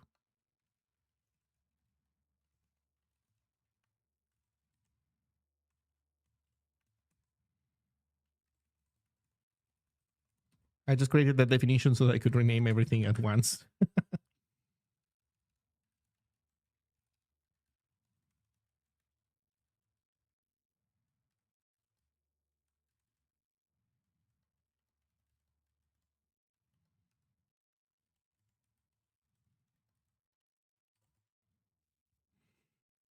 Is Matrix and Matrix clients a viable plan? In my opinion, no. I think that as crusty goes, man, that is very crusty and crunchy. I think there are two problems there. One is, well, there's two. I think there are multiple problems. I'll start with my concrete experience and then I'll go into more theoretical stuff. So my concrete experience has been that I've used Matrix twice. One when participating to an online version of WASM during the pandemic, and the second one at a in-person conference in the United States. The pandemic one was insane. What was happening is that we had like this online thing, like we were basically doing talks through Matrix with custom integration with custom systems. And I logged in on initially from Firefox, but then Firefox was having trouble picking up my camera or microphone, something like this, like just a normal Firefox moment. So what do? I close Firefox and I open Chrome. I log in from Chrome, and it turns out that if you log in from another thing, now you're generating a new key pair, a new key pair, and you have to sign it from a previous key pair, because otherwise the system is not going to trust you that this new account is actually truly connected with the other account. So it started prompting me to sign this freaking key. The problem is that I had closed my other Firefox thing, and I don't remember if I was like in incognito mode or for some reason I lost my other key pair, apparently. So I wasn't able to sign my other one, and it kept nagging me forever. Very annoying. Then I went to the in-person conference in the United States, 200 people present there, plus, I don't know, like 100 or something like that, 200 more watching online. We were using Matrix to chat and ask questions to speakers. The chat application was the server was running on a beefy machine that, you know, one of those that cost like $100 something a month, and which is fine. You know, it's a 3-day conference, so like it's fine. I wasn't running the conference. I just know this because I know the organizer and we talked about this. And man, I don't know who's to blame, if it's the Matrix server or the Element client, but that thing was struggling.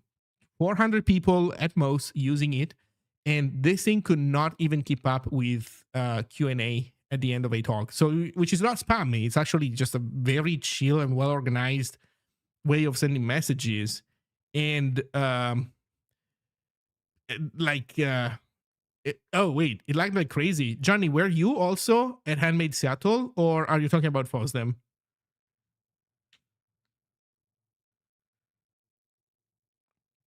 So it was a horrible experience. So this was my concrete experience at Handmade. Yeah. So this was my in-person experience, concrete experience with Matrix. Okay, setting aside my personal experience. Yeah, exactly. Like, come on. Yeah, computers can count a lot more than 400. Like, that shouldn't even be, I don't know. So, what are my more theoretical complaints about Matrix?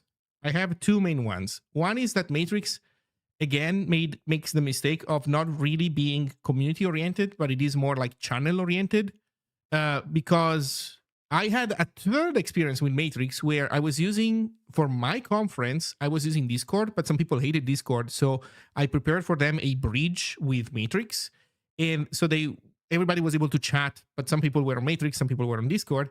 And when I did that, I noticed that on Matrix, you create channels, and then you can optionally group them into, I don't know what they call them. Like, you can kind of make a server, but it's kind of like a bolted on a thing. It kind of sucks. It's very clear that it is still channel oriented and not like server/community guild oriented. And I think that is a mistake. I think that having a software whose main primitive is individual channels, not groups of channels, plus maybe other stuff around channels, seems a bad idea. The second problem that I have with Matrix is I guess it's core premise. Why is that fucking thing end-to-end encrypted everywhere? It is so annoying. I get that you sometimes want to have end-to-end encryption. I do think that end-to-end encrypted chat applications should exist. But man, end-to-end encryption makes you take a big hit in terms of usability. And if you don't care about end-to-end encryption in a given context, then you just get the usability hit and you don't get even anything back for your trouble. What did Better Software Conference use? I guess nothing. There were like 4 guys. It was a private event, so did they even need something? Discord. Oh yeah, they have a Discord. Yes, but I guess it doesn't matter what they do. So yeah, end-to-end encryption by default, everything just sucks in my opinion. It's not a good experience. So let me tell you what I plan to do with Awebo. Awebo is server based. You self-host your server. The server is not going to be a pile of garbage like with Matrix. There's no, like, I think Matrix is like some implementations of the server are like Python plus MongoDB. Like, what the fuck? Here's why it can't handle 400 people. So it's not going to be like this. It's going to be one executable, one config file, SQLite database. That's it. That's the goal. Then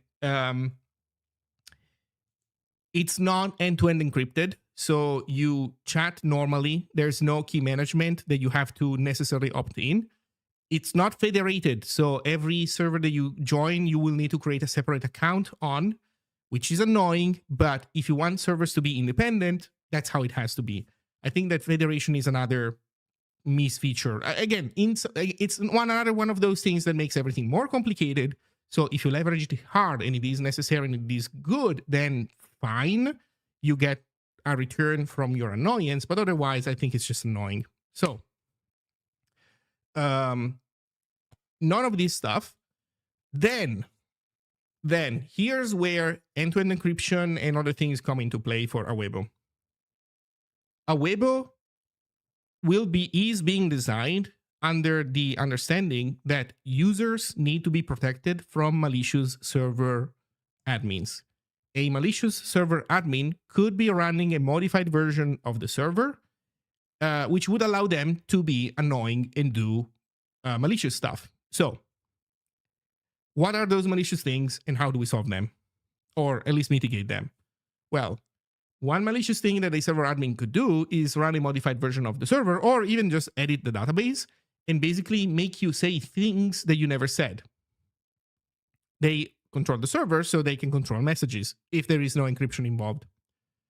So for cases where this matters, what I want to do is introduce this concept where you can optionally somehow, somewhere set up a public key and have your client sign your messages so that they cannot be tampered with. So when a message of yours shows up in the chat, then, you know, there's like a, let's say a blue check mark. There's a blue check mark that says, yes, this message has been signed with this person's key. And so, you know, it has not been tampered by, there was no server admin tampering going on. How you get that actually to work in like getting down to the details, it's not exactly trivial because the whole picture, like the whole thing is kind of easy. It's just making sure that you, the hard part is making sure that the server admin doesn't get in the middle of propagating the initially what your public key is supposed to be. Basically making it hard for the server admin to lie what is supposed to be your public key. So if you want it, you opt into that. If you don't want it, you don't, and it's fine. Then second thing that a malicious server admin can do is modify the server to silently join your voice calls. So you're in a voice call and you think you're talking with two other people, but it turns out that the server has been modified and it is sending your audio stream to a fourth person who is not visible in the channel, but that fourth person is able to listen in, either in real time or, you know, the fourth stream could be just being recorded on disk, for example. So they could maybe listen after the fact. So how do you solve this? The way you solve this is, so again, this is another thing that I think I want to explore. I have not a full solution start to finish. I mean, I'm getting the basics still going, so it's going to be a while before we get there. But the general idea is that Discord has a way of doing, they published a paper on how to do end-to-end encryption with voice calls. So the idea is that participants in a call, they all have this moment where they negotiate, they agree on a shared key that is being used for the session. And every time somebody joins, this new negotiation has to happen again. But the thing is, the good news is that if you can make this work correctly and you have a genuine client, then you know that the only people that are able to hear what you're saying are the ones that you see in the chat list. Again, maybe this also will add annoyance. Maybe this is going to be a thing that I don't have the details, but maybe implementing it will make it, you know, heavier to join a call. Maybe you have a hiccup whenever somebody new joins. I don't know. Then obviously, if anything like that happens, this is also going to be opt-in.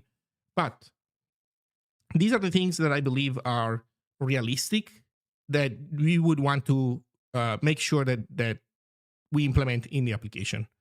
And again, it should all be opt-in. Like every time that something is annoying, it's opt-in. If you think that there is value in getting that feature, then great. If you don't think there is any, then don't use it.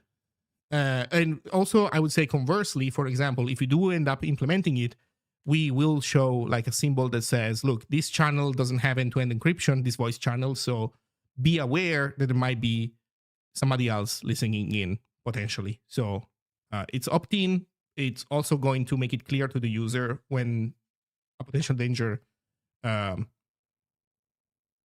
there is potential danger, but then you don't have to do extra annoying stuff if you don't have to. For example, if I'm in a server with 5 of my friends, who cares if there's one of them listening in potentially? But if I'm in a more public server and things are different, then it's more high stakes, and then it would be very problematic if somebody was able to forge fake messages and claim that they were sent from me. Then maybe I'll decide to turn on the public key thingy. I was thinking about that for Awebo. You want multiple clients to be able to connect multiple servers, right? Are you going to support user at servername.com where server 2 can choose to auto enroll user after asking server 1?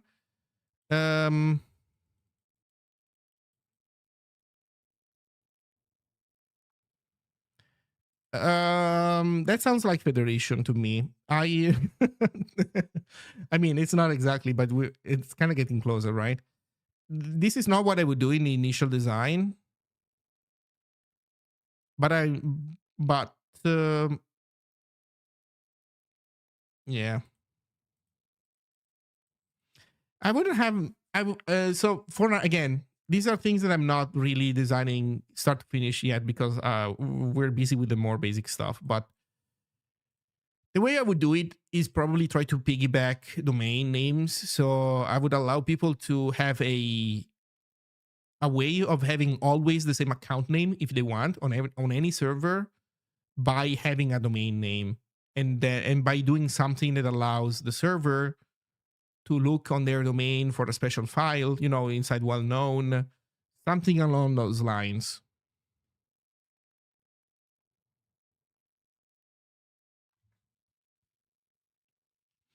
Yeah, I agree that implementing some form of like quicker sign up could be good. How that looks like it precisely, I don't know. But I agree that this without proper full blown federation could be cool. Yeah.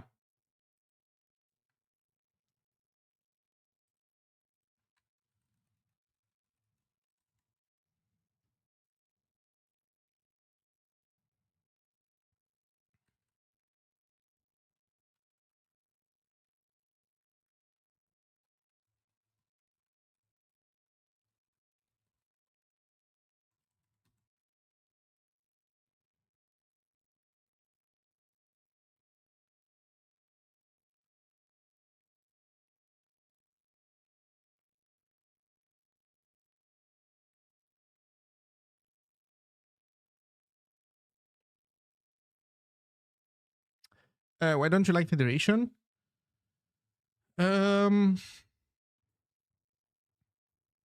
Because federation is basically a form of distributed system, and I think we would have to discuss precisely, exactly what we mean by federation in this context. But generally speaking, for example, the fact that matrix is federated is another thing that I don't like about it. Would matrix be better without federation? Actually, you know what? I take it back because I don't even know if matrix would be better without federation. The only thing that I mean to say is that it complicates everything, and I think that for an application like Awebo, your main goal is to have, in my opinion, the least amount of friction. Would it maybe be better without federation? No, it wouldn't. I also think that Blue Sky would not be better without federation. Well, I don't know about Blue Sky. Well, you know what? I take Blue Sky back. I don't know. But for example, Mastodon, the whole point of Mastodon is Twitter plus federation. So that's what they want to do. But I think that for doing things like Awebo, where it's mostly creating these smaller communities, because federation tends to be the thing that you want to do when you want to create one giant global but distributed community. I don't want to create a global Awebo community necessarily. I think that Awebo, think of TeamSpeak. There was nothing wrong with, again, I know that I'm talking about the past and I'm not trying to be nostalgic about the past, but to bring up an example that I've seen exist that I think is not necessarily entirely an artifact of its own time, I do think that for TeamSpeak, it made perfect sense for TeamSpeak to not be federated and every server was its own thing. So for Awebo, the advantage that you get out of federation, in my opinion, is lower than other systems that are actively trying to create a global community. Um, I think that if you're doing Mastodon without federation, you're not creating a good product. Frankly, I don't know if you're creating a particularly good product even with federation, but without federation, it's certainly not a great product because Mastodon, if it wants to be a Twitter, you want your tweets to go far and you want to be able to chat potentially with, like, the whole point of Twitter and similar systems is that you chat with random people that you don't know, that you don't really have a connection with, and you get discovered and you in turn discover other people. But Weibo is primarily smaller communities. Discord as well is primarily smaller communities.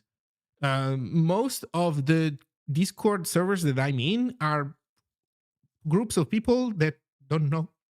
Sorry, are groups of people that don't know each other. They don't care about each other. Mainly the convenience that I get from Discord is that it's one application that allows me to quickly switch between these different communities, and I can, join more servers without having to create a new account. So it does help with friction, but even with Discord, there is no one Discord community.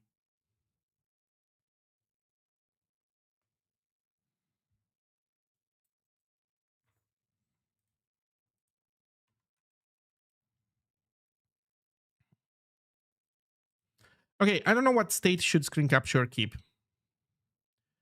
Um,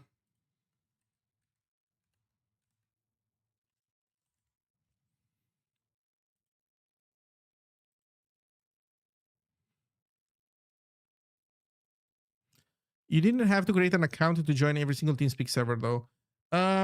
Yeah, that is a good point. I think some you did. Although I don't remember exactly the details. I don't remember exactly how it worked. I think you joined with like a username and password, and then people could make you like from a temporary account to a confirmed account. Is that how it worked? Man, it's been a while since I've used that last. Whew.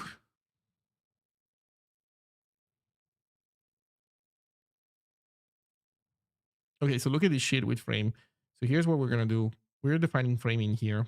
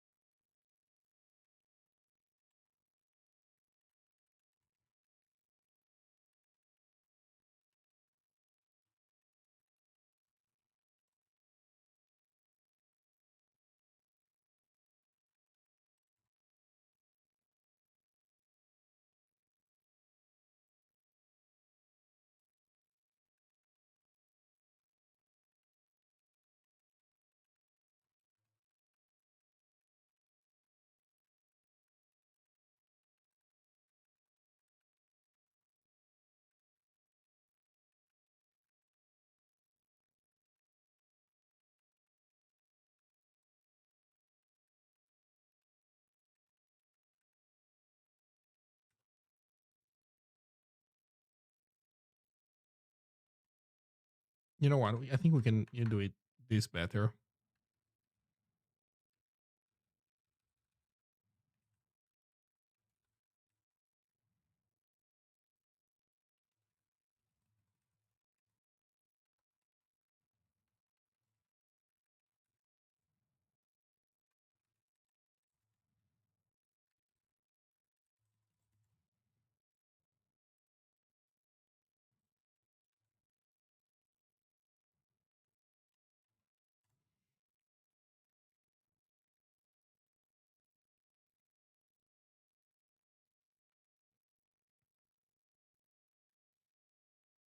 Hmm. Or no, you know what? Maybe we don't need this. Hello, Cyberfart.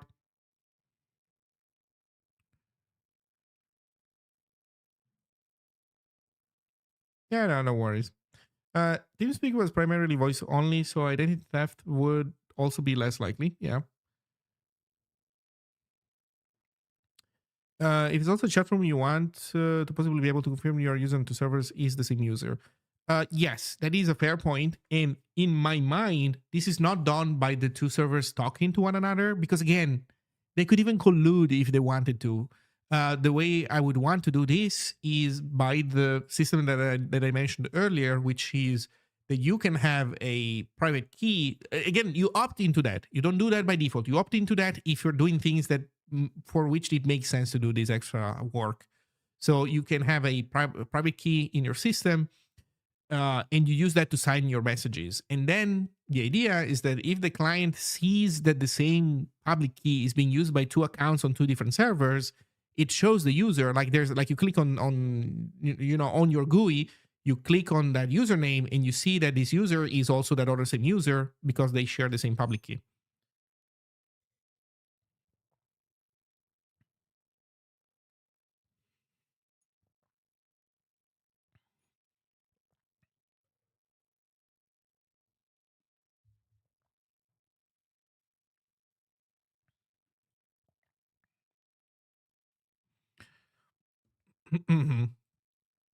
Deniable authenticity. I think I heard the term, but I don't remember the meaning.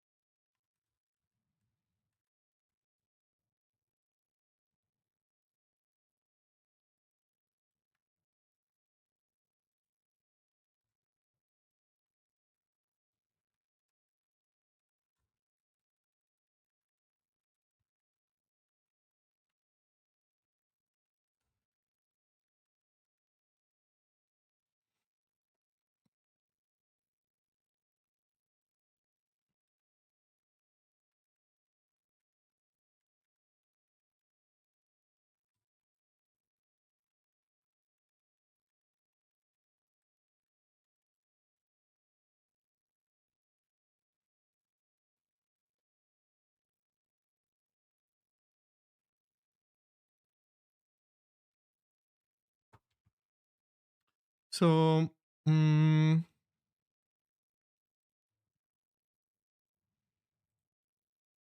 we call os.init. Can we call os.init here? Yes, because it doesn't have anything that it needs to do here. The init, we call the init.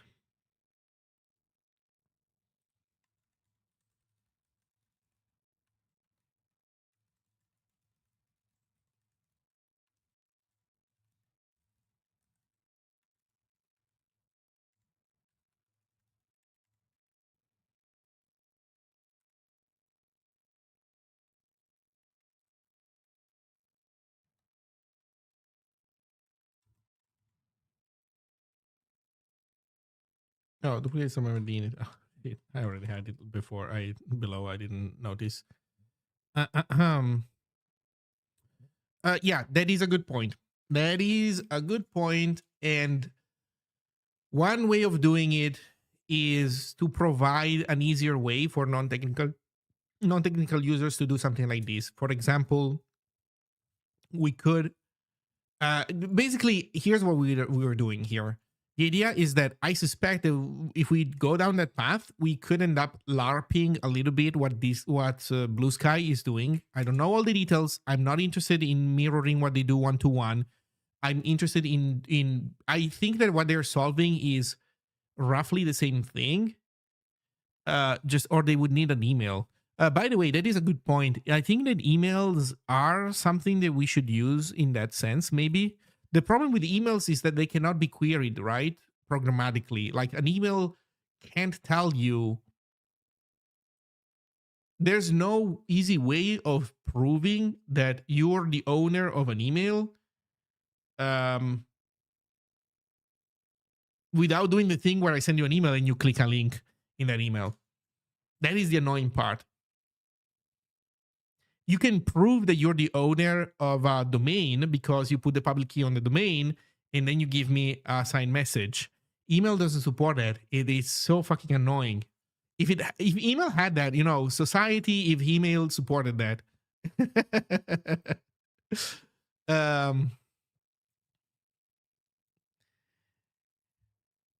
Man. Yeah, so basically, and that's what I was talking about. So that's what I was talking about. Basically, there's we could do kind of what Blue Sky is doing. I don't know all the details. I don't mean to implement everything that they do one to one. We'll see once we get there. But I think that Blue Sky is kind of operating in that space, and maybe a subset of what they're doing would make sense also for us. And yeah, the idea is that if you don't have your own domain, then you can make a profile in you can have like awebo.io/users/ something.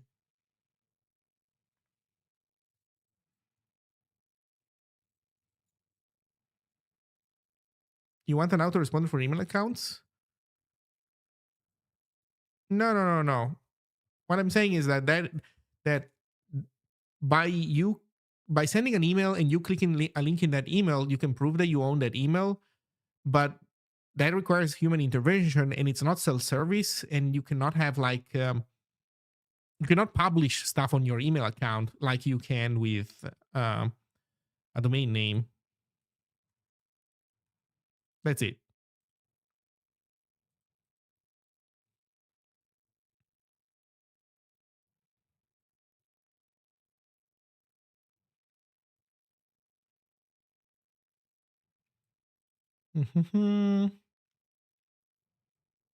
Show picker.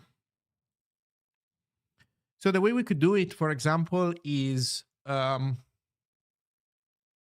actually, you know what? I don't know. I don't want to think about it now. Sorry. Let me I can talk about this in general terms, but the specifics, obviously the specifics you have to think through start to finish, and this is way too early for me to really get any value out of that exercise. You know,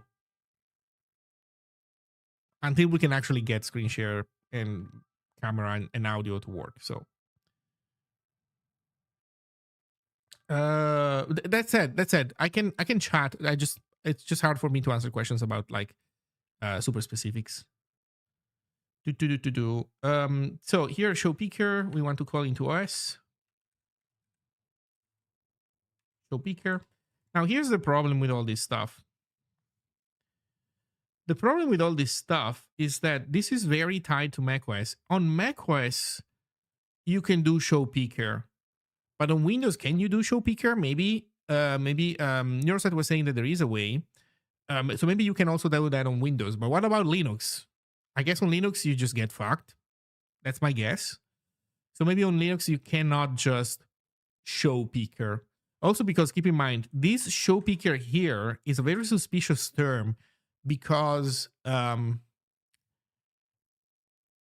Core cannot put anything on the screen. This show picker thing here works because it's actually doing GUI stuff in the OS. Pipewire has a way to select a monitor built into it, but does it have a built-in source selection for screen share like macOS has? So you see how in macOS it's entirely handled by the OS. No, come on, man. Oh, never mind. I'm in the middle of refactoring. Sorry, I need to finish refactoring. But on macOS, it's entirely native. Does Hyperwire has a native way of doing this? I would imagine not. You're 85% confident? Yes? Okay. Important things are being discussed in Discord regarding the non-existence of voice channels. Oh shit. So I left in Discord a message saying, what if we didn't have voice channels? We get rid of the concept of voice channels, and instead we made it so that every channel would be able to host a voice call session. Um, this idea is in some ways flawed and in some ways makes a lot of sense, because one problem with Discord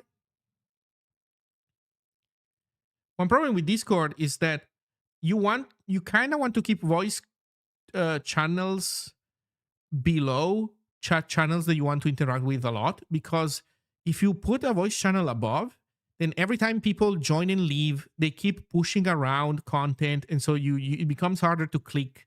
Like, you could even have somebody join at the last second and like hijack your click, or leave and hijack your click, so it sucks. So you kind of naturally, actually, here's a challenge for people here in chat. Look at the tiny Discord servers that you have with your friends. So not big servers, tiny ones where you don't have a ton of channels, text or nor voice channels. Maybe ones where you have, let's say, up to 20 people in, where you have up to 3, 4, 5 text channels, and then 1, 2 voice channels. I bet you that your voice channels are in a block below chat channels, almost always. And I think that that is something that we do naturally. That's something that I've always observed. And it's something that you do naturally because you don't want people joining and leaving to fuck up your clicking. Maybe you don't even think about it much,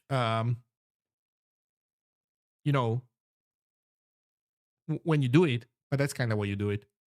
Then if your server is big enough, it makes sense that you have also stuff below voice channels, but because there's nothing else you can do. But then you always keep the hot channels, hot text channels above your voice channels.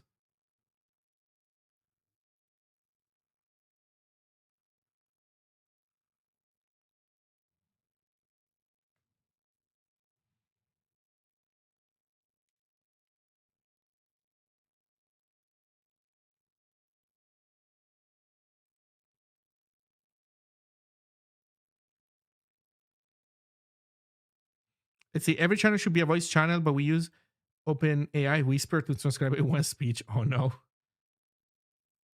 My main worry would be that people will use channels as out of context dumping grounds for links and images related to discussion. Yeah.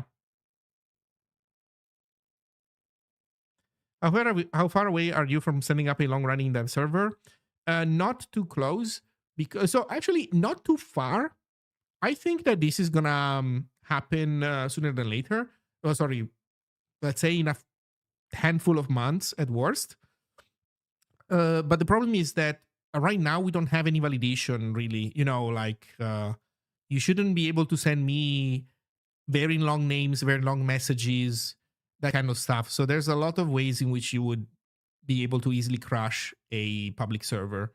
So we obviously need to do, the work to do a quote unquote hardening pass uh, to have a long running dev server. So um, it's not too bad. I think my order of priorities is as follows: get the media stuff working, uh, tighten memory management so that we stop leaking memory, and start hardening validation. Yeah, I mean, validation is actually not that complicated to get working, because all you have to do is validate at the entrance point. Like we look at wherever we actually actually, here's one way in which we could do it. For example, in the protocol itself, we could specify that a given thing cannot be longer than thought. So we can specify at the protocol level that when you are decoding a channel like name, it cannot be longer than 50 characters. I'm making this up, for example. So we put those there, and yeah, it should be easy. It just needs to happen. But I want also to solve memory management first.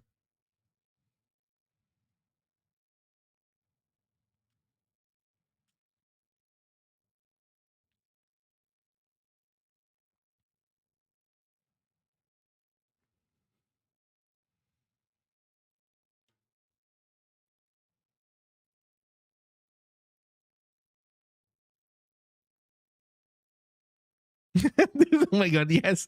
Yes, I'm not saying that every channel that you have to join is a voice channel. Holy shit. No. Oh my god. I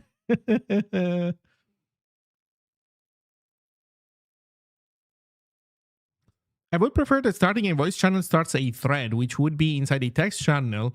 Multiple active voice calls per text channel would also be good. That is not a bad idea. I think that So might be onto something here.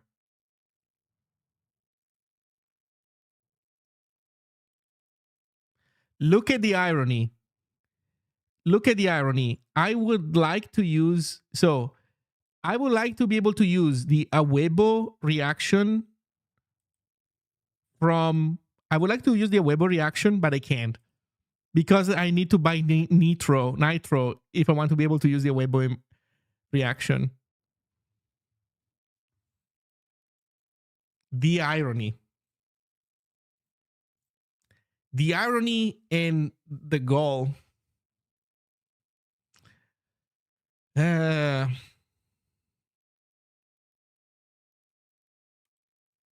know what? I'll do the next best thing that I can. I'll do chicken. I cannot do a Weibo. I'll have to do chicken. Maybe when you start a voice call, it starts a thread kind of thing where some waterfront messages can go. You can configure the thread to be deleted after the voice call or not on a per channel basis. That doesn't seem a bad idea. When someone joins the voice channel, that is the point where the thread is started and added as message to the chat channel. When subsequent people join the channel, they join the same thread.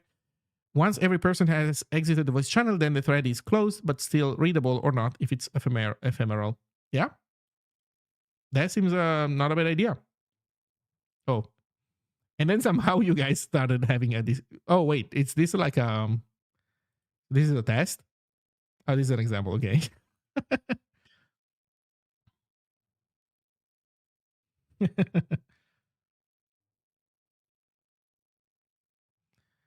Let's see, complementary idea. Make it possible for chat channels to be configured to disallow regular messages so that all messages must be sent within a voice call thread. So they're basically identical to Discord voice channels, but messages for separate voice calls are split up into threads.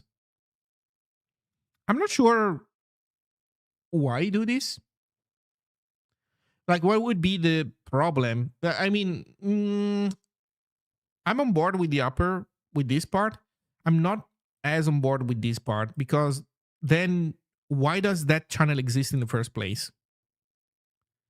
Because at that point, you're basically recreating a voice only channel. And so, what is the point of a voice only channel? Which is the original question that made me think that maybe voice channels shouldn't exist.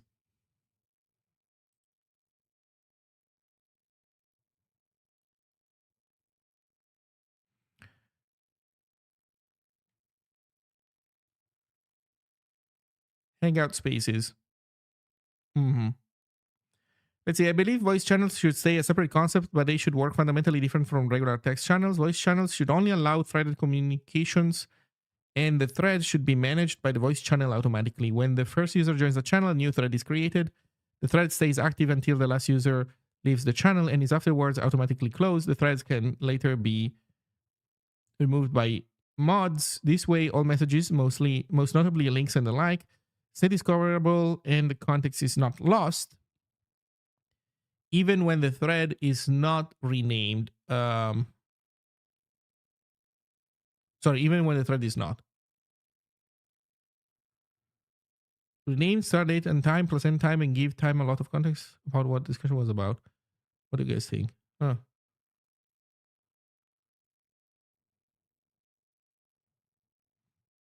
This is a good workflow. Text chat for the voice call simultaneously becomes more visible, but also more contained. Getting a voice message indicator that a voice chat has started in a channel and history. The voice channel chats happened are both good for community building.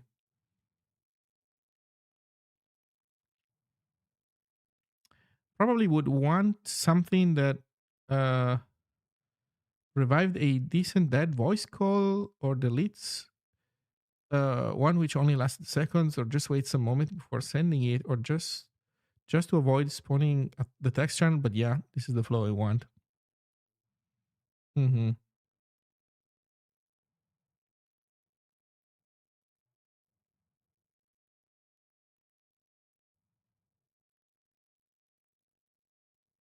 Meeting minutes feature? Wait, Scott wants the server to listen in what you're saying in the call. Never mind end-to-end encryption. Oh no, never mind. He's talking about doing that in a collaborative manner.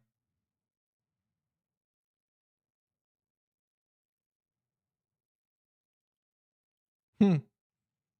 Cool. Well, we'll see.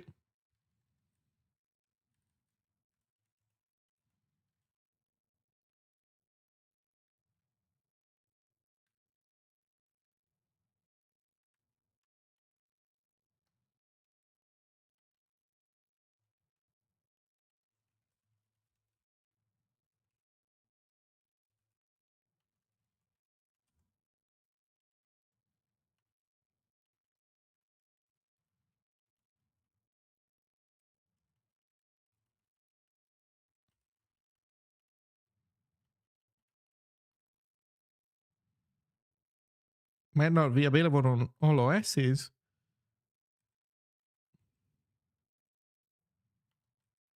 Yeah. So, for example, um, the dummy interface, there is no OS speaker really.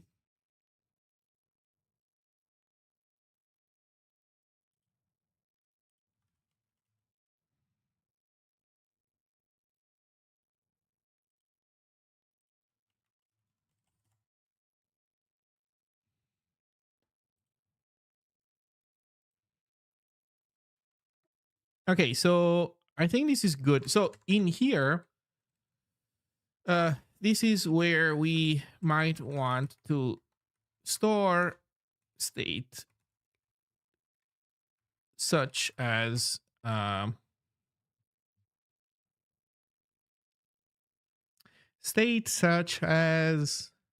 what? An array list, a hash map, such as an array list of thumbnails. Well, an array list of screen share, screen capture sources.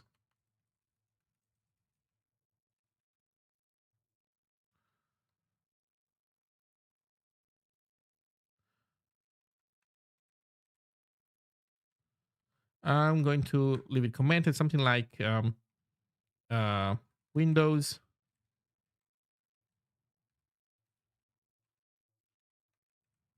displays.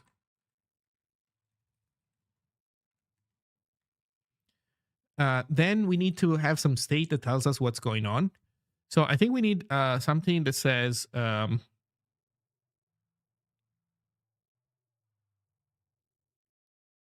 maybe we should store the intent in here.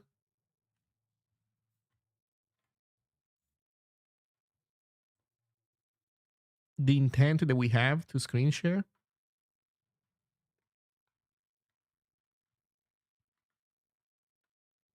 Hmm.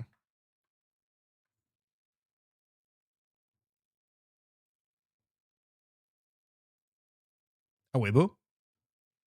Awebo.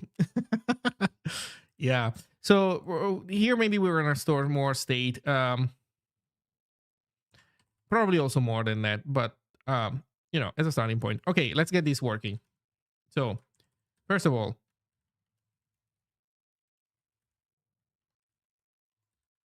capture. Yes. Then this becomes screen capture.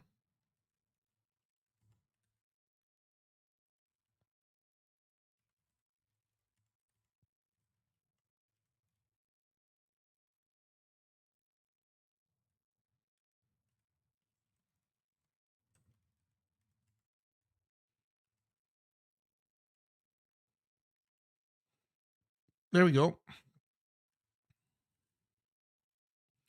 Oh, right. Now we have all these annoying shit going on. So these global screen share thing, no. The call to init, no.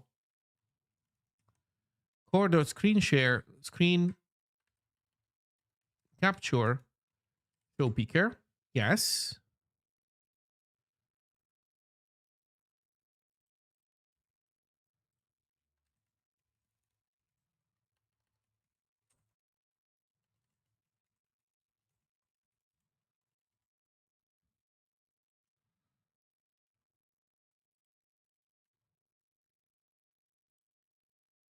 Show me the references, man. This is shit. Come on. There we go.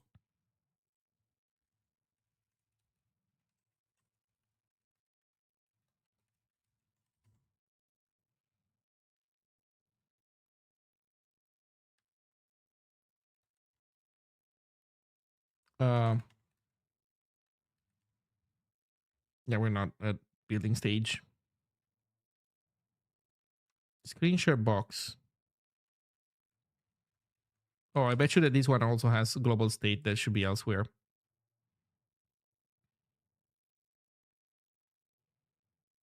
Yeah. Oh, look. By the way, this is beautiful. We were wondering what other state should that other thing hold? Guess what? This state, god damn it, this state should go in screen capture.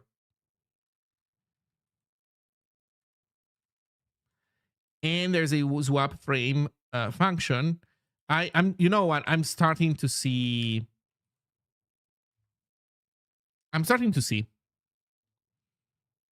So there's the DVI texture. That one can stay here. Maybe it shouldn't be global state. Andrew's not going to be happy, but it's fine. New frame.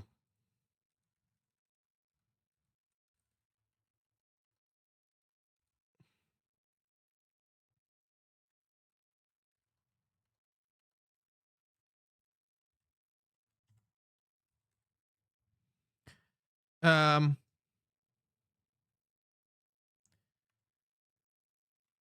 replaced. Well,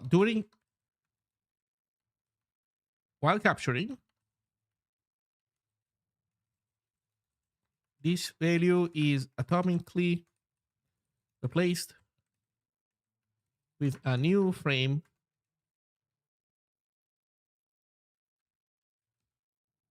at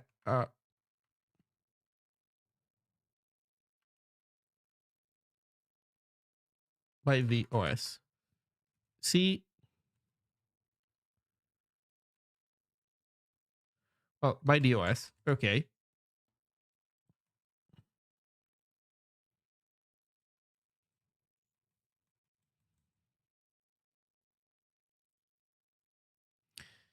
Now, does it matter that that is a frame like this? Yeah, I think it does. I think this is fine. And we have here a definition of pixels. I think that is fine as well. Here we have export swap frame. So I don't think we want this. Do we want this to work like this? No. I think that again we want a normal function, swap frame,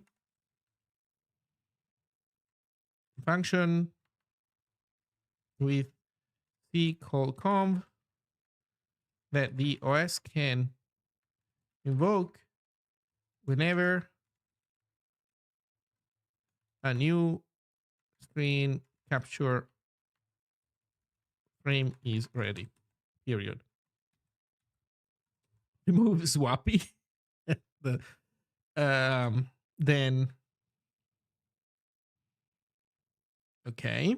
Then in macOS, let's do the webcam. Let's copy the webcam code.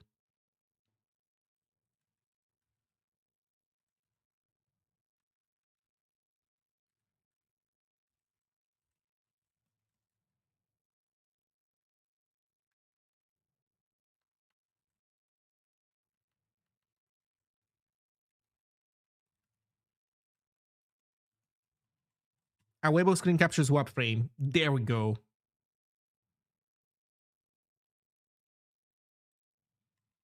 There we go.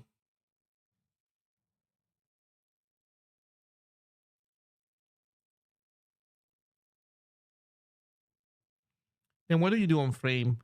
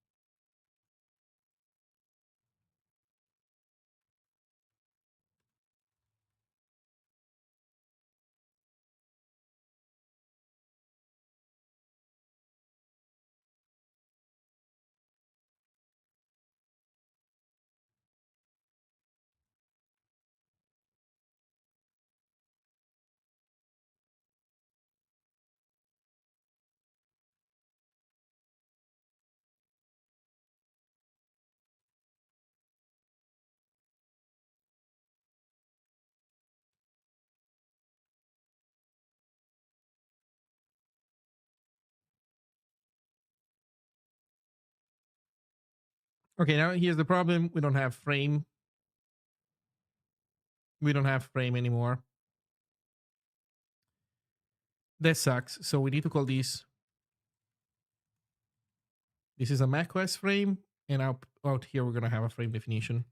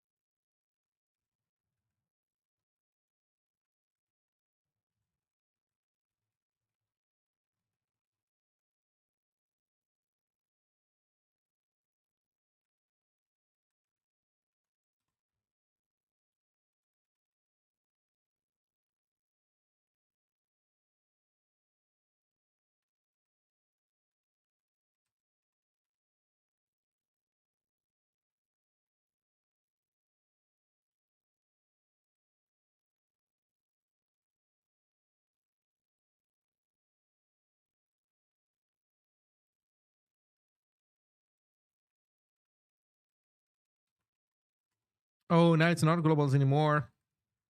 So now we need to thread user pointer around.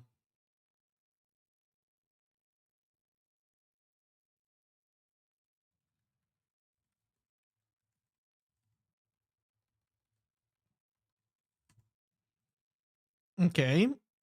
So this is done. By the way, Julian, if you're still around, I am polishing these OS interfaces so fucking much. I actually highly encourage you to take a look at. I already committed the new way I'm doing it for webcam, and I'm now modernizing the screen share. The way the screen share is going to work in a multi-platform manner, like basically how we swap in and out implementations. This is nice on point.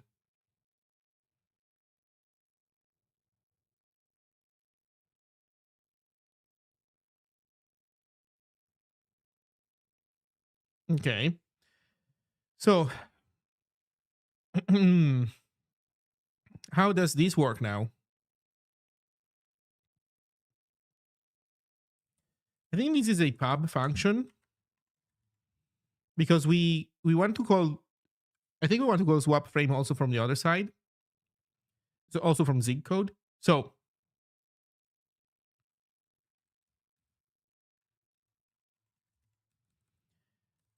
okay, our front end code wants to do new frame. This is now core dot screen capture dot new frame dot swap. Oh, just calling swap with null. I mean, yeah, that also works, I guess. Can we do swap frame?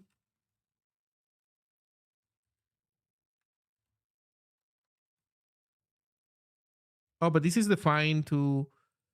Well, we can make this optional, I guess.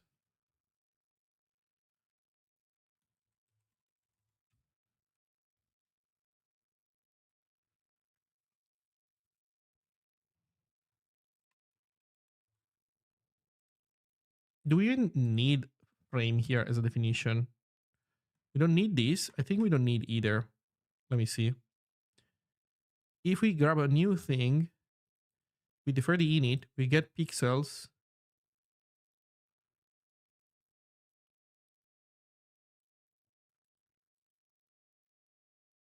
Yeah, okay, this is good. So this is okay.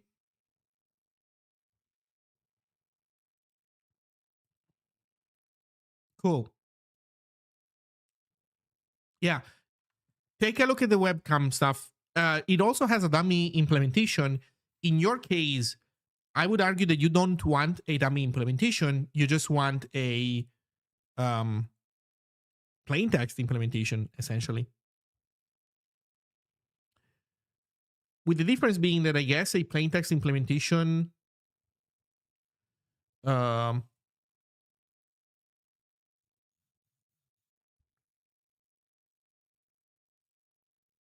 well, yeah, the way you can do it is that... Let me think. Okay, here's what I would suggest. Here is what I would suggest. In your case, you know what? I take this back. I take this back. Yeah, sorry. I would take this back. Not really, maybe not really a plain text implementation. That's what I wrote in the issue. Yes. But what I would say is that the thing that makes the most sense for Awebo, now that I understand more what I'm doing, is to store this information directly in the database. I think that oh wait. But in your case, it doesn't matter. You're not doing something that depends on SQLite. So for you, plain text would be better, maybe. Hmm.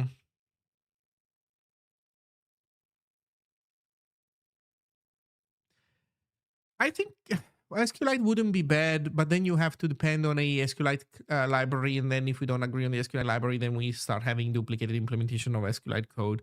You know what? I take it back. Fuck it. Plain text is fine. Plain text is fine. Or, you could have, instead of doing plain text, sorry, here's maybe a better way. Instead of plain text, there can be a user provided key value store where I give you the key value callbacks, and then if those do database IO, that's on me. That's my problem, not yours. Sorry, I didn't mean to complicate this for you. Plain text is fine. We can look at like improvements afterwards.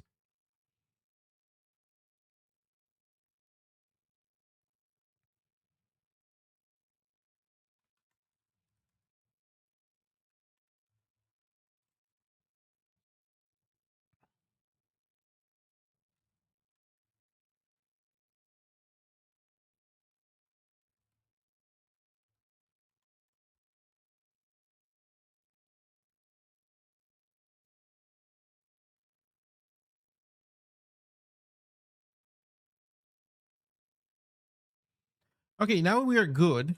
The only problem that remains is that um is that this guy wants a pointer to our screen capture, and we're not giving a pointer to our screen capture to OS, and that is a problem. So that is a problem because now we need a pointer to screen capture and we don't have it. So how can we make it work?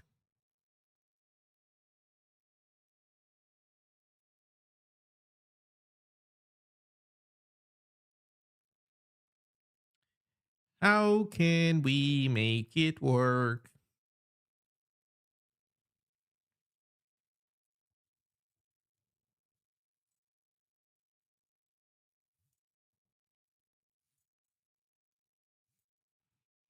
We can do field parent pointer in show OS speaker.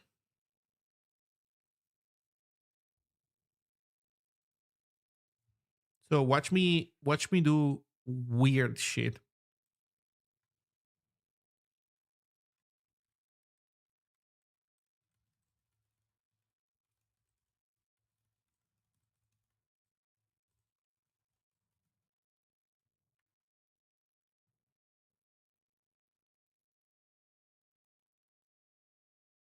Actually, must this be embedded anywhere? It doesn't matter actually.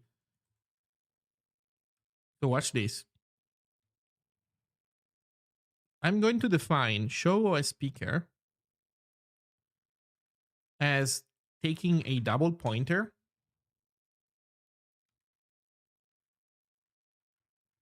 that we can do field parent pointer on.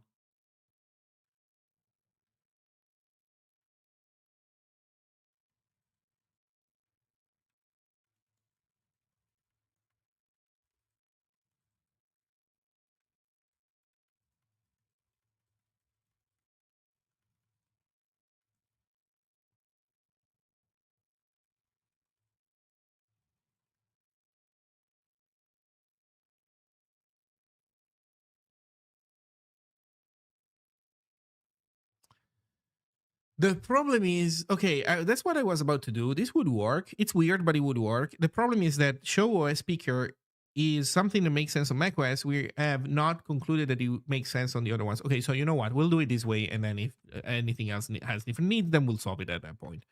So const um, sc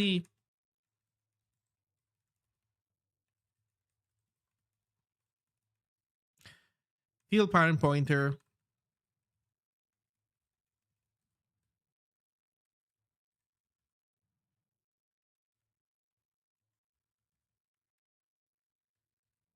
I don't remember which one it wants first. The string, I think it wants the string first.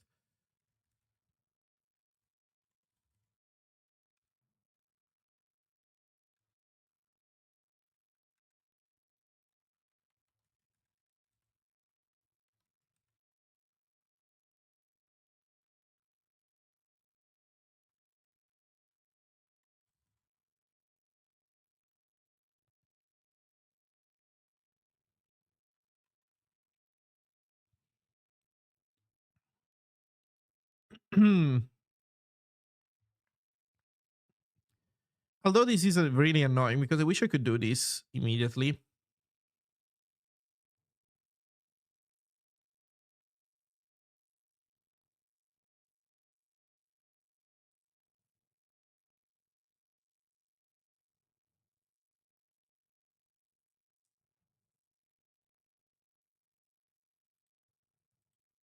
Hmm.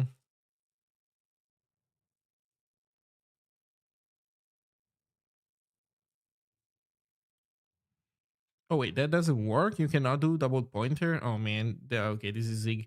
This is Zig conspiring against me. Never mind. This is Zig conspiring. Uh, let's do the init one. It's the most normal option. It's gonna be annoying for other in when it comes to other stuff, but whatever.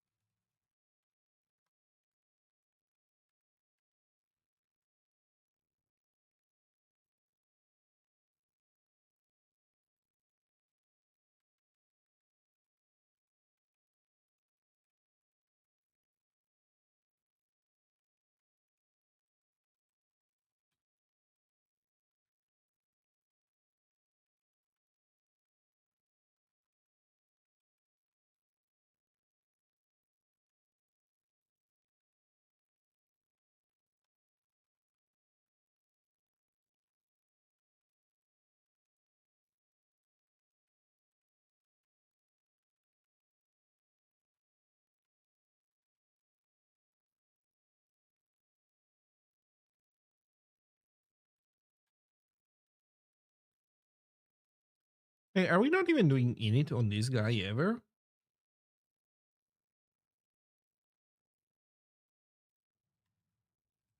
I don't know.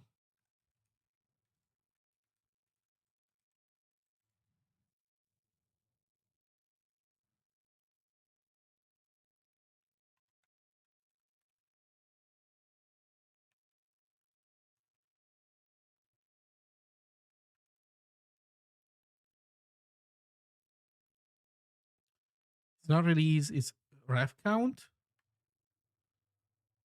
Man, what is the other thing? How did it work? Retained. I'll never learn.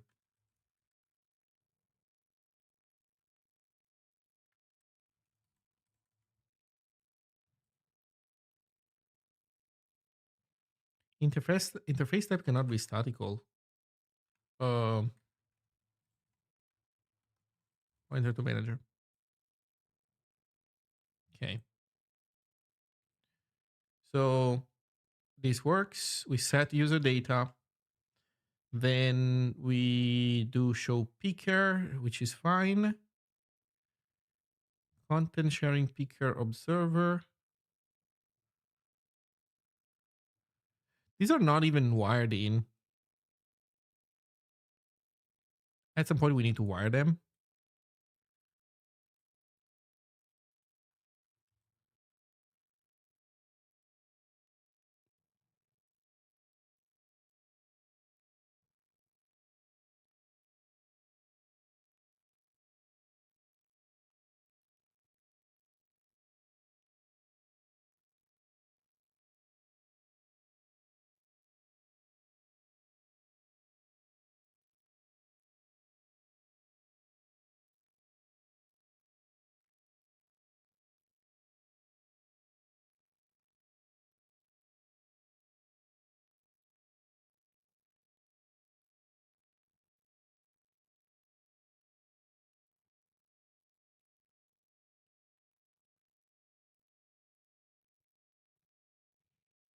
Okay, so here's the problem.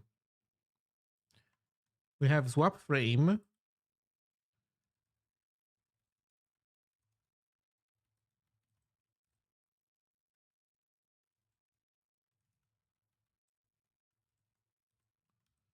Which I think this should be built-in unreachable.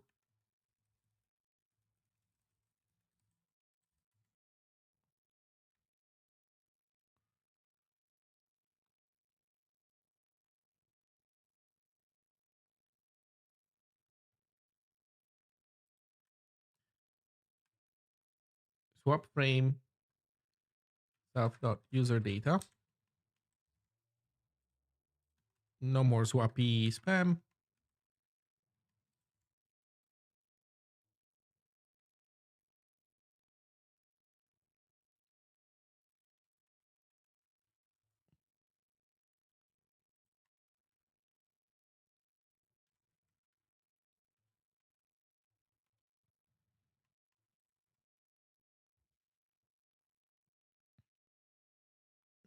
Hmm. Okay, so this seems fine. Let's see. Okay, now we need to now we get to fix this.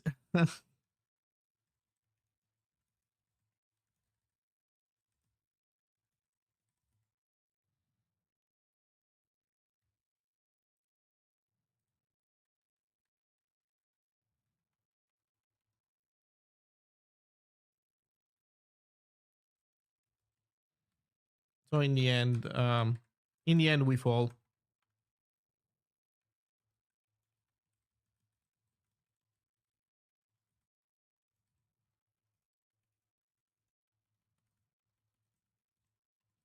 In the end, we need to move to this style of initialization no matter what.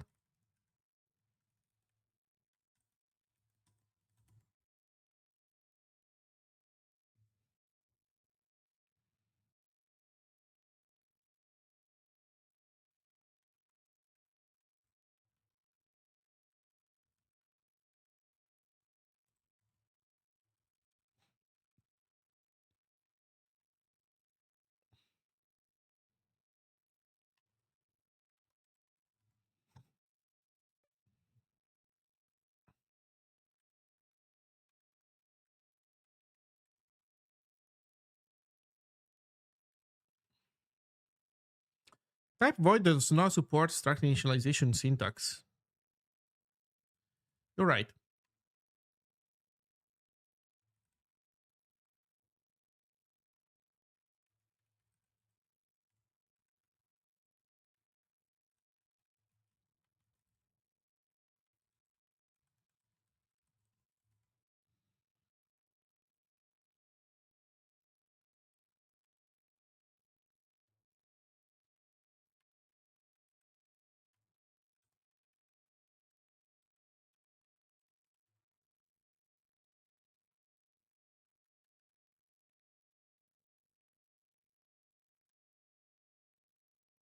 Oh shit.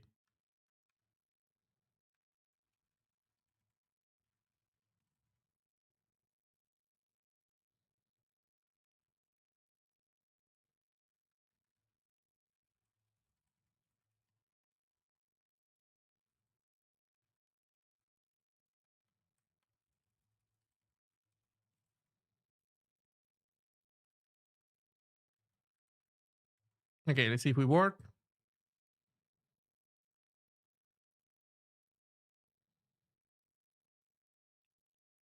We don't. Unrecognized selector sent to instance. Ha. Creating capture manager.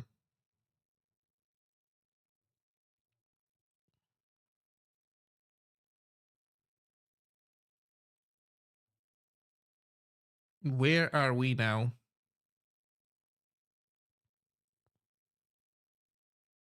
No, please don't tell me that we're in webcam discover devices and listen. Man, dude, I didn't touch the webcam stuff. What do you want from me? Oh no.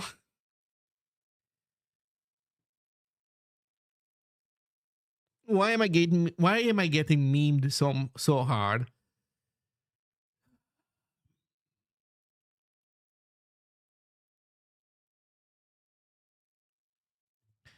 CF for warning prep 0 for warning NS object retain exception throw. We're trying to do retain on something that became garbage in the meantime.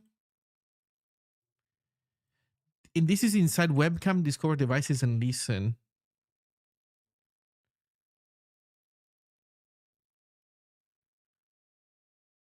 Creating capture manager.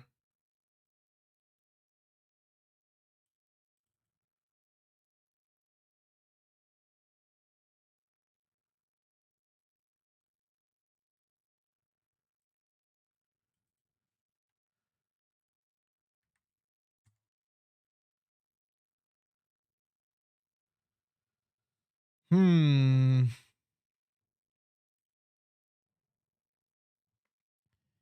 What are we racing to do? What's going on?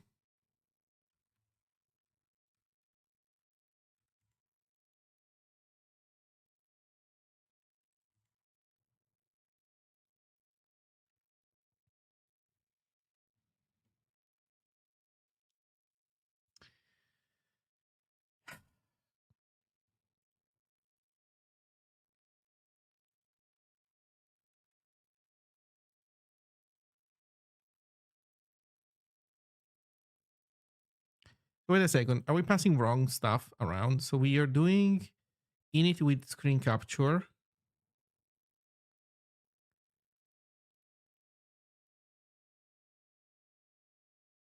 Oh wait, we're certainly doing something wrong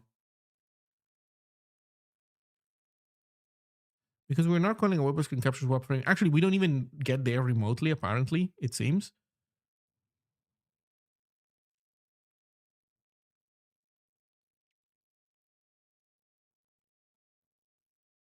Init is already a problem.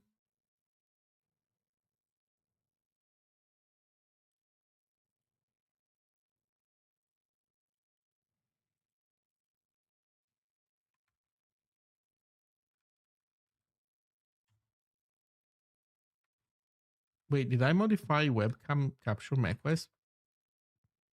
No, there's no way I modified this by mistake.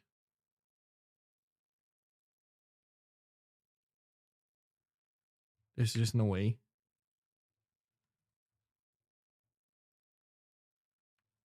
Just no way.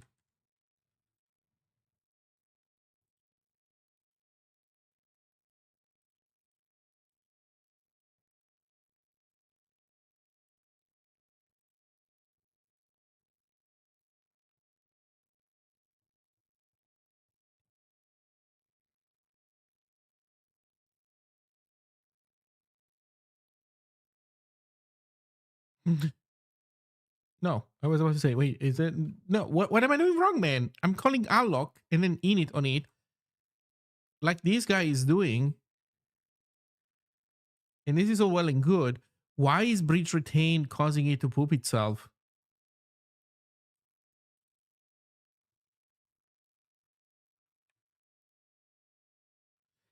Invalid argument exception. NS tag pointer string set user data, which we don't know what that is.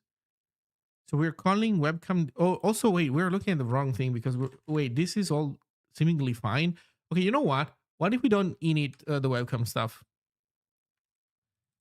Let's go in core and let's leave these.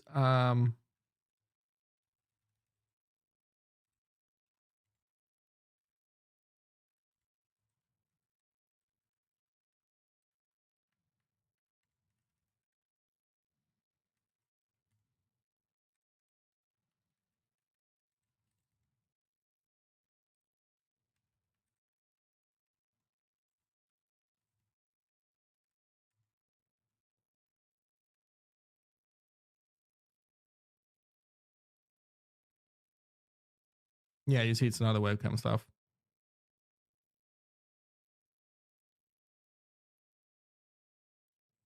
Wait, it is the webcam stuff. Okay, so wait, wait, wait, wait, wait, wait, wait, wait, wait, wait, wait, wait, wait, wait, wait, wait, wait, wait. How? What? How? What? Oh no! How is this possible? Why are we getting in here? Oh wait, no, that makes sense because we are calling in core in run. We're calling webcam stuff. Okay, no more webcam stuff.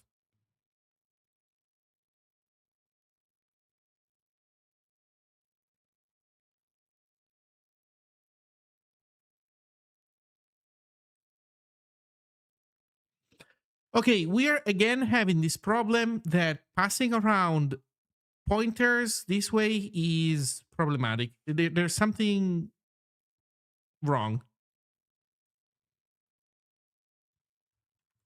I guess it starts from client GUI. I don't see how because we assign to app and then we call init on it afterwards. So this whole approach is just unfeasible, it seems, and I don't understand why. That's the saddest part. I really do not understand why, but it seems that you just cannot do it this way. So we want to do screen capture init.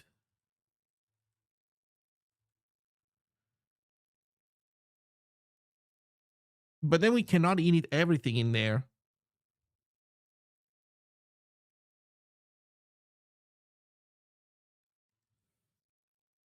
So here's what we do then.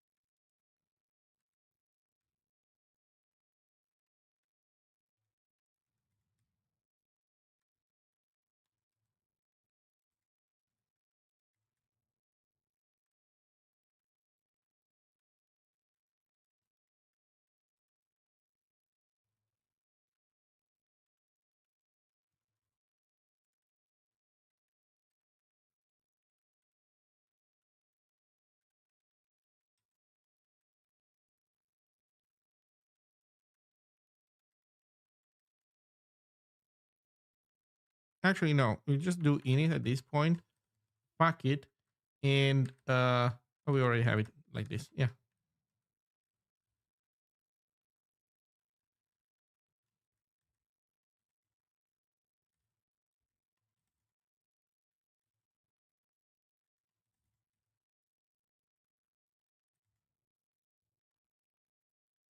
I wanted to ask, since I remember someone saying something about it yesterday. Was there some experimenting with other implementation of Linux audio stuff? Andrew is doing that. I'm focusing on macOS. Oh, streaming is nil. Executed an unreachable program point. Capture started successfully, but then we panicked. Okay, I think this makes sense. We got into built-in unreachable, and I know why. Because in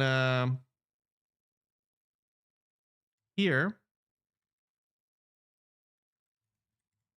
this needs to be called Awebo screen capture swap frame.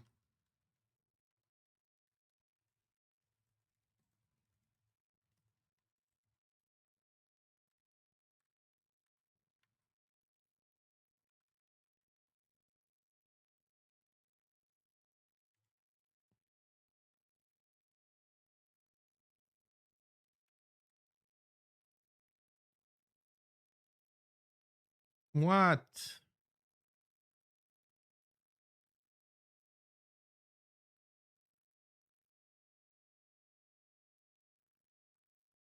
Where's the actual error, man? Oh, we're calling swap frame. Okay.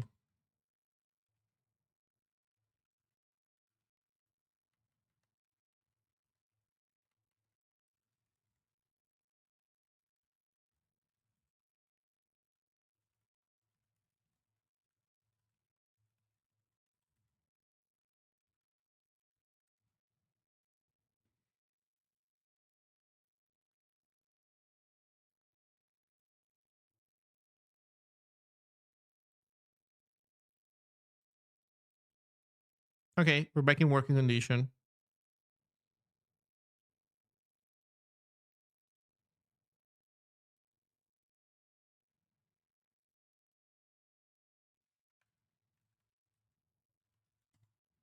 Do we build CI?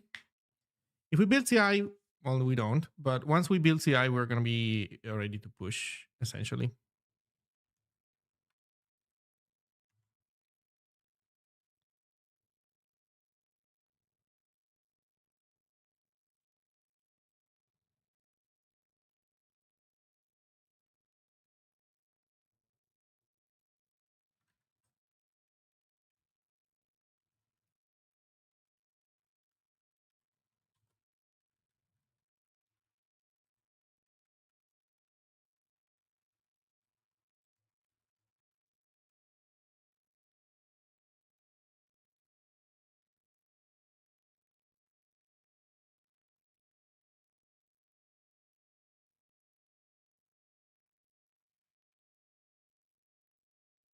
Okay, it works.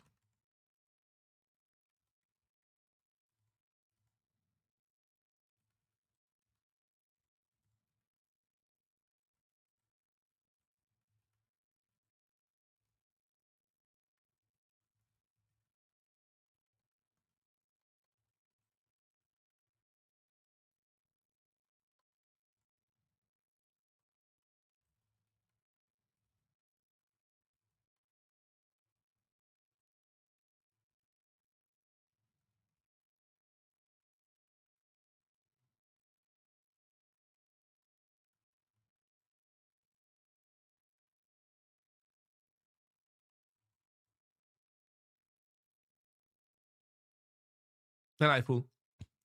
So I'm very happy with this progress. At this point,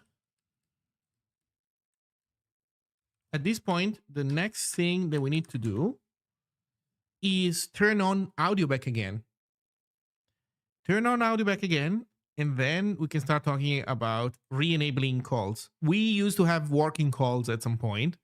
Now we don't anymore. But look at this bad boy. This bad boy is delightful. This whole new system that I have for video devices is, in my opinion, beautiful. And we need to bring the same to audio, at least on macOS.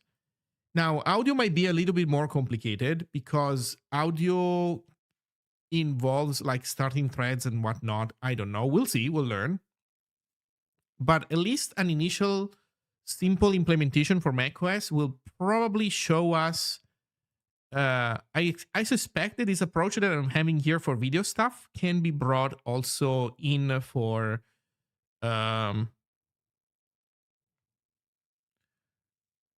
for audio. I think we need to have client media audio in here. Right now we have a separate audio stuff, and then media is separate from audio, but that's because I started with audio and then I said, oh, one day we'll have not only audio, we'll have media. Now is that day.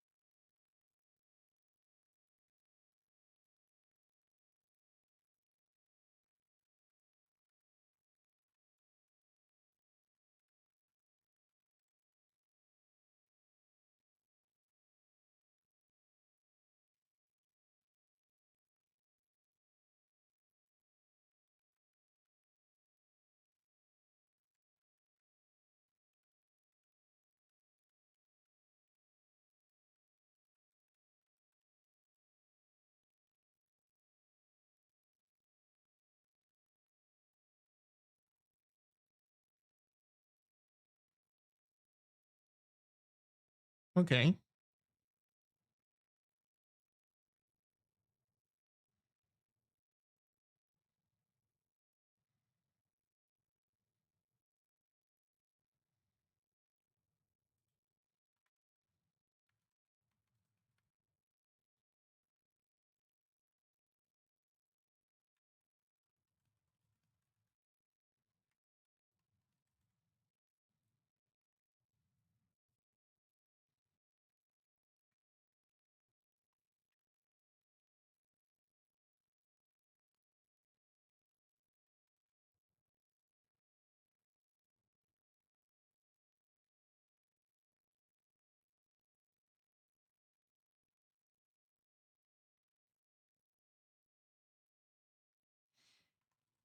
Okay, this is good.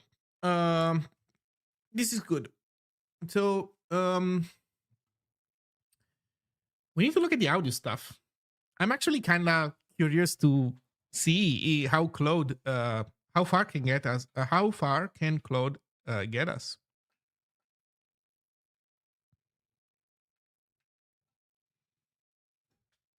I guess the starting point will be listing available audio devices and whatnot.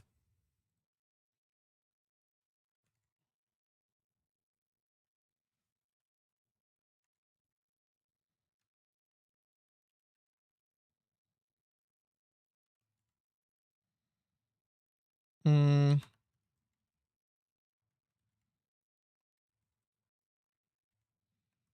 okay. Sorry for the second. First push of the day. Let's. Hey, Sergeant Pepper. Let's take a look at the. Let's take a look at what Claude has to say about this.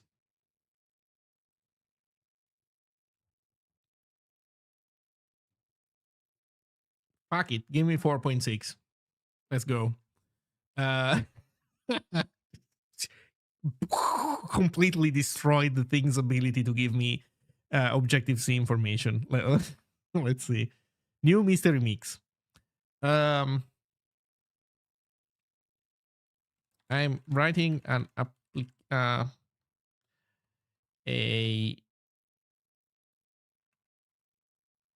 application on Mac OS that I'm writing a Zig application on Mac OS that um, allows users to have calls over the internet. I'm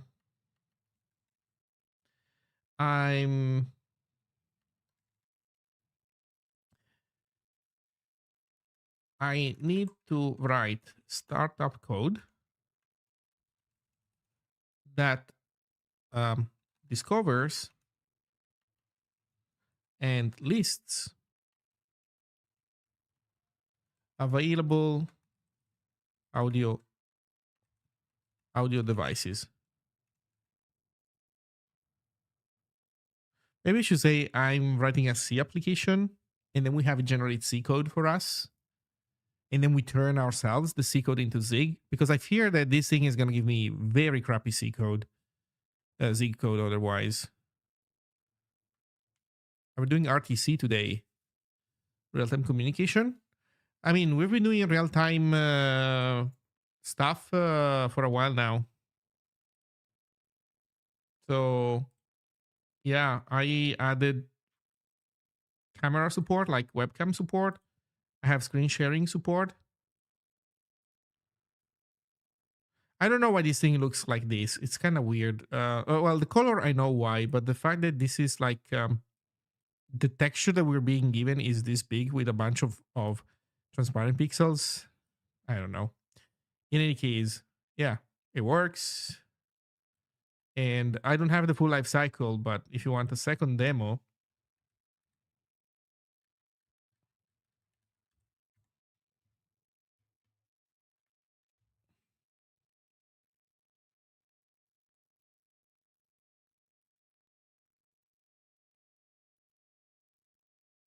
wait, I'm supposed to be doing webcam, and where's the webcam stuff? Wait, I think I broke the webcam.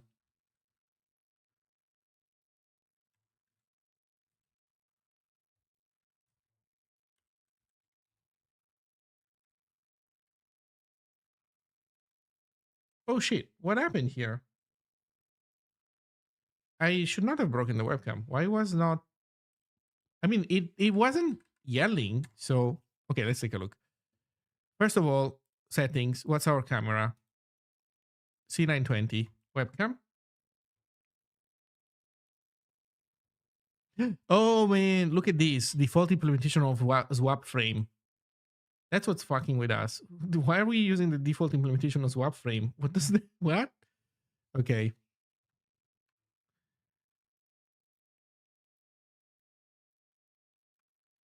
Oh, because we changed we changed this.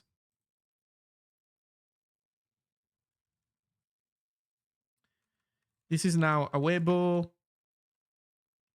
Oh, we called it Awebo screen capture swap frame. Now here's the problem. We need a new callback, which does essentially the same thing, but for the webcam. Okay, give me a second because we need to make this thing more fancy. So now webcam.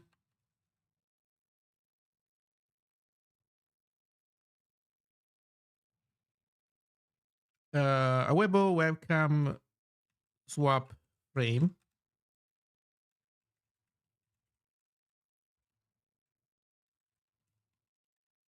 I didn't realize that I had broken it.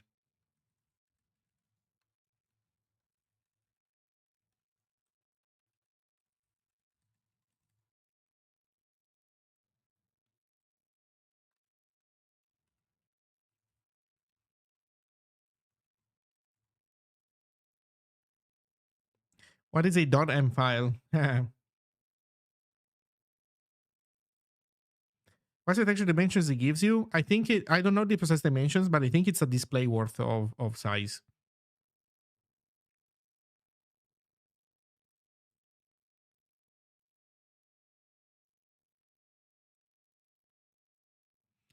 I see that FFmpeg, the CLI program, has PIX format to convert between BGRA and RGBA. Hopefully, that can be integrated easily to fix the colors. I think I don't want to do that because everything is BGRA on this system. It's just that the GUI framework that I'm using expects RGBA data, and so I think it's my framework that needs to um, add support for this, because otherwise we do BGRA to RGBA and then we do RGBA to BGRA again when displaying the data, and it's silly. That's work that should not happen. So in the meantime, I'm gonna look blue. Everything's gonna look weird. That's fine.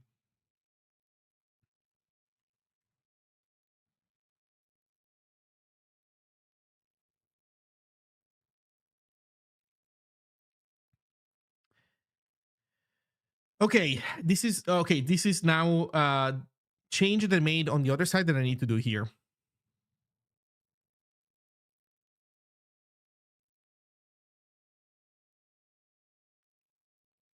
Let's see what else are people saying. So what's an M file? It's an Objective-C file.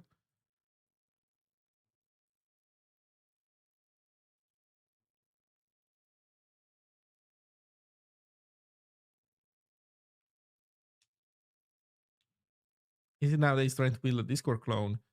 I'm not cloning Discord.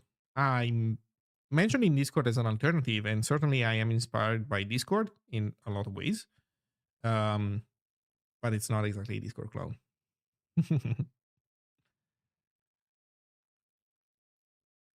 Think of it maybe as something kind of like Discord, so instant messaging, voice channels.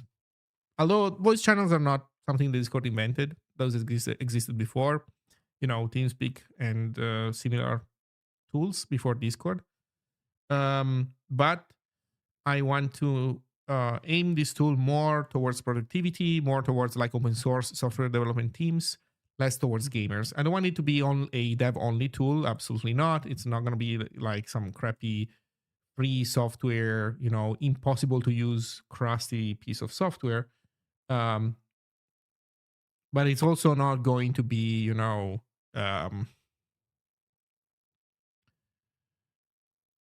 there's not going to be like activity cards that show you which games you're playing. Like, what the fuck?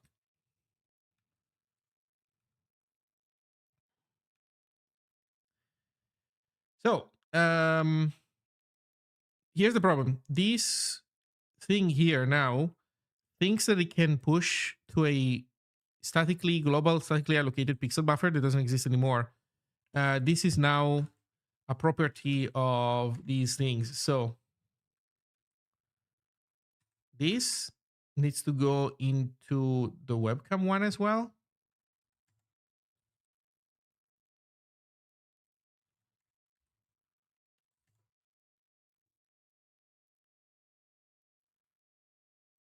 Oh man. I thought it was simple, but it's not as simple. Also, we're kind of duplicating the definition of a frame. That is kind of sad.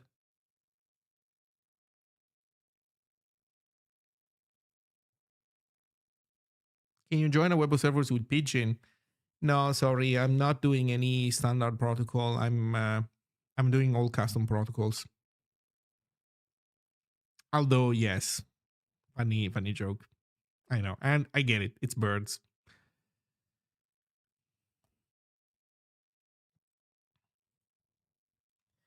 Uh, so this is sad because now we want a frame also here as well, and a frame is the same freaking thing. Here's what we can do. We can do this. Uh,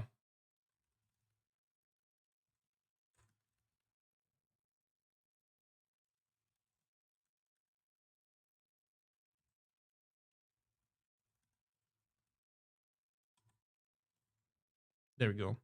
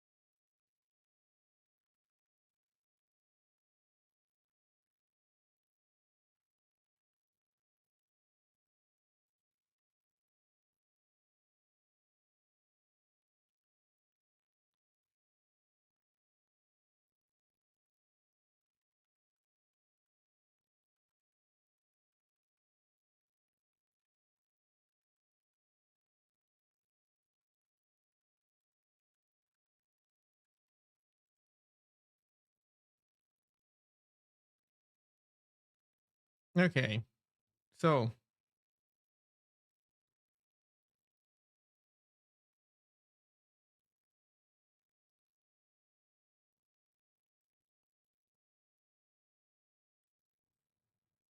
we do have this.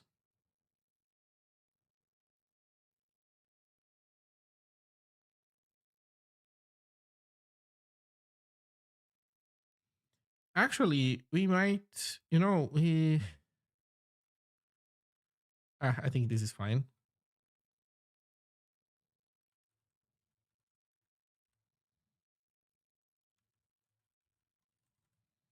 Okay. Um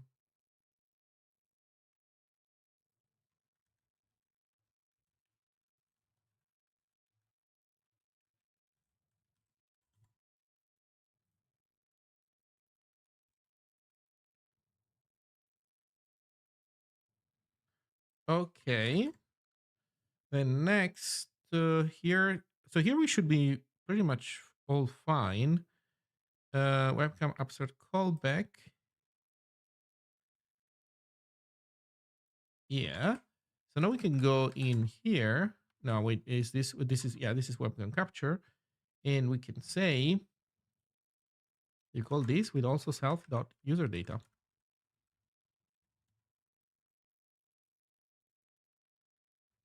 Too many arguments.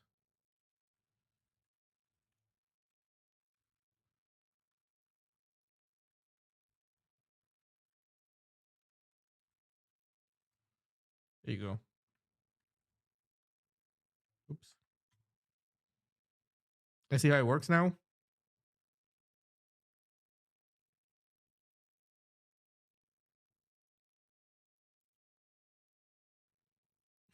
Crash. Nice.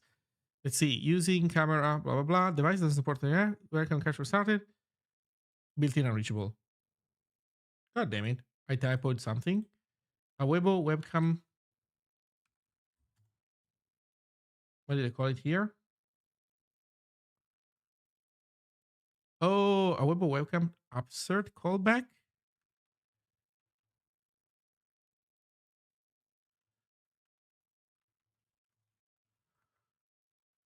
A webcam frame swap callback. I think we can take out callback from this thing.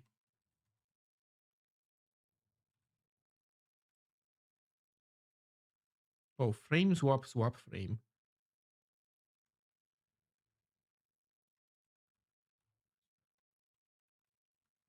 Man, I'm so ass with these names. Okay, I think this is fine.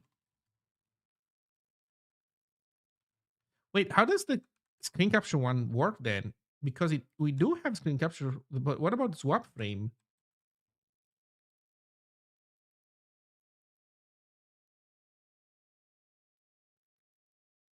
Wait a second. I think this is also not working now because this guy, there's no symbol for this guy.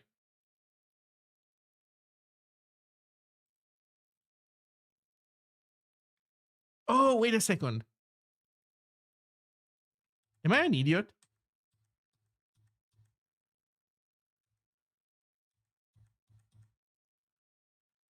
this is upsert, and then I need a new one for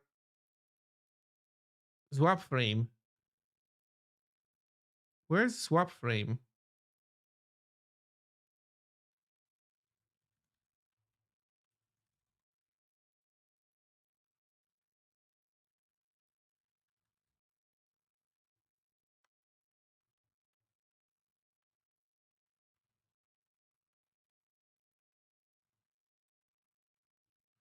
I'm gonna remove callback from the other one.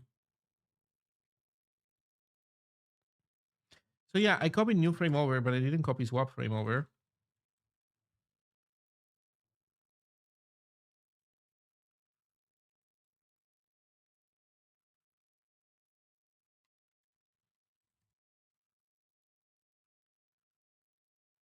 So there we go.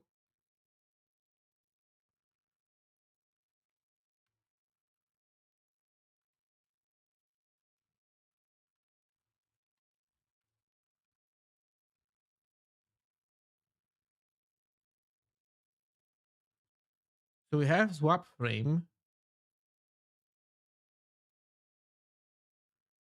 Where's also the other one though?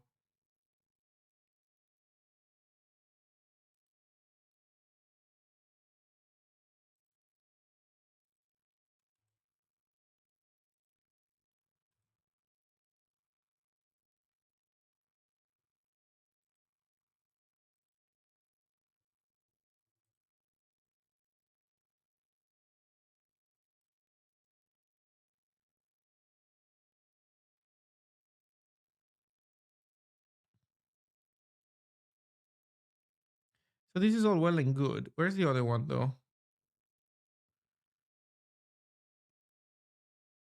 This is the other upsert callback. Just do upsert.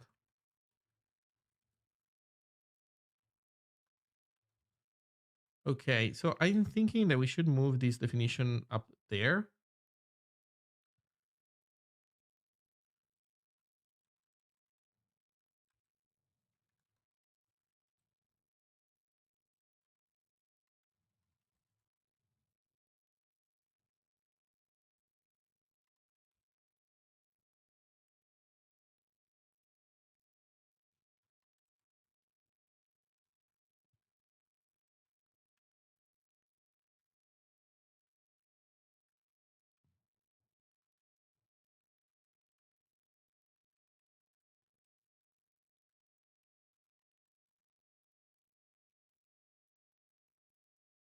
Okay.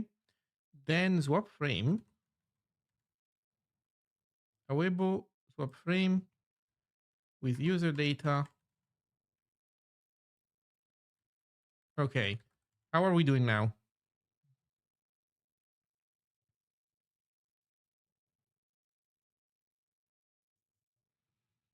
Okay, now some stuff is gonna work, some stuff is not gonna work. So this is now gonna work because in the UI we are defaulting to the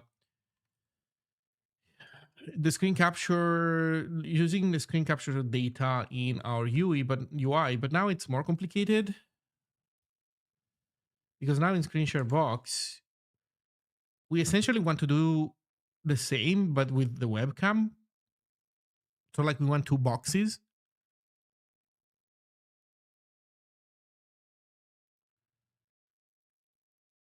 Yeah, because here we are hard coding that we're using screen capture swap frame. Uh,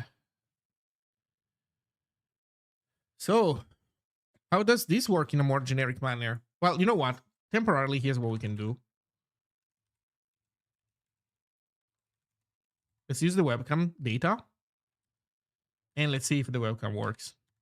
This is like a UI thing that we need to solve at some point, but okay, what's your problem? No field or memory function named swap frame in webcam capture.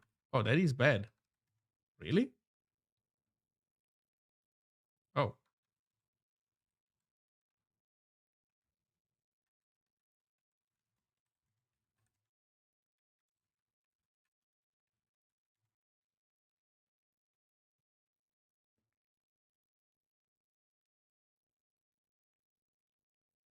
there we go. Success. Nice.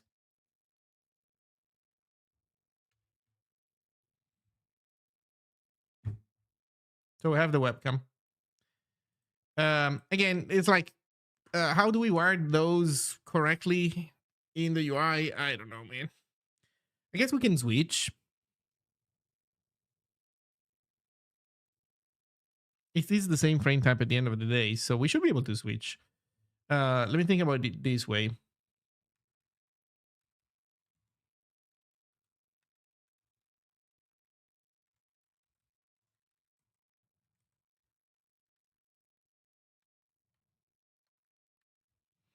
You know what? I think this intent should not be in here.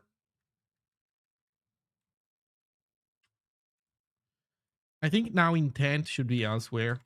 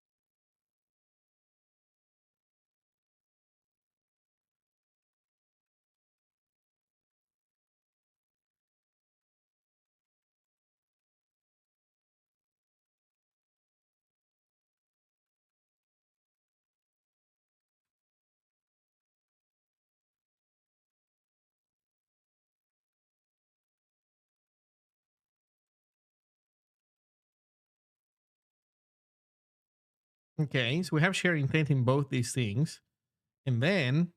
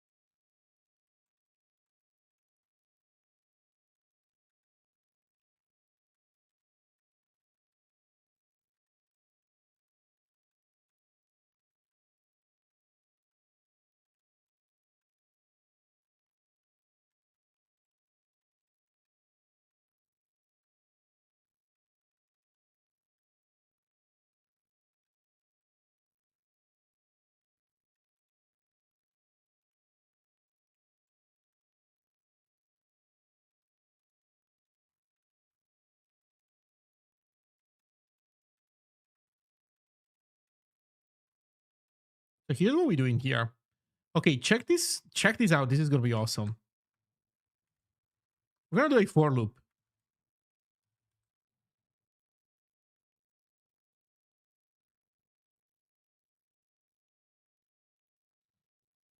We're gonna do this twice. Or you know what's better? Here's what we do.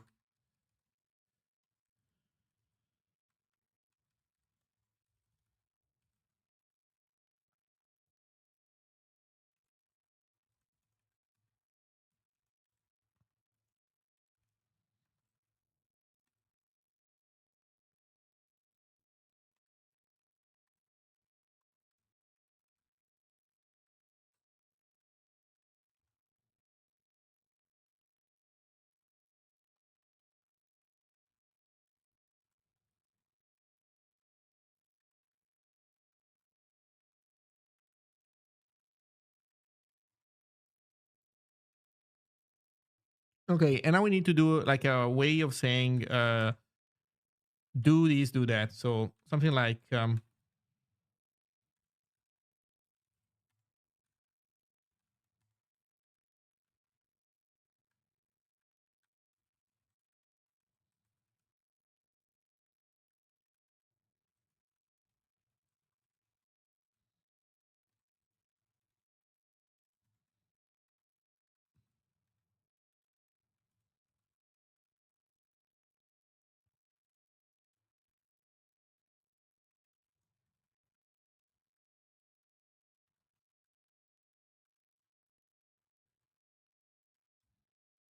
Okay.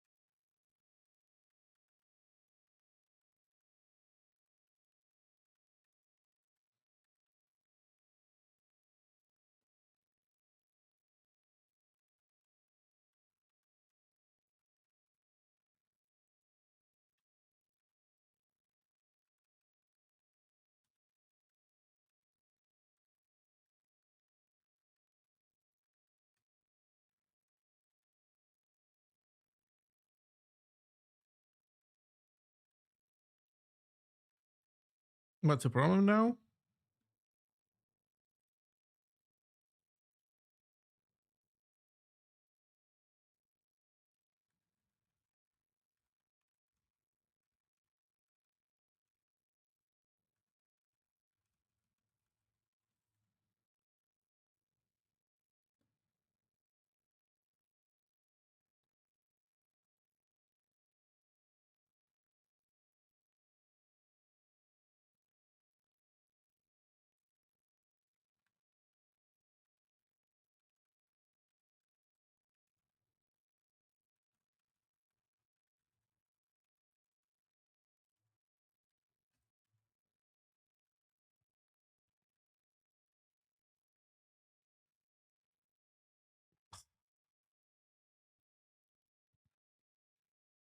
And you won. Which weird. What?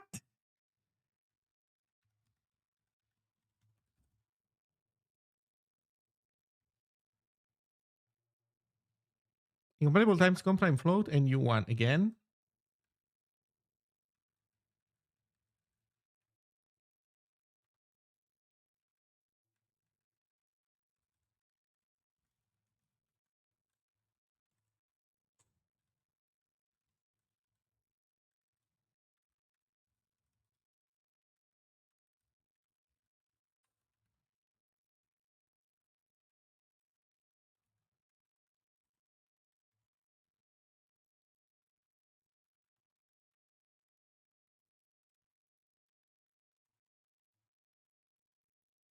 Happy now?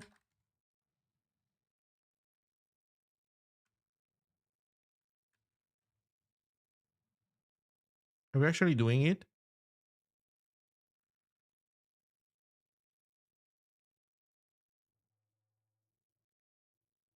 Shit. Some stuff is not going well. Oh yeah, everything that has source needs to be properly extra'd. So let me see. This is extra, right? Yes. It's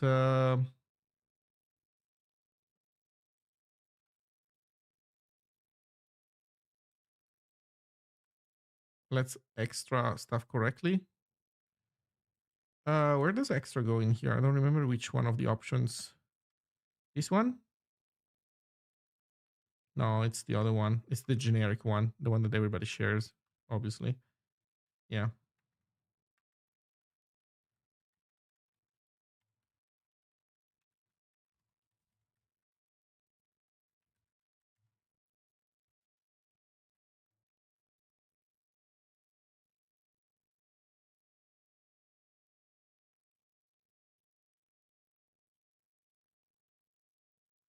There we go. Maximum. Yeah, party, party. It works. We got it all. Like, yeah, there's no limit to our power.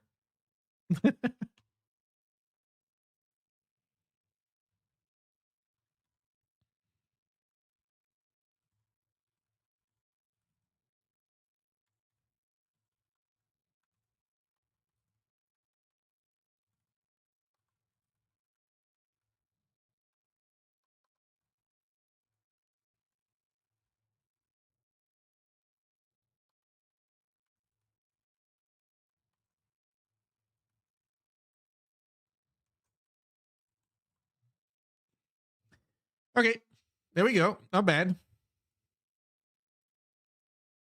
I would say not bad.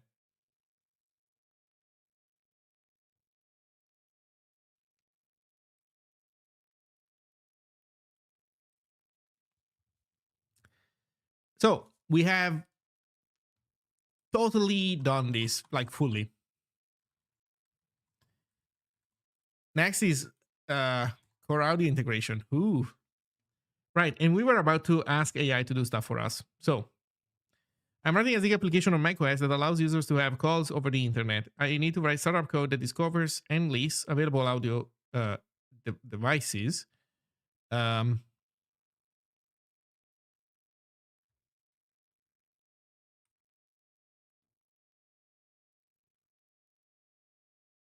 check for relevant skills. Okay. No specific Zig skill available. Here's the code using macOS core audio APIs via Zig C interop.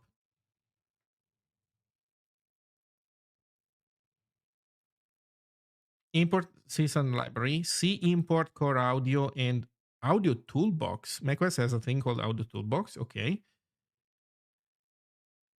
Audio device info. Okay. Jesus, bro, I was reading. Relax. Jesus.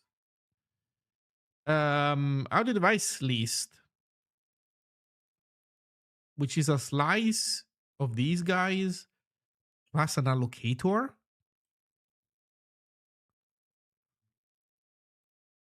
That is very suspicious.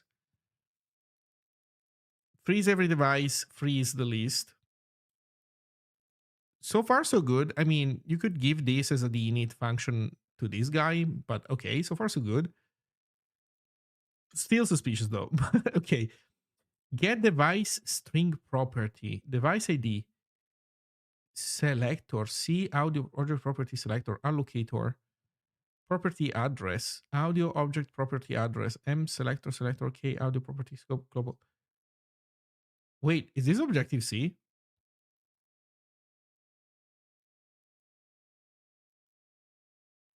Wait, is this fucking Objective C, man?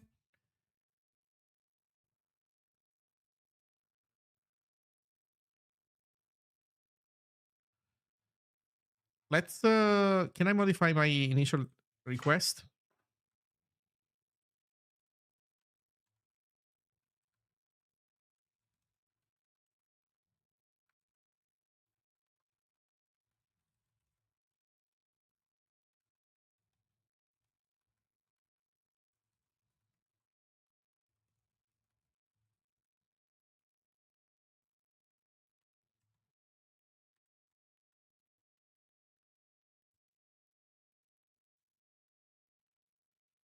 Yeah, but it's doing weird shit. Like, for example, CF string ref. Although you're right, because a CF string ref is actually just a string, right? This is a core foundation. I read about this, or rather, I asked what does this ref stuff mean, and if it's a struct, if it's a C type, pointers to it are type deft as being something something ref. But I assume that this is Objective C weirdness because we're doing like CF string get length. Like this seems to me interop. I might be wrong. Let's see.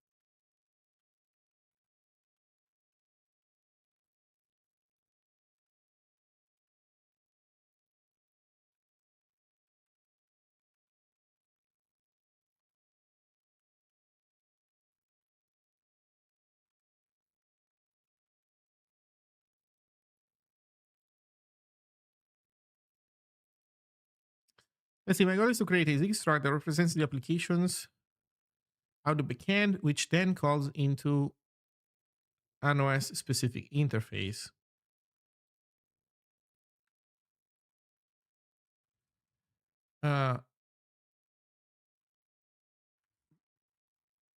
Both as interop the audio backend that I want to implement should actually, instead of screen capture, let's do the webcam one because it's the one that probably is the most similar to uh, obtain well, to interface with webcam with webcams. The audio backend they want to implement should collect audio devices. And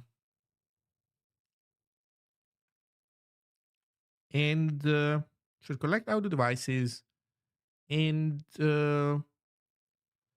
listen to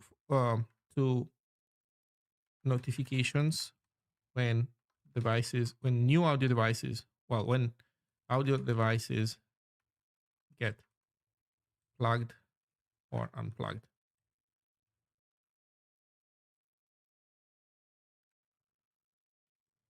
Let's leave. Let's also do that. And lastly, it should be able. Actually, let's leave the audio streaming stuff for later.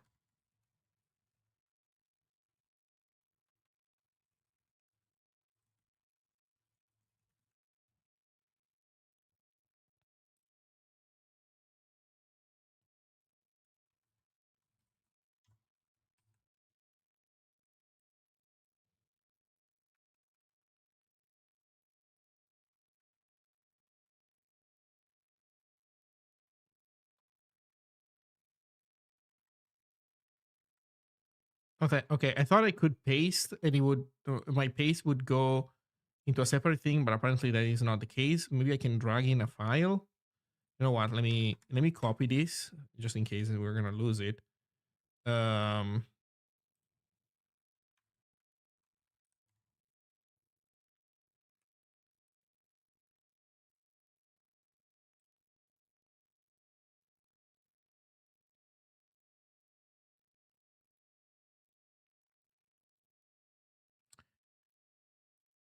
Source, client, media.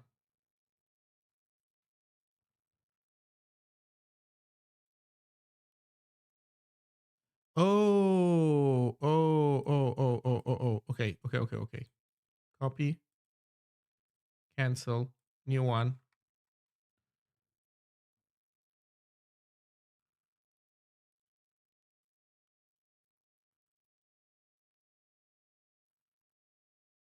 Actually, what is webcam underscore? Oh shit, why is this file still here?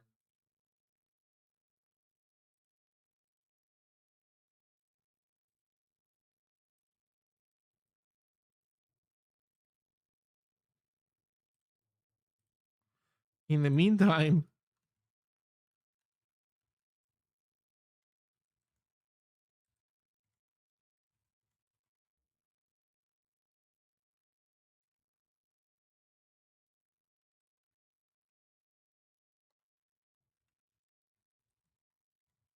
I should start using Force with Lease now that I'm not the only one. Also, do we Zigbee CI? Oh shit.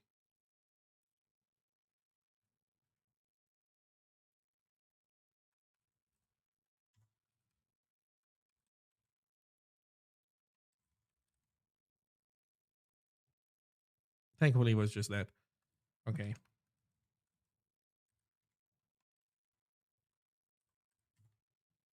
Okay, what does the AI have for us now?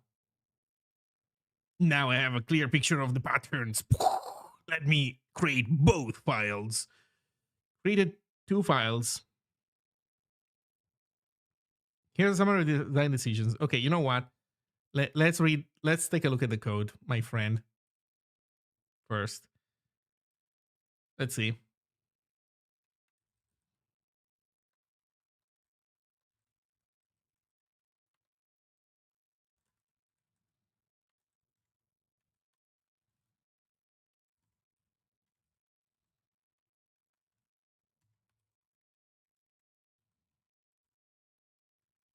Zig callback defined in audio backend. Wait, it changed style.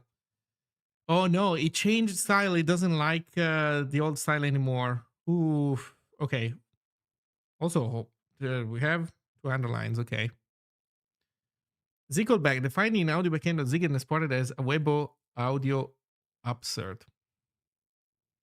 Enum. Audio device kind input, audio device kind output. Fine, fair. Hey, T2SD, thank you. Thank you for the raid. Hello, everybody.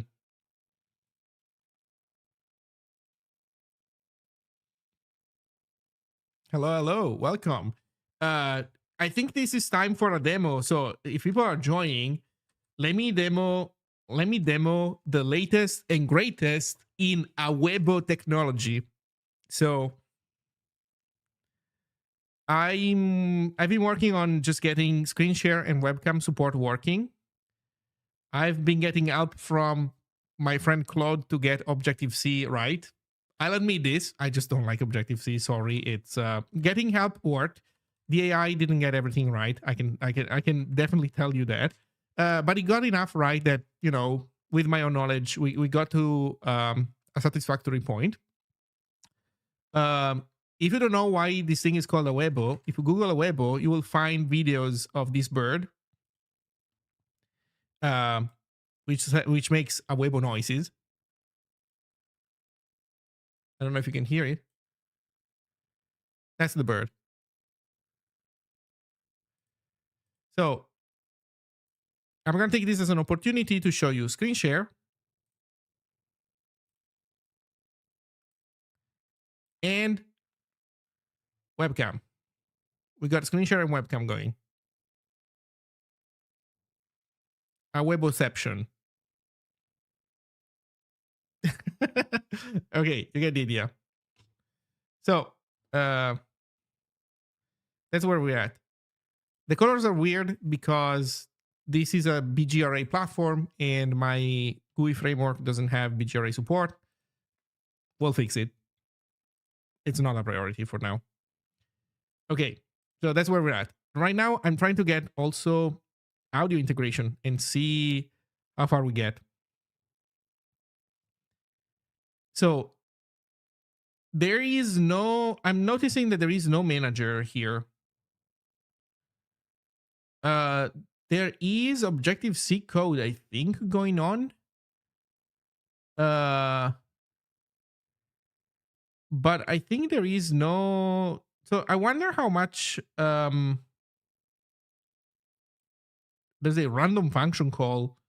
Oh no, it is in a function body. Never mind. This tiny indentation sometimes messes with me. Oh no, wait, there is an interface which only holds user data. Okay, you know what? I think that we gave the thing bad advice because it's forcefully creating a manager where it doesn't seem that we need a manager because there's no, so it is true that there is no Objective-C interaction then. So maybe there's like annoying things where occasionally you have to use an Objective-C thingy or another. But it doesn't seem that important. What is the situation for sharing screen capture over the internet?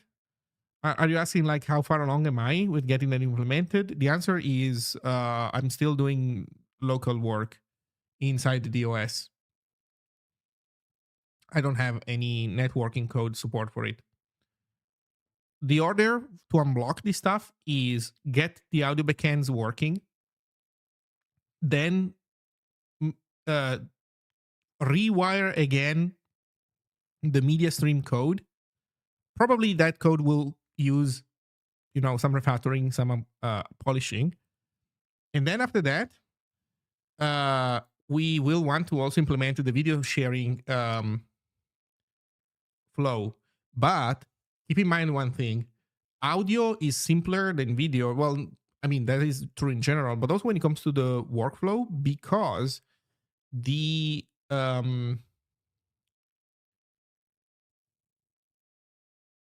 when you enable screen sharing, people don't get immediately opted into screen sharing. Or rather, I guess you can design it however you want. So in theory, you could make an application that whenever somebody turns on screen sharing, everybody's opted in automatically. But that's annoying, right? It is reasonable to have it so that you as a user click on the screen sharing and window, and only then you start receiving the data.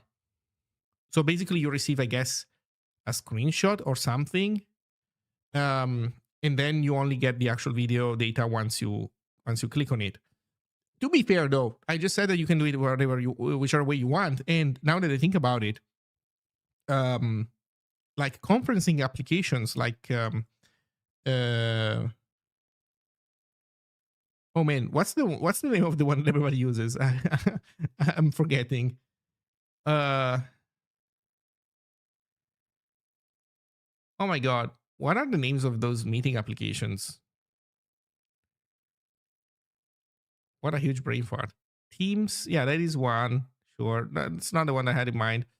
Well, here's the question: what does Teams do? Yeah, Zoom. That's what I was thinking. So I believe that in a Zoom call, you are immediately opted into the screen share. Also, the same is true, I believe. I know that it is true in Jitsi. I know for a fact that Jitsi uh, immediately opts you into screen sharing. On Teams, you are not. Okay, good on Teams. I think that is the better approach. Uh, you gotta set up screen. Oh no. That's not what I'm talking about. I'm talking about the other end. Like you as a participant to a call, when somebody else starts screen sharing, do you immediately start downloading their video stream or not? In Discord, and I do think that is a good design, when somebody starts a screen share, you don't immediately see it necessarily. You click on it if you want it. Google Meet also instantly starts the stream on for others. Okay, so we don't want that. I believe that we want a workflow similar to the one that Discord has, where if somebody starts screen sharing, you now have the option to watch that screen share, but you're not forced to, because it's gonna like eat your bandwidth. So like maybe you're playing like your own game. You're busy doing your own stuff, and you don't want to waste resources on downloading somebody else's stream that you're not even watching. So I mean, I guess you could say that it is fair if you're in a productivity call in Teams or whatever. I mean, sorry, if you're in Teams, you're not being productive. You're just wasting your own time. And but anyway, but let's say that you're in a productivity call of some kind. Yeah, I guess it makes sense that if somebody starts screen sharing, everybody's supposed to be on the same page. You're not supposed to be like in a Zoom call and be thinking about your own stuff. That being said, Awebo is not Zoom. So while I think that is I guess ultimately a reasonable choice for Zoom, um,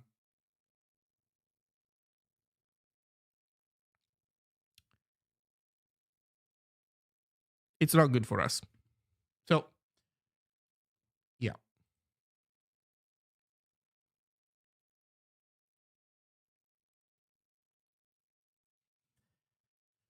Okay, so I think this is not the right way of going at it.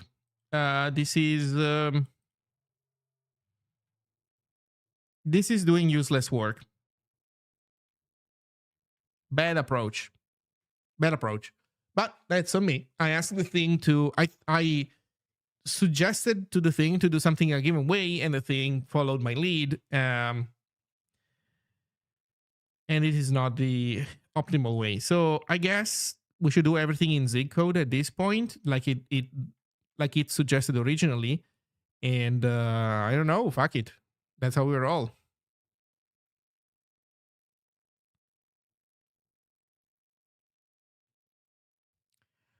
So I think that this is it for me.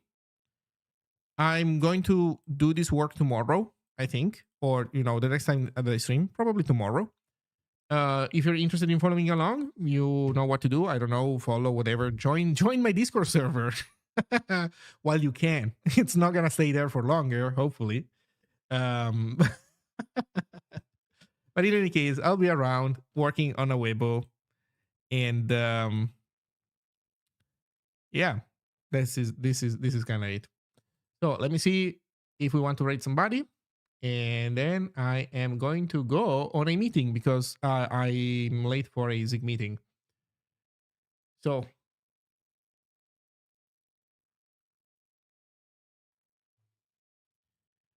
let's see, who should we raid?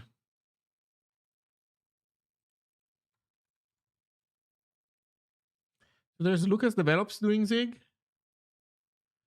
Then what else? Let's see. C++ Godot.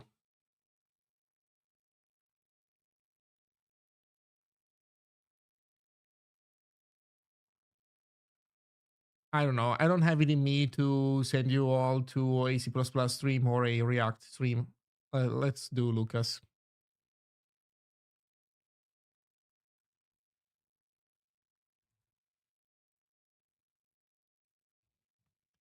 Enjoy and see you all next time.